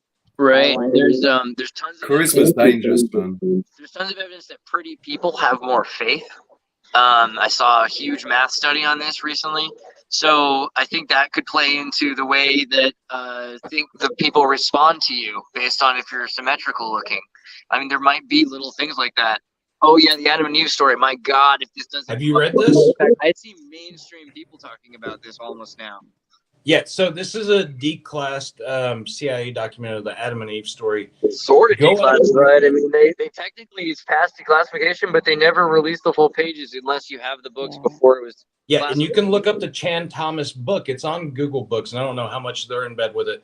But if you read through all this, the ending is like just a crazy ending. I don't want to spoil it for anybody. I suggest as people go and read it. No, man, the end is nigh. I think you might as well. So like, we could talk about the resets and the last resets, and we just talked about the Twilight Zone episode about Adam and Eve. Go for it. Spoil it for us, Matt. Okay, so basically at the end, go to the last couple of pages. Chapter 1. Yeah, so it goes through all. Yeah, it goes through all these different stories, but basically at the end, it comes together and it goes through like Hindu religion, Muslim religion, Christianity, and it says what it really is. All of them are right. That we just keep on doing like this same cycle over and over, and they reset it. Well, absolutely. Who we were talking about at the beginning earlier about somebody's 86-year cycle. Who brought that up? I think Matt, Richie, you were talking about somebody talking about the reset. The 138-year Phoenix cycle. And as Ye would say, wait, right? Who's they? No, sorry. So it's Chan Thomas that wrote this book. It's called Adam and Eve. I was quoting another pop culture thing that was. But declassified and sanitized. Richie, sanitized for approved release. Chan, you were talking about this. This is what you were talking about, Chan Thomas? Richie? Sorry. We're the 134-year cycle. Was that you were talking about this thing, the Adam and Eve, Chan Thomas? Okay. No. Wasn't talking about this, but this. I mean, this does. It's similar. What was the name of the guy? Chan Thomas is the writer of this, or of the thing you're talking about? Chan Thomas is the writer of this. What's the writer of the thing you're talking about, Richie? He's talking about. It's a theory from Archaics. Jason Bashir's Archaics. Jason Bashir's right. It's his theory. Yeah. Yeah, I mean, so I feel like there's a lot to tie this in, though. When we look at the archaeology, and continually we've got a flood reset that seems to be a smaller one, not necessarily this giant one per se, and population changes. So, I mean, it's exactly all listed here, and I love the way this is done because chapter 1 is the next, and then the final chapter before conclusion is Genesis. So it kind of gives you the idea that Genesis is this repetitive process. This is what Jason was doing. And after Genesis comes Exodus, so you could infer that the conclusion is out of Genesis. And I don't know. There's a lot to this book. I always wondered about other books that he tried to write, if he's got any more pseudonyms and it put out any more information similar to this after it was classified. Jason just recently did a stream introducing a guy from Iraq who is quite well versed in the Quran, and so he's been reading the Quran, which is told from 3 or 4 different perspectives. The same story told from 3 or 4 different perspectives, and he was talking about how Genesis the Genesis story is the beginning. It's the beginning of it's reset story basically, because go on. That's what this book goes into. That's what he's saying, is that the way it's laid out is that the 14th chapter is Genesis, as in saying it's going through all these stories, all the cataclysms and everything, and then it just starts all over. And that goes into what you were saying. It's the same in the Quran as well. At the end of the Quran, they say, basically this is all going to be wrapped up and started again. There's a constant. It's a cycle. What if you were entering a golden age, though, and they're trying everything to prevent and make you think it wasn't, like the exact opposite of it? I love that, Julie. I love your positivity always with it. I feel the same way. You still have the idea. I mean, it's the same, though, because the Tom will talk about this. I got to get Sabri on. I'm sorry. I can never get him on because it's always the wrong hour. But or trying to prevent a certain amount of people from experiencing that. Like, people are going to ascend and unlock things. This reincarnation thing, right? So your gut fauna is becoming self-aware. Your gut fauna is meditating. Like it's not just you or me; it's all of us, and we're all just this array of quantum computation that's happening simultaneously in a holographic system that feels super dense. So you guys, in the terms of the metamorphosis of consciousness, as Chardin talked about, we got to get into Chardin. Everyone always Darwin. Teilhard Chardin talked about the new sphere as the primordial soup that allows for the primordial wave that allows for geosphere, biosphere, and then again new sphere. But new sphere is the beginning again. So it starts with consciousness. Consciousness socializes. It becomes atomic. Atoms socialize to produce hierarchy. Hierarchy is a form of worship. Worship is producing a worthy gift, which is alchemy, which is evolution, which is worship. Right? Evolution is. It's like the Smashing Pumpkins line: emptiness is loneliness, loneliness is cleanliness, cleanliness is godliness, so God is empty just like me. Right. And a bunch of people start talking about the Andreas just went from the weird guy listening to a weird podcast, and now everyone realizes he's on it. No, I don't know. It is what it is. But you think about the mega point, because people keep saying, "What's the point? What's the point? What's the omega point?" And I've heard of mega point more and more, but I don't think people know what it means because they don't read Chardin. But if you've read Phenomenon of Man, or actually there's a new translation of it, because the French version is like Le Humain Phenomenon or whatever, which is like the human phenomenon. And so there's a good new translation of that. But there's also The Future of Man, The Divine Milieu, and I think he even has an Omega Point thesis book. The Omega Point comes up in all of them as this idea that the alpha and the omega occur outside of our existence, but they are inside of the Omega Point. So all things from the beginning already exists in the omega point. Omega is kind of the nickname for it being like a final metamorphosis of all that is possible. So that is God. God has already achieved or transcended or transformed, transmutated, experienced, made choices, whatever, all those things. But it's past that. And so that is the mathematical definition of the omega point. And then from there starts beginning. And so the beginning is all of the what if and therefore and because and what if not happening simultaneously. And from there you've got different yugas, because the yugas are our own evolution of consciousness as we're going from noosphere into geosphere into biosphere. And biosphere is the alchemical process. And that is also at odds with SSI, because SSI is working the other direction. Andreas, have you seen this logo? I'm so proud of you. I'm so proud. The thing is, I somehow a Russian guy showed me this. Somehow this did not make it into your or my meme sphere, did it? No, I mean we did. I had a bunch of. I made a thing like this. Actually, I'll show you. Really, I did with the base people. I was quarantined from it though. I was quarantined. Yeah, I made a few of them, but I felt bad posting them because it looked too close to German stuff. I don't have a fake account on Black Twitter, whatever that is. But I've got. Is that a thing? I hear that's like a thing. It's like if you don't subscribe to Truth Social, you might not hear anything that the actual president is doing. I mean, the former president is. I mean, the thing is, Yay 24, like that logo. But then you see below it the Raelian logo, and so he's clearly been pretty interested in symbolism. There was a thing I saw recently about Balenciaga that was interesting too. That was like not about gifts, but had to do with the Spanish Inquisition. But I don't have that data right now. So there's already people printing these. If it is faked, then they have like It's on Sen Prince. SEN. This is pretty clever, huh? TB12. His number was 12, and that's Tom Brady's logo. It's like the Hillary thing. It's like T2. What is the thing you're saying, Matt? The same thing? Yeah, so they're already selling these. Where's my camera? Well, anyway, even if they are fake. Here we go. Oh, yeah. Yeah, so even if they are fake, there's already people printing these. I wonder what would happen if we went to Dolly and we asked them to create a Yay 24 logo, if it looks something like that. What if we're misinterpreting it all, and it's all a matter of, is it fiesta time or siesta time? Are we partying and moving about, or are we hunkered down and building our communities? And it's whether we see that sun symbol, the four spokes and the crooked cross, and we don't really notice, or my eye at least isn't trained to notice which direction it's oriented or whether it's on its corner or not. And I'm sure that does or did mean something at some point, and it was a way to it used to be declare part the of age that we were in, or I don't know. Yeah, it used to be part of a religion. That's what Ye actually tweeted out. It was a religious symbol.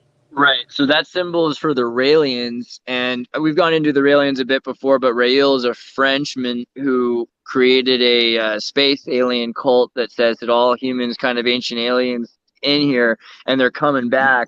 And it's very connected in a lot of ways to some other ancient aliens cults, like the Unarius cult. It's similar to Scientology in some ways. It's very different, but also the thing it's most known for is Clonade, and Clonade is they created the first human clone, they say, Eve, which lives in Israel and is probably 20-something at this point. So now, I was listening to Krigler make a joke about how someone wasn't white and they were a Jew or something, and Ye made a comment that, dark people are. So if Jesus was black, if that was kind of the new age, like more, if he was Aramaic, technically he could probably look like Haile Selassie. He was probably like Ethiopian or something. Or like, I like the idea of he's looking like Superfly, like straight black hair. But go ahead. But how far we've come, where there are people that know lots of Jews in culture, and the concept of an Arab Jew. I have a friend who looks Arab, and we assume that's Muslim or something, or because we other things. I like the recent one that Jesus was Bigfoot. He must have been covered in fur like Chewbacca, just like his mother. Which, if you saw the Harry Mary stuff, I mean, I was going to say Harry Mary. Well, somebody pull up Harry Mary pictures. This is what, like, the Indian goddess, or like the multi-headed goddess with the tongue sticking out. As Jim Carrey said, it's the ever-laughing tongue. It's not the all-seeing eye. And like that's what you would do to cultures that were warring. It's like the black Jews are warring with the white Christians, and then all of a sudden you make a group of white Jews and black Christians, and then eventually they're all looking at each other going, wait. A lot of people are like, Jesus probably looked Arab because they think he was in a certain place. But the irony of Jesus being in Turkey changed a lot of things. So who knows what he looked like? I'm not saying he looked like Leonardo DiCaprio, but he could easily have looked like Chewbacca as much as Leonardo DiCaprio or Haile Selassie or Chris Tucker. I mean, he could have looked like a lot of things at this point, to be perfectly honest. I've always kind of thought he was black because I grew up in California, and I just kind of figured that was like the thing that made the most sense. It's said that he went home. He traveled through Japan, though, and as part of his kind of off from that. No, so but there were Arabs in Japan. Ewing Jr. We've done videos talking about how much Arabic influence there is in Korea and Japan.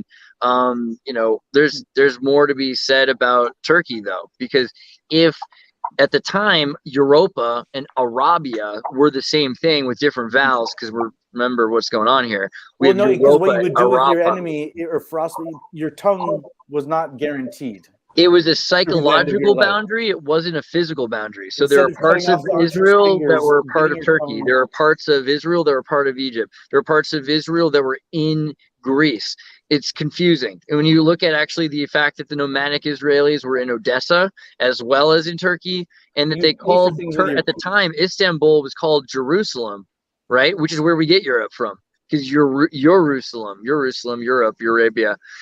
So the fact that these were all kind of a convoluted idea and a mess, and that how far is Arabia? Well, Arabia was all the way to the Spanish west coast into Portugal. So I mean, it's the idea, and in Holland, I therefore, like the idea that it all funneled through Sparta, where the women were the landholders and the gold holders, and the men would go to war and die, and they would have 7, 8 husbands, and anytime 2 of them were at home, they'd probably kill each other, and oh, the the women would wives. just I thought you meant the eventually find a dudes. way to I don't know. eliminate That's weird. all the soldiers by creating these villas that were wealthy, where there were naked women everywhere, and somehow Right, but then magnetic that's also force where that- "get thee to a nunnery" in Shakespeare. "Get thee to a nunnery." It's because It's a nunnery was a future's colloquialism for a peanut, that's what I prostitute's heard. house, because they were putting women into these places that eventually became religious Vestal Virgin huts. And this continued on into Western Europe. The Western European Christians eventually said, "Hey, this is the pseudo-historian decrees. You're not allowed to have kids, and that way we can own the church." And they took over all of those communities that they built up after they isolated people, after blocking the roads to each other, after a Black Plague quarantine. They ended the globalism. I mean, even a bad case of lice or like scabies, you'd shut down the borders, or at least if there was a train that crossed your border, you'd be responsible for shaving everybody's hair and body hair if you were going to let them enter your country, right? That if there was an outbreak of that sort. Right? Dude, that's like a free waxing or something. I would cross borders like every but week. if you come from a culture where you're not supposed to be nude in front of other people, yeah, but at the time, again, we think of it weirdly because slaves had rights, and then slave masters had responsibilities. Serfs were just supposed to deal with what the Layans told them. The Layans had to pay taxes that they stole from the serfs to the lords. The lords would interact with each other via tariff system with the highway robber barons. The highway robber barons eventually became the highway robbers, and highway robbery that started to happen. But it used to be tariff systems, so it was all part of the infrastructure from going from one place to another that they removed. I mean, it used to be as simple as you had a book, we'll copy your book and you can continue on. I thought all of that came from actually the Catholic Church, because I was reading something where they used to charge money for sins. And I think for like 12 cents, you could commit all the sins and you just buy your way out of it. Yeah, you buy forgiveness, basically. I don't know if that's the same thing, but it is an important one that the Catholic Church was in, like the Holy Roman Empire had circumvented the state and figured out a way of committing crusades against Protestants. Because they're like, okay, well, we'll just forgive you if you have to take out your neighbor's town because they're a bunch of bogomils and they don't believe in Paulatian Christianity. They're a whole weird entire villages. Muslims were basically Gnostic Christians back then, and they just used to trace back all the childhood contacts for all the candidates for the upper office in order to make sure they weren't compromised, which oftentimes took interrogating in unorthodox ways anyone they've ever had contact with. And it's like, again, another bug that someone might put into the code of your society to just sit back over the course of 1,000 years and have some stories to write about. But maybe it's actually just once every 134 or something, because it does kind of feel like, when you look back and realize how new Germany is, you look at it and that was something that came up with me recently. Nationalism. People associate nationalism with this like right-wing conservative ideology, but nationalism is pretty well associated that way through fascism. And that's not real. That's mainly through Nazism. And that was not an old country. They just created Germany. It was a brand new idea to them, right? So they were really like I heard if the FBI gets a hunting license progressivists for the CIA or vice versa, America loses. That was like in a political science class that took a guy. But like, for instance, Canadian nationalism is a really peculiar art because you have to have 5, 6 different nations that all live together. And that is the thing. It's state-sponsored nationalism, which is a whole new thing because it used to be that nations were migratory. And now you've got this Weberian definition of the legitimate source of violence. And so you put your sport into that. And you're like, well, these people, they give us healthcare and hockey and take care of us. It doesn't matter that we speak different languages. It's a whole new kind of nationalism, right? Except not, because that's Noahide. That's what they used to have in Turkey. That's what they used to have. So we talked about Columbus Day. Columbus Day in 539 BC was the day that Cyrus took over Babylon, and he freed the slaves and the Jews, and he created the first human rights declaration. So we've been celebrating Columbus Day really since then, and it's always been part of our culture. October 12th. 5 hours deep. You guys are gonna have to come up with the next 19 minutes of content before I get ready for my flight. No, I'm waiting on you to keep on kicking off. I'm learning a lot about history here and geography. So, dude, geography is the weirdest one to me, man, because everywhere you've ever seen changed. That's why we got to get 13th Monkey on the call. I sent him the link, but he's busy. But I wanted him to go through Starport for him. Computer processor here, right? My God, really? I thought we were that's not a microchip. That's Palestine. That's I thought you were looking Beijing. at. It's Beijing. Okay. This is the holy city, I think. Right. Yeah. So if you City. look up the towns that are in Israel, like the different temples, they're laid out just like the AI computer chip, kind of like this. Yeah, they're all these macro. Almost like architects build scale models of things at the small scale to build big scale, but the other way around. Right. Matt, you've seen Kufic, right? You know about the Kufic Arabic script? Bernie, show him really quickly just a picture of Kufic Arabic so that he knows what it looks like, just for context. Yes. After this, you can show him this first, but I just so he knows, because I know I've talked about it a million times, but only in the last couple months it really becomes super relevant to what we're working on. How do I spell it again? Kufic. Kufic. You might have seen my new T-shirt actually says Xirtus and God in Kufic. And it's pretty gnarly because it's a black and white QR code basically, and it works as a QR code. Yeah. Doesn't this look like a there you go. Pull that up right there. This is what old Arabic used to look like before it got to Spain and Iran made it more pretty. And you can't zoom in? Oh, there you go. Yeah. So this is kind of one example. Some of them look literally even more like QR code, but you'll find that the original Arabic was this kind of these kind of black and white right angle zigzag lines that connect to make these that says Muhammad and Ali 4 times right there. Did you see the one of Allah? It's just the square in the middle. It's got an outer border. Yeah, that's another interesting one, is that the symbol for Christ, the third cross, the tallest cross of the 3 on the hill, is also very similar. If you'll notice these crosses here, you can kind of see where I'm going. The third cross is representative, the tallest third cross is representative of Muhammad in Arabic, Kufic language.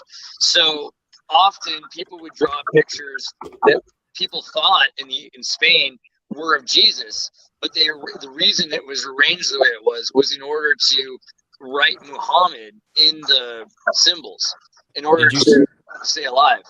Did you see can you go back for a second and look at the symbolism that's right in the middle? Oh, that's what I was just going to say as well. The negative. That's the swastika right there.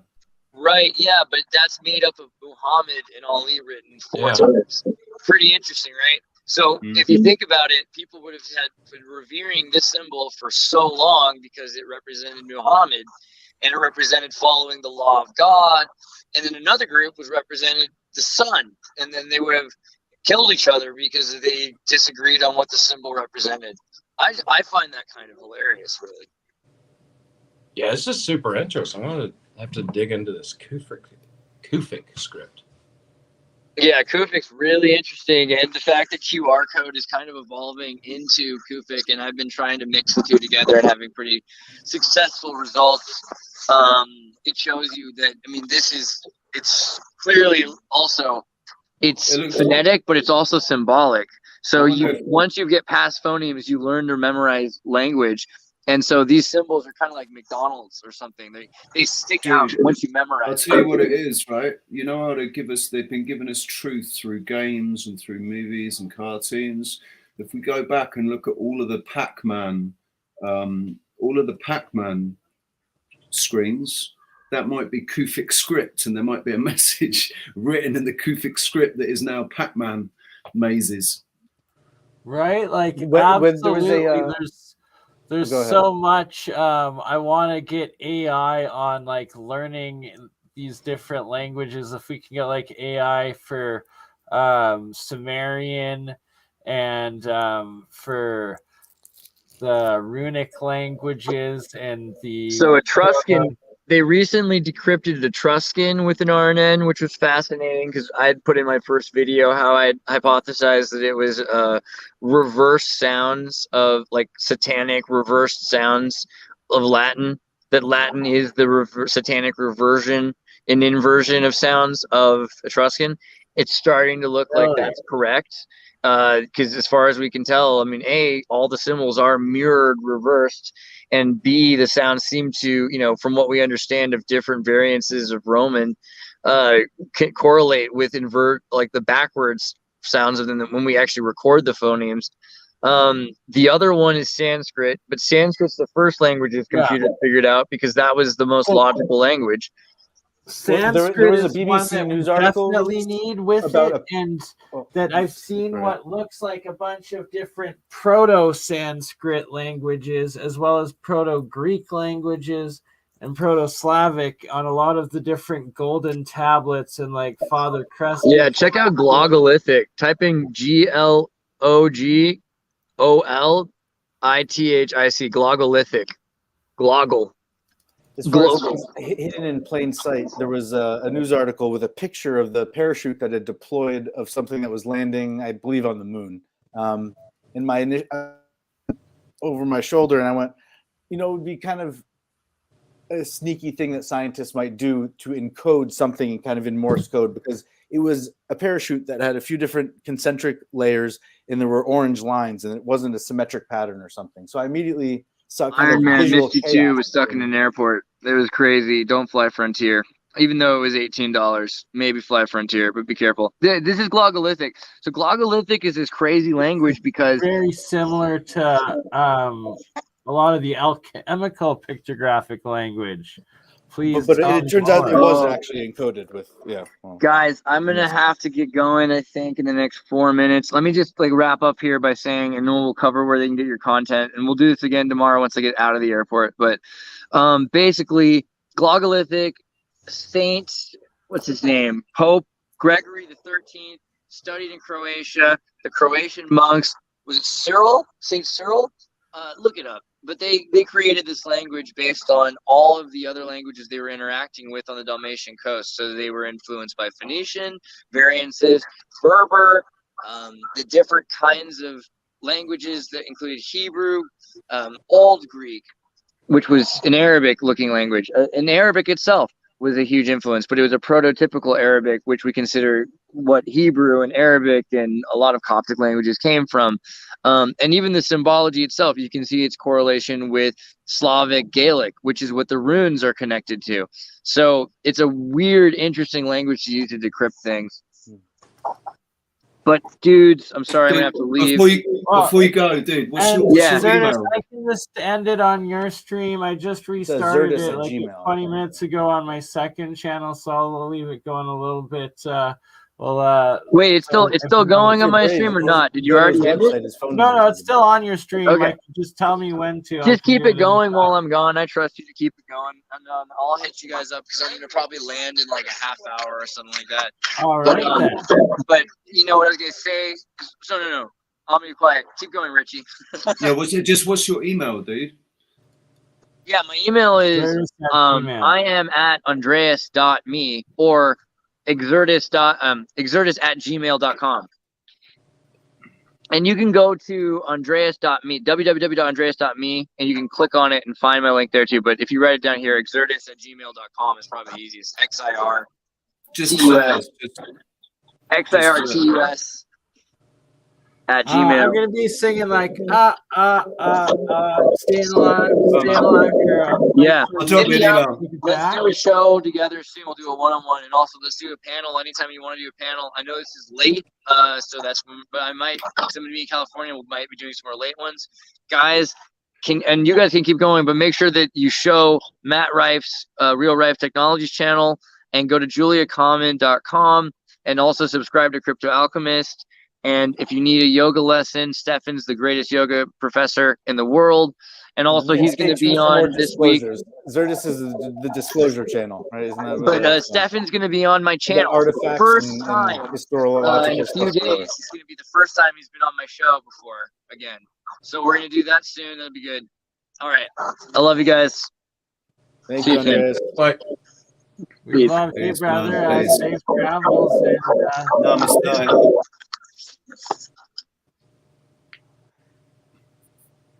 Haha, he doesn't know that we're actually still all here, huh? I think what he said on his channel is just let me fall asleep and leave the live stream on. No, I don't know how he has it coordinated with Bernie in terms of double casting or backing up. Sort of. Andreas tends to back up everything he does, or he built like a back end to his Discord to, I guess, record keystrokes. Sometimes you do stuff like that and then sell it as a feature to. Here I am. Yeah, all right, yes. So we're also live on both my channels. We're still going. How is everybody? I drop bits. Where are you from, brother? Nice to meet you. Likewise. Yeah, we didn't even. Other people have hopped in the stream here, and Andreas doesn't necessarily slam the gavel down and insist on formal introductions. Yes, we have the Magic nature Treehouse. My man Richie, he is in the Canary Islands. Yeah, Tenerife. And my man Matthew Rife Technologies. And I'm sure you know. Referring to you as Rife is kind of shorthand for being what does your ink say? Matthew, perhaps. And I'm in Boston, New England, raised Rife. and. What's the ink? What's that say on your arm? So I have two of them. I have Heaven's. I can get it on the screen. I have Heaven Sent and Heaven Bound on my forearms. I like the script, man. It's nice. Yeah, it's called. The girl told me it's Cholo script because my grandmother's from Juarez, and she was like, "Oh, and she really liked it, and the script looked really good." So it's nice, man. Is that a bad word? I don't even know. Cholo?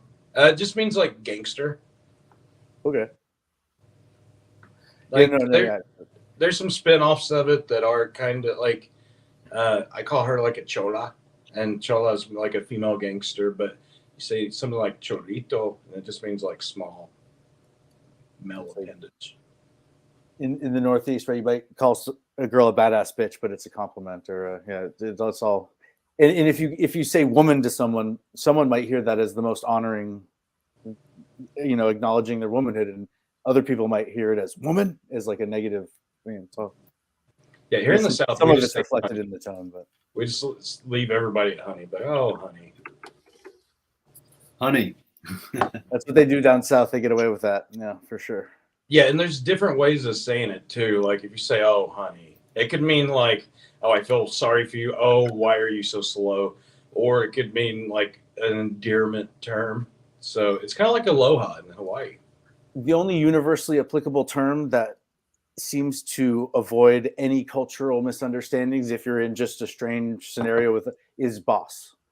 And it was used ad infinitum when it was on a specific nature hike in Africa, in Malawi, I think. And every 10th word out of his mouth, it wasn't just to me, it was to everyone. In that way, you don't assume their gender or their status, or you're not conveying anything other than respect, perhaps. It's almost like you said, but it's I don't know. Does anyone else have any other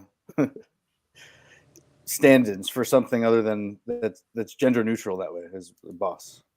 Over here, cariño, which means darling in Spanish, and so everybody is like, if you're friendly, it doesn't. Girls call boys cariño, and they call each other cariño. And with girls, it's you wouldn't do it in the UK if you called everyone darling or sweetheart. It's now in the UK, it's a bit cliche and cheesy now to do that. All right, sweetheart. It's like saying groovy. That was popular in the 60s and 70s, and if you say that's groovy, man, people look at you like you got three heads. But oh mate, or if it's wicked, that's like 80s, 90s. That's wicked, man. Boston claims permanent. That's still today, and back in the 50s, from my understanding, that word wicked was always part of the local Boston terminology. I think it's interesting how we use negative terms to express positive, positive things. Like we say, man, that is bad. Right. That's bad when we mean it's good. You know, that stinks, man. But you mean it stinks. It's good. It's why do we do that? Why do we use negative terms to reinforce in positive Britain, things? punk culture emerged as this counterculture movement and defined itself against being good in the eyes of the mainstream definition, narrow boundaries of perception and understanding. And so then there was any movement that is counterculture comes to this moment where they become embraced, and then everything eventually that causes some sort of infighting or dissolution of the or confusion of the message as it's spread forward to the next generation. I think holding space like this where we're just socializing, I mean, my understanding is younger people, especially here in the Boston area, in the kind of more not quite rural but more beach town, beachside communities where there's more seasonal work or tourist flow, most of the kids aged 24, 25 right now know like 20 of their friends that have died from drug overdose. And I don't know that necessarily was true when I was growing up. Or if I was personally unaware experienced 50 people in my life. It was like for 5 years, literally one funeral a month. Yeah, it's pretty nuts. But yeah, that's what ultimately got me on the path to cleaning up my own life, and 4 years off the opiates, and couldn't be happier. I gotta say, man, what I love what you've done with this channel, because you like I've been on this path since 2013. It's only now that we've got different groups actually able to come together and discuss things. Like I don't believe in space. I don't believe that any of these pictures from Mars are real. It's all, they're trying to fuel our perception because of my idea about the perception, about our perception being so important. But I'm here talking with all you guys who all believe in space and stuff, but people now are starting to open their minds. They are actually starting to open their minds up a bit more, and you're helping that happen with this channel, man. I just want to say that. I take the stance on a lot of things, like where you're saying about like space and stuff. I was telling BurnEye this earlier, like flat Earth. I don't know. Right, exactly. I like to say I'm not a flat earther. I'm a multi-dimensional because I really have no idea, and it's like 100%. You look at like none of the NASA photos seem legit. Like I don't know if I can not say if I've honestly seen a real picture of Earth. It's like, and even you see freaking Elon's rockets, it like goes up, gets to this one point, and then comes back down, and you never see a goddamn thing. And yeah, I think it's interesting to take those thoughts, which is kind of a place where you can either adopt an orthodox or an agnostic mindset potentially, but instead, what other interesting conversations or thoughts can we bounce off each other? So one thing that comes to mind to me is that it's a miracle that our brains were complex enough to develop communication where we can talk and that anyone even came up with the question of what is the shape of the thing that we're living on. Like if it never came up as part of a scientific or religious debate, that's why it's got to be like there's ground and there's sky. What do you mean there's a shape of the thing we're living on? It's like it goes up this way sometimes and down that way, and like what do you mean? I mean, Antarctica, whatever is there, will essentially answer the questions of what it's hiding the truth of everything. Essentially, I was talking about this recently. I think I was talking about this yesterday on my channel.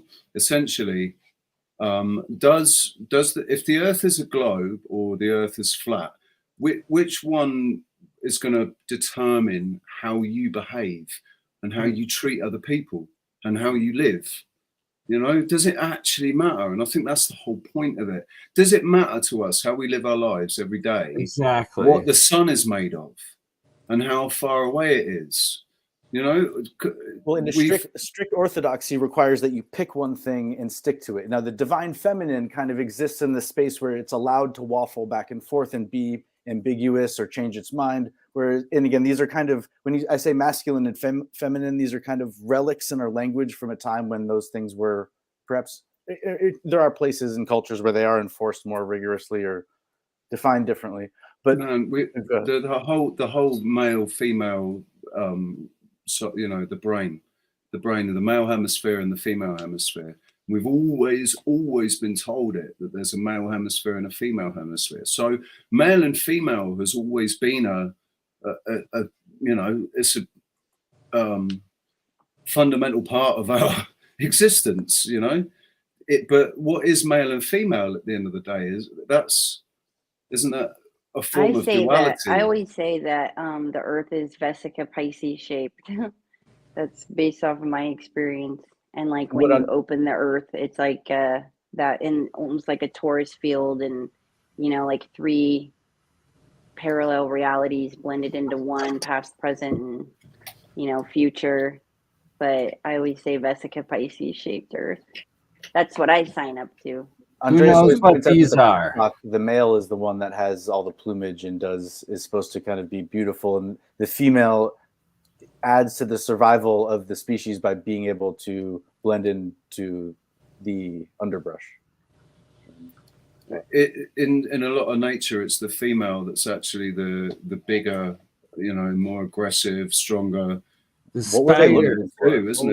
What do you think they were looking for? Full male. What's you guys' guesses on what this is? Does anybody know? They dug it and they buried it right there. No, wait, it must be right. It must be right, and they couldn't find it. It's in South America. Irrigation spoutings? Yeah. Okay, how about dinosaur nests?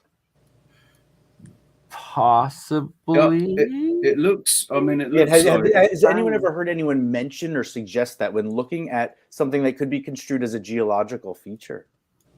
Yeah, that's a good point. They were around for millions. This is man-made. Imagine how, like, a few thousand years of these creatures existing and about millions of years of them scooping up mud and building. Actually, I'll try to pull up. If you just type in the top 10 most interesting birds' nests, there are just. It's remarkable. I don't even know how they build palaces. I mean, it's ridiculous. Yeah, birds' nests are pretty amazing.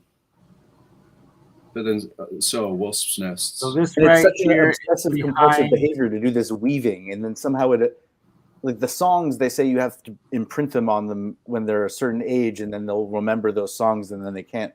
They generally don't learn new songs after a certain age.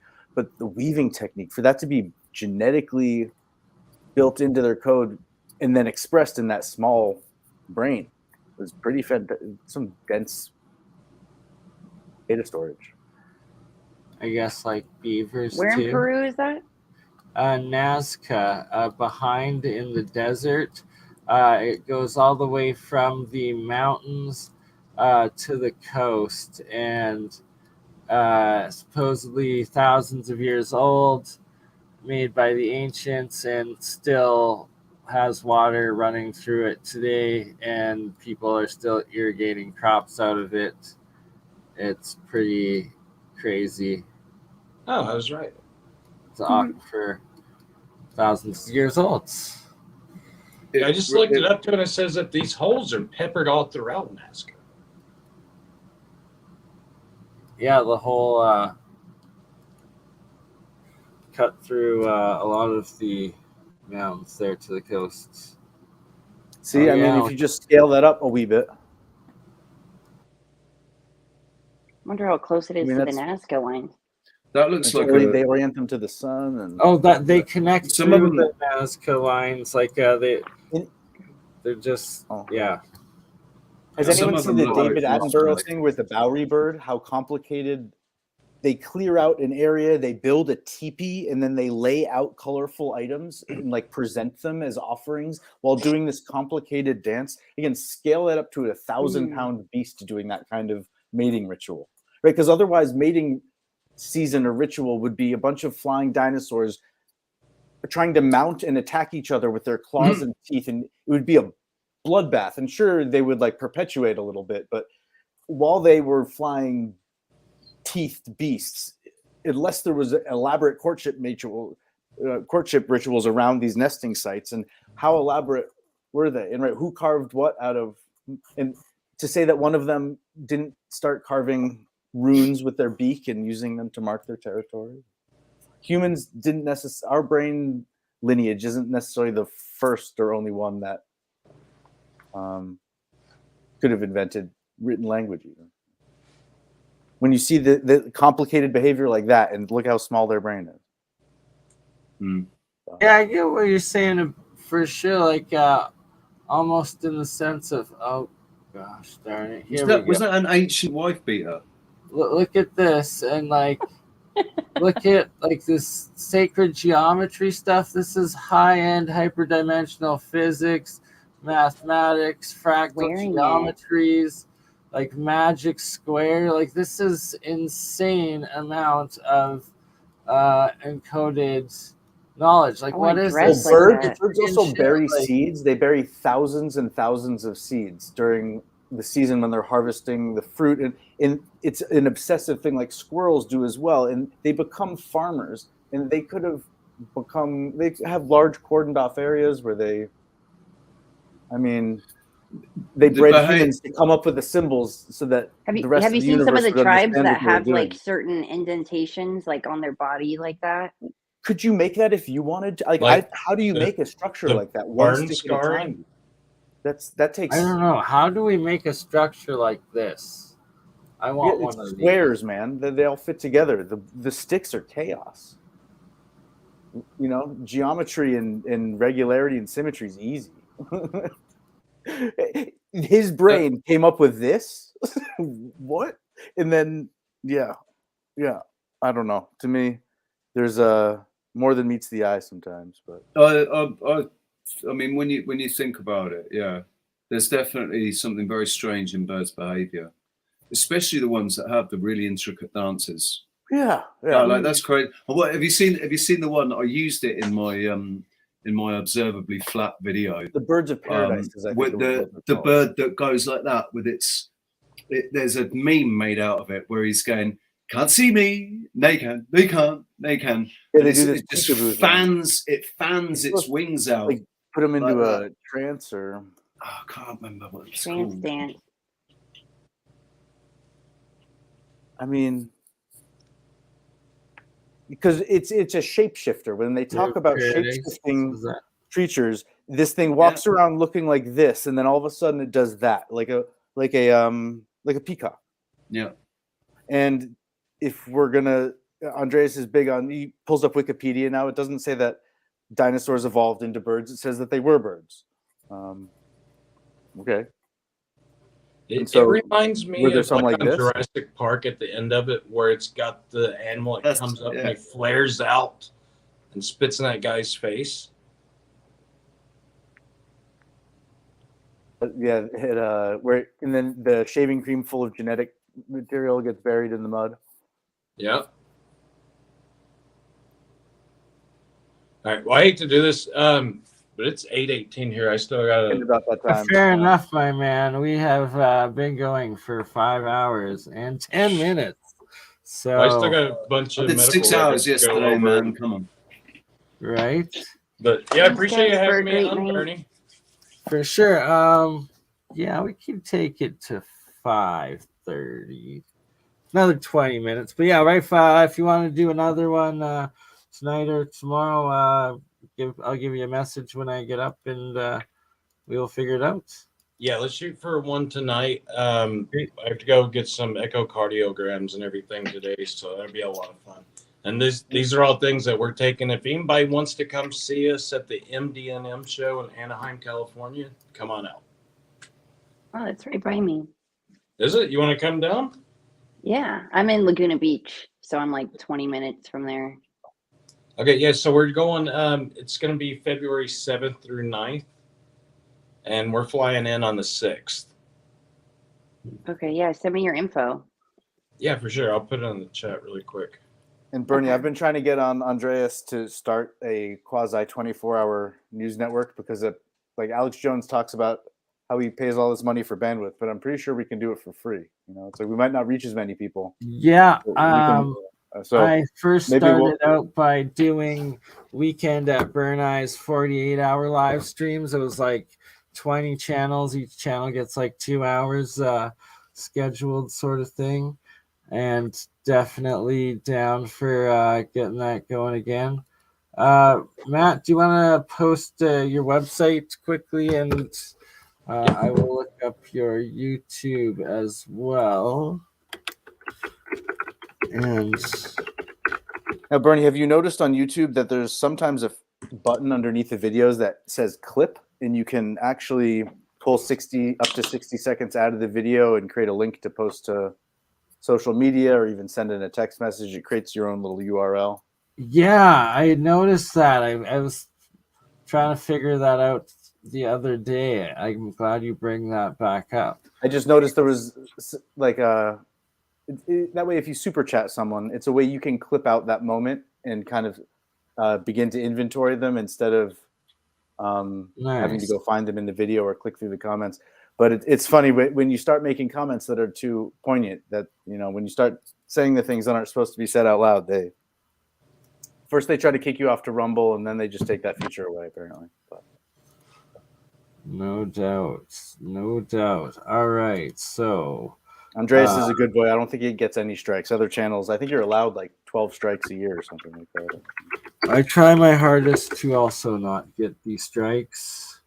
These strikes are no fun. So here we have Rife Technologies on YouTube. Just shared it in the live chat for everyone on all the channels. Good time, I guess, for everybody else's. If you want to post your links in the private chat, I can pull them up. And we have realrifetechnology.com as well. And we're doing a sell right now for anybody that buys a royal unit. We're going to give a silver for free. And anybody that buys a gold unit, we're going to give one of the copper for free. So that's around like a 24% discount across the board. And honestly, if you go on and you just type in the code TikTok, it'll give you a straight 25% off.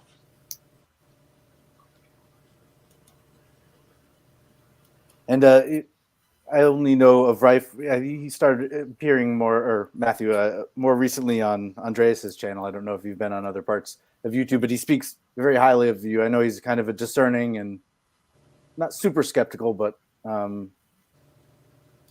like Andreas a lot. Yeah, and also Jeremy is wanting to schedule another one as well with you right away, and wanting to get into like the microscope, which I have the blueprint up. You have on your website here. Yeah, I'll pull up the other pages that go along with that too.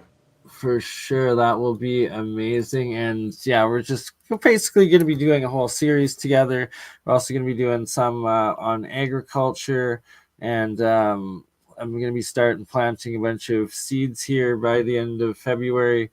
And trying them with like 6 different types of water as well as controlled waters, and it's going to be fun. We're going to be doing I have something amazing. If you don't mind me telling this really quick. So we took water and we laid it within the Rife machine, and it restructures the alignment of the water molecules back into water, because whenever you pull it out of the earth, it's away from the earth's the magnetic field, and then it gets ground out and everything. It goes through filters and takes a lot of life away from it. So if you lay it on top of one of the Rife machines, then, well, this is what we did. We laid it up and then we froze the water. And whenever I was looking at it, you could see like an energy field, like it was just shooting out, and the bubbles weren't bubbles. They were stretched, elongated lines.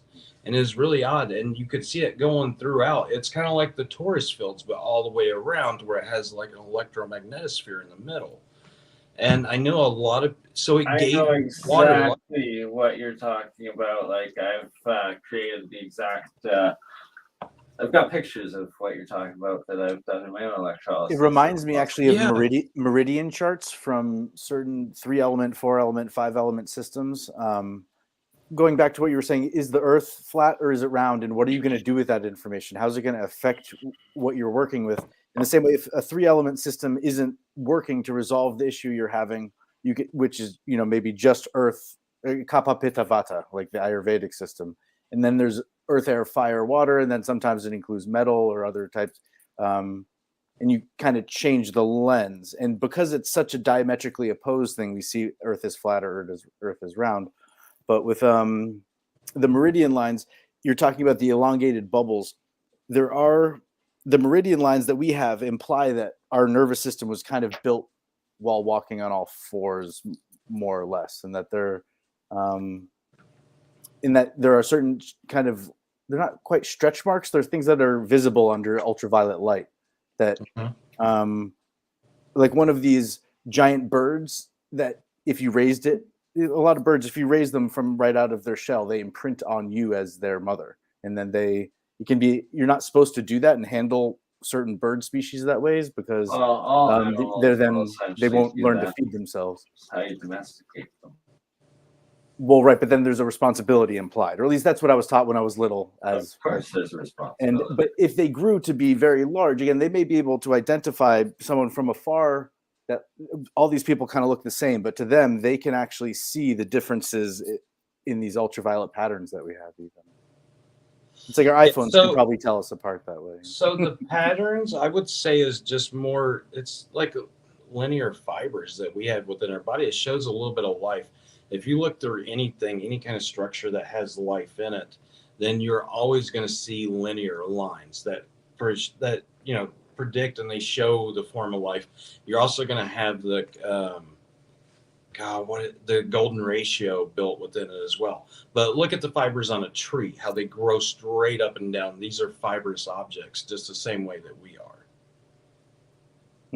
And that could be what that is. I really don't know. That's just off the top of my head, but I'm really curious into the. When I look at the bark of some trees, that's especially thick, and I'm trying to figure out how it grew from the inside. Is there a chance that this tree was actually 10 times the diameter, and as part of some sort of change in electromagnetic frequency driving the water up and down, it actually we think that the tree trunk always gets bigger with age, but are there phases of hundreds of years where the diameter of the tree doesn't really change because it may add layers microscopically in the inside, but what's happening, and the bark is a reaction to that shrinking. I don't know. The reason that trees are laid out like this is literally, like, I guess the most basic concept is that the tree limbs are like arms and the leaves are like fingers. They're reaching out and they're grabbing the carbon in the air. And then that water going up and down, that carbon that's being grabbed in the air goes down into the tree. Now, when you cut it in half, how they say, count the lines and you'll tell how many years old it is. Now, there's two different sections of lines in a tree trunk, and there's one that's more compressed and there's one that's less compressed. This is the dark and this is the white. Now, the white is less compressed because it's during summertime. So it grows larger in the summertime, but it does grow outward, right? And again, that's what we're told. I've lived on Earth for 38 years, and there's the same trees on the same streets that I grew up on. Mm-hmm. And I don't see a significant, and again, it's not something I measured growing up, but the same way humans grow and then stop, we go through different phases of growth and development, and other animal species have entire life cycle, metamorphosis. And is there a chance that trees aren't quite as simple as we were taught when we were I think there's a lot. I think so, but within all of my work, like, I'm a woodsman, really, and I've always cut trees, everything. And I mean, I've had like hundreds of chainsaws stolen from me. I built my own cabin from trees off of the land with my own hands, and I've planted thousands of trees and watched them grow. So to me, that scientific, and there are certain species that are meant for, it's like as part of a forest stewardship council thing in the architecture field, the wood that is being used is guaranteed to be replanted when harvested every 20 years. But then what you're kind of just doing is creating a cyclical clear cut, as opposed to Well, you have something that's It called, may be better than nothing. You know. You have something that's called old lumber, and these are trees that haven't been harvested for over 100 years. They have more density to them, and it's way more expensive to buy it. That's the reason you go get a 2x4 built out of pine that isn't old lumber. Then it's really weak, and it's you can squish it really easily. It's very absorbent of water. But from everything I've seen on trees, after most of my life just like living in the woods, not directly in the middle, I grew up in the Appalachian Mountains, then it just seems true about in baseball how they keep grow. in Colorado, where the air is thinner, they keep the baseballs in a humidor because statistically they were noticing the ball's going a little bit further, and maybe when they lose a little bit of moisture, the cork centers, or there was something with the rubber that made them go further on top of the thin air. And I wonder with bats as well. I think the ancient analog was the shillelagh. You would carry it with you everywhere, to the bar, to everywhere, because if you didn't have that, when you came to play the ball game against your rival, win, to be a hero in front of your family and the girl you were trying to impress, that you were given that shillelagh, you never let it out of your sight. Yeah, I just don't think there's much more to trees other than the fact that they speak through electrical fields in the earth. That's the reason you see trees in the same area. They're generally around the same height, because plants do talk to each other and they speak through electrical. Pretty much just the same way our bodies work. It's electrical snaps within our brain. Yeah, like our lymphatic system. And their root structure is very much like our nervous system. And that's how they talk, is through the root structure. Yeah. And you'll notice even within growing gardens that a plant that needs just a little bit more of, the nitrogen and things, that other plants will slow down their growth and this one will catch up. So there's examples of trees in America where there was a blight that came in and killed not just 99% of that species, but all of them except this one that there are clones of now. And I don't know about that process of tree cloning. There is one kind of growing off the original stump, but they've then created forests now out of the clone of this apparently resistant specific strain. Because when you deal with cross-pollination too, I mean, the idea of cannabis is a good example. I mean, who knows what the seed is just because it's in this type of flower that smells or has these properties. The seed there might be a total recombination of that with something else. And I mean, and this is all stuff I'm looking into because that's my next challenge is like after farm is I'm going after agriculture because I see everything that's happening with agriculture, GMO, all the different wanting to spray aluminum in the air and Monsanto creating aluminum resistant plants and everything to where, because I can grow, like what you were talking about cannabis plants, I can grow them so tall you literally have to have a chainsaw to cut them down 35 feet in height. Aluminum used to be more expensive than gold and silver and platinum, and it's the same way in some cultures. Salt was more expensive than gold, and in other cultures it's pepper. And now we have them both on the table, and there's a tradition to just throw it over your shoulder as like a sign of good luck. That in another space and time, you're taking gold and just like who cares? Well, that was spice aluminum. trade. Yeah, we'll spray it in the sky, right? It used to be expensive, so you might as well just like spray it everywhere, right? That was spice trades though, and you have to remember, like food is bland. So and salt's the only mineral that our body can absorb and still be able to use. So back in these days, whenever they were riding around on ships, how much did it literally take to get a little bit of salt for your food to be able to flavor your food, and pepper as well? So that's the reason it was more valuable at that time. Because even right now, if I have a brick of gold and I have a bottle of water and it's the apocalypse, which one are you going to take? The salt, probably. Was that the question? Well, water and gold. If it's sorry, I thought you were saying between salt and pepper. Value is based more on just perception at the time and what you're. I will take my water in gold or my gold in water. Yeah, can I get them both? But all right, I'm out of here, guys. Have a great day. I'm gonna study some more medical stuff and then just go to sleep. I've been up all night. So much love, brother. We will see you tonight. All right, see you guys. Have a good one. Thank you, sir. I had a friend who used to say she would stay up for days at a time to prove to herself and other people that you didn't have to be grumpy just because you were tired. It's an interesting way to like express art through life. I like that. Ain't nothing wrong with a good old zombieing for days on a good attitude.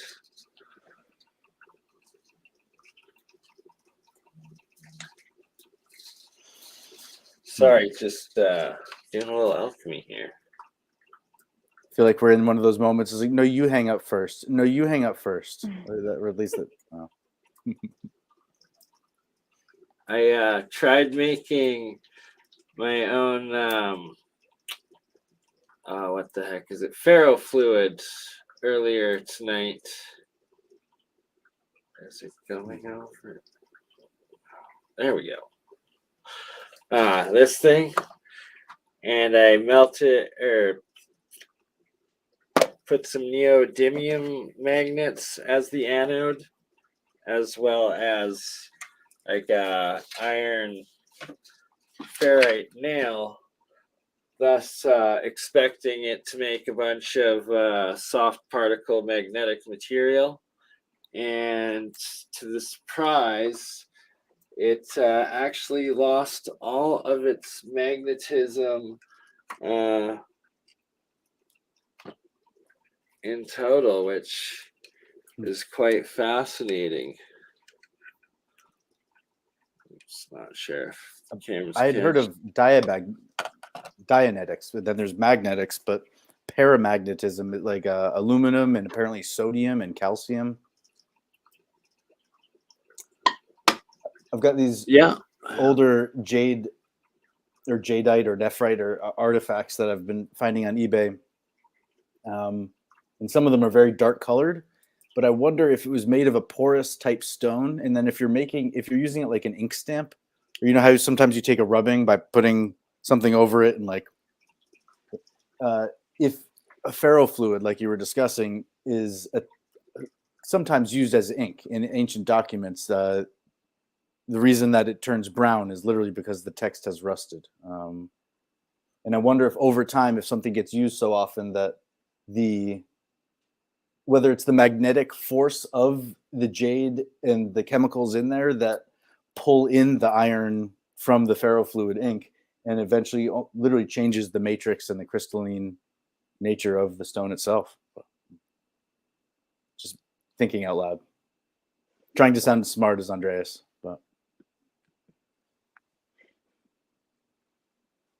And we lost. Oh, no, we still have 1 quarter, Bernie. I just had to take a call, so I missed. This conversation seems to have moved on from where I was when I took the call. Anyways, you're on mute, Bernie. You're on mute, mate. Here we go. Can you hear me now? Got you, loud and clear. Probably. So this stuff was made out of iron and neodymiums, and then just another demonstration, like magnet to it doesn't move it really at all. Doesn't. And yet it is like this fluffy plasma type or Ormus type material. And what's that for, dude? What I was trying to make I wanted to make a ferrofluids out of this, so like I could do some cool experiments, like Ken Wheeler there, Theo Apophysis has epic work with. Is that that's his name is Ken? He's great. Ken Wheeler, yeah. Is that the guy with like an entire mathematical rubric tattooed on the back of his hand? Tattooed monkey. The tattooed monkey. You got it. But the electrolysis process that I used, it actually turned this formerly magnetic material into non-magnetic material. And I was doing it live after my stream with Campbell and Elsie King earlier today. and had Jeremiah there, and he's like, the importance of that is like you stripped all the electrons off, so for transmutation and actual nuclear fusion, it makes it all the more plausible and possible. Quite fascinating. Speaking of fusion, Andreas said something today about he signed a Disney fusion contract. What does that even mean? I have no idea. Andreas or somebody Fascinating. Else? Oh no! It wasn't Andreas. It was a different podcaster that Andreas used to work for. All right, guys. Well, it's been awesome. Yeah. I'm gonna head out. Exactly. 5:32. Much love. Nice to meet you, Julia. Great to share. Nice to meet you. BurnEye, Julia, as well. Thank you. Magic Treehouse. I'll look forward to seeing you in the future as well. Love you all. Yeah, man. Good call. Be well. I'm gonna be playing some music in about 3 o'clock. I'm gonna be playing again. I've got to do a little 2-hour set, live music on my channel. If anybody wants to come over. Sounds good, brother. I recommend it. Lots of good stuff. All right, guys. And, we end it. Cool. Catch you guys later. Peace.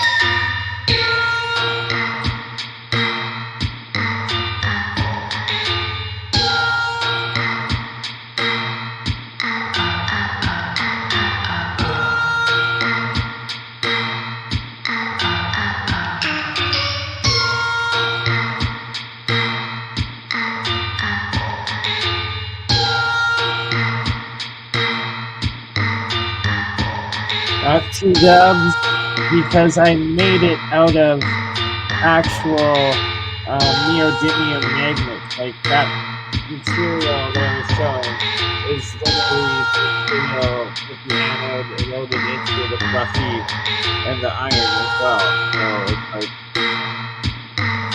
clear change of complete change of state mostly.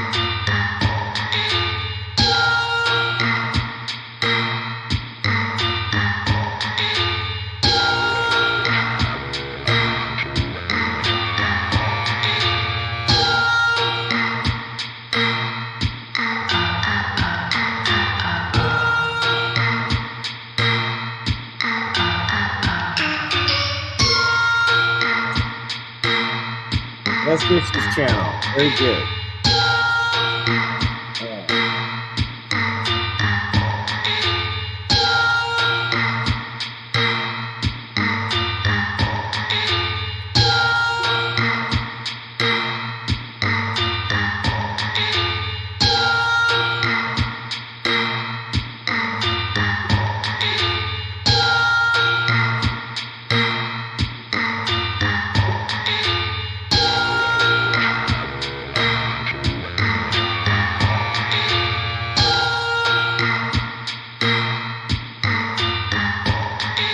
There we go. Get this channel.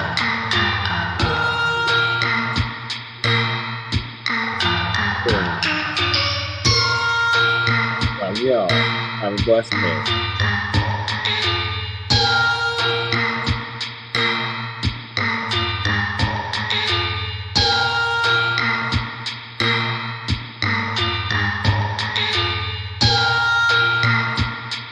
What up, Rex brother? Much love.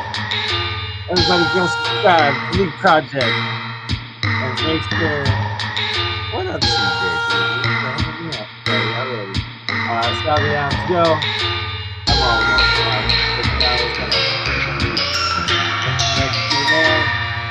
all we're gonna do a thing again soon. Let's close it up.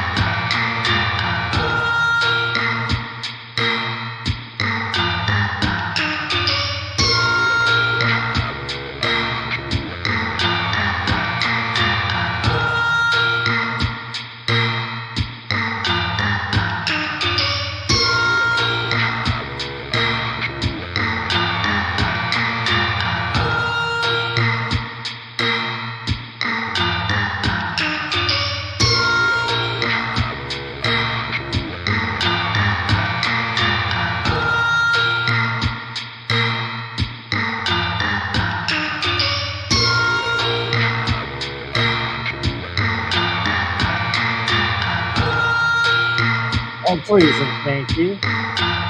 If you haven't watched this project, please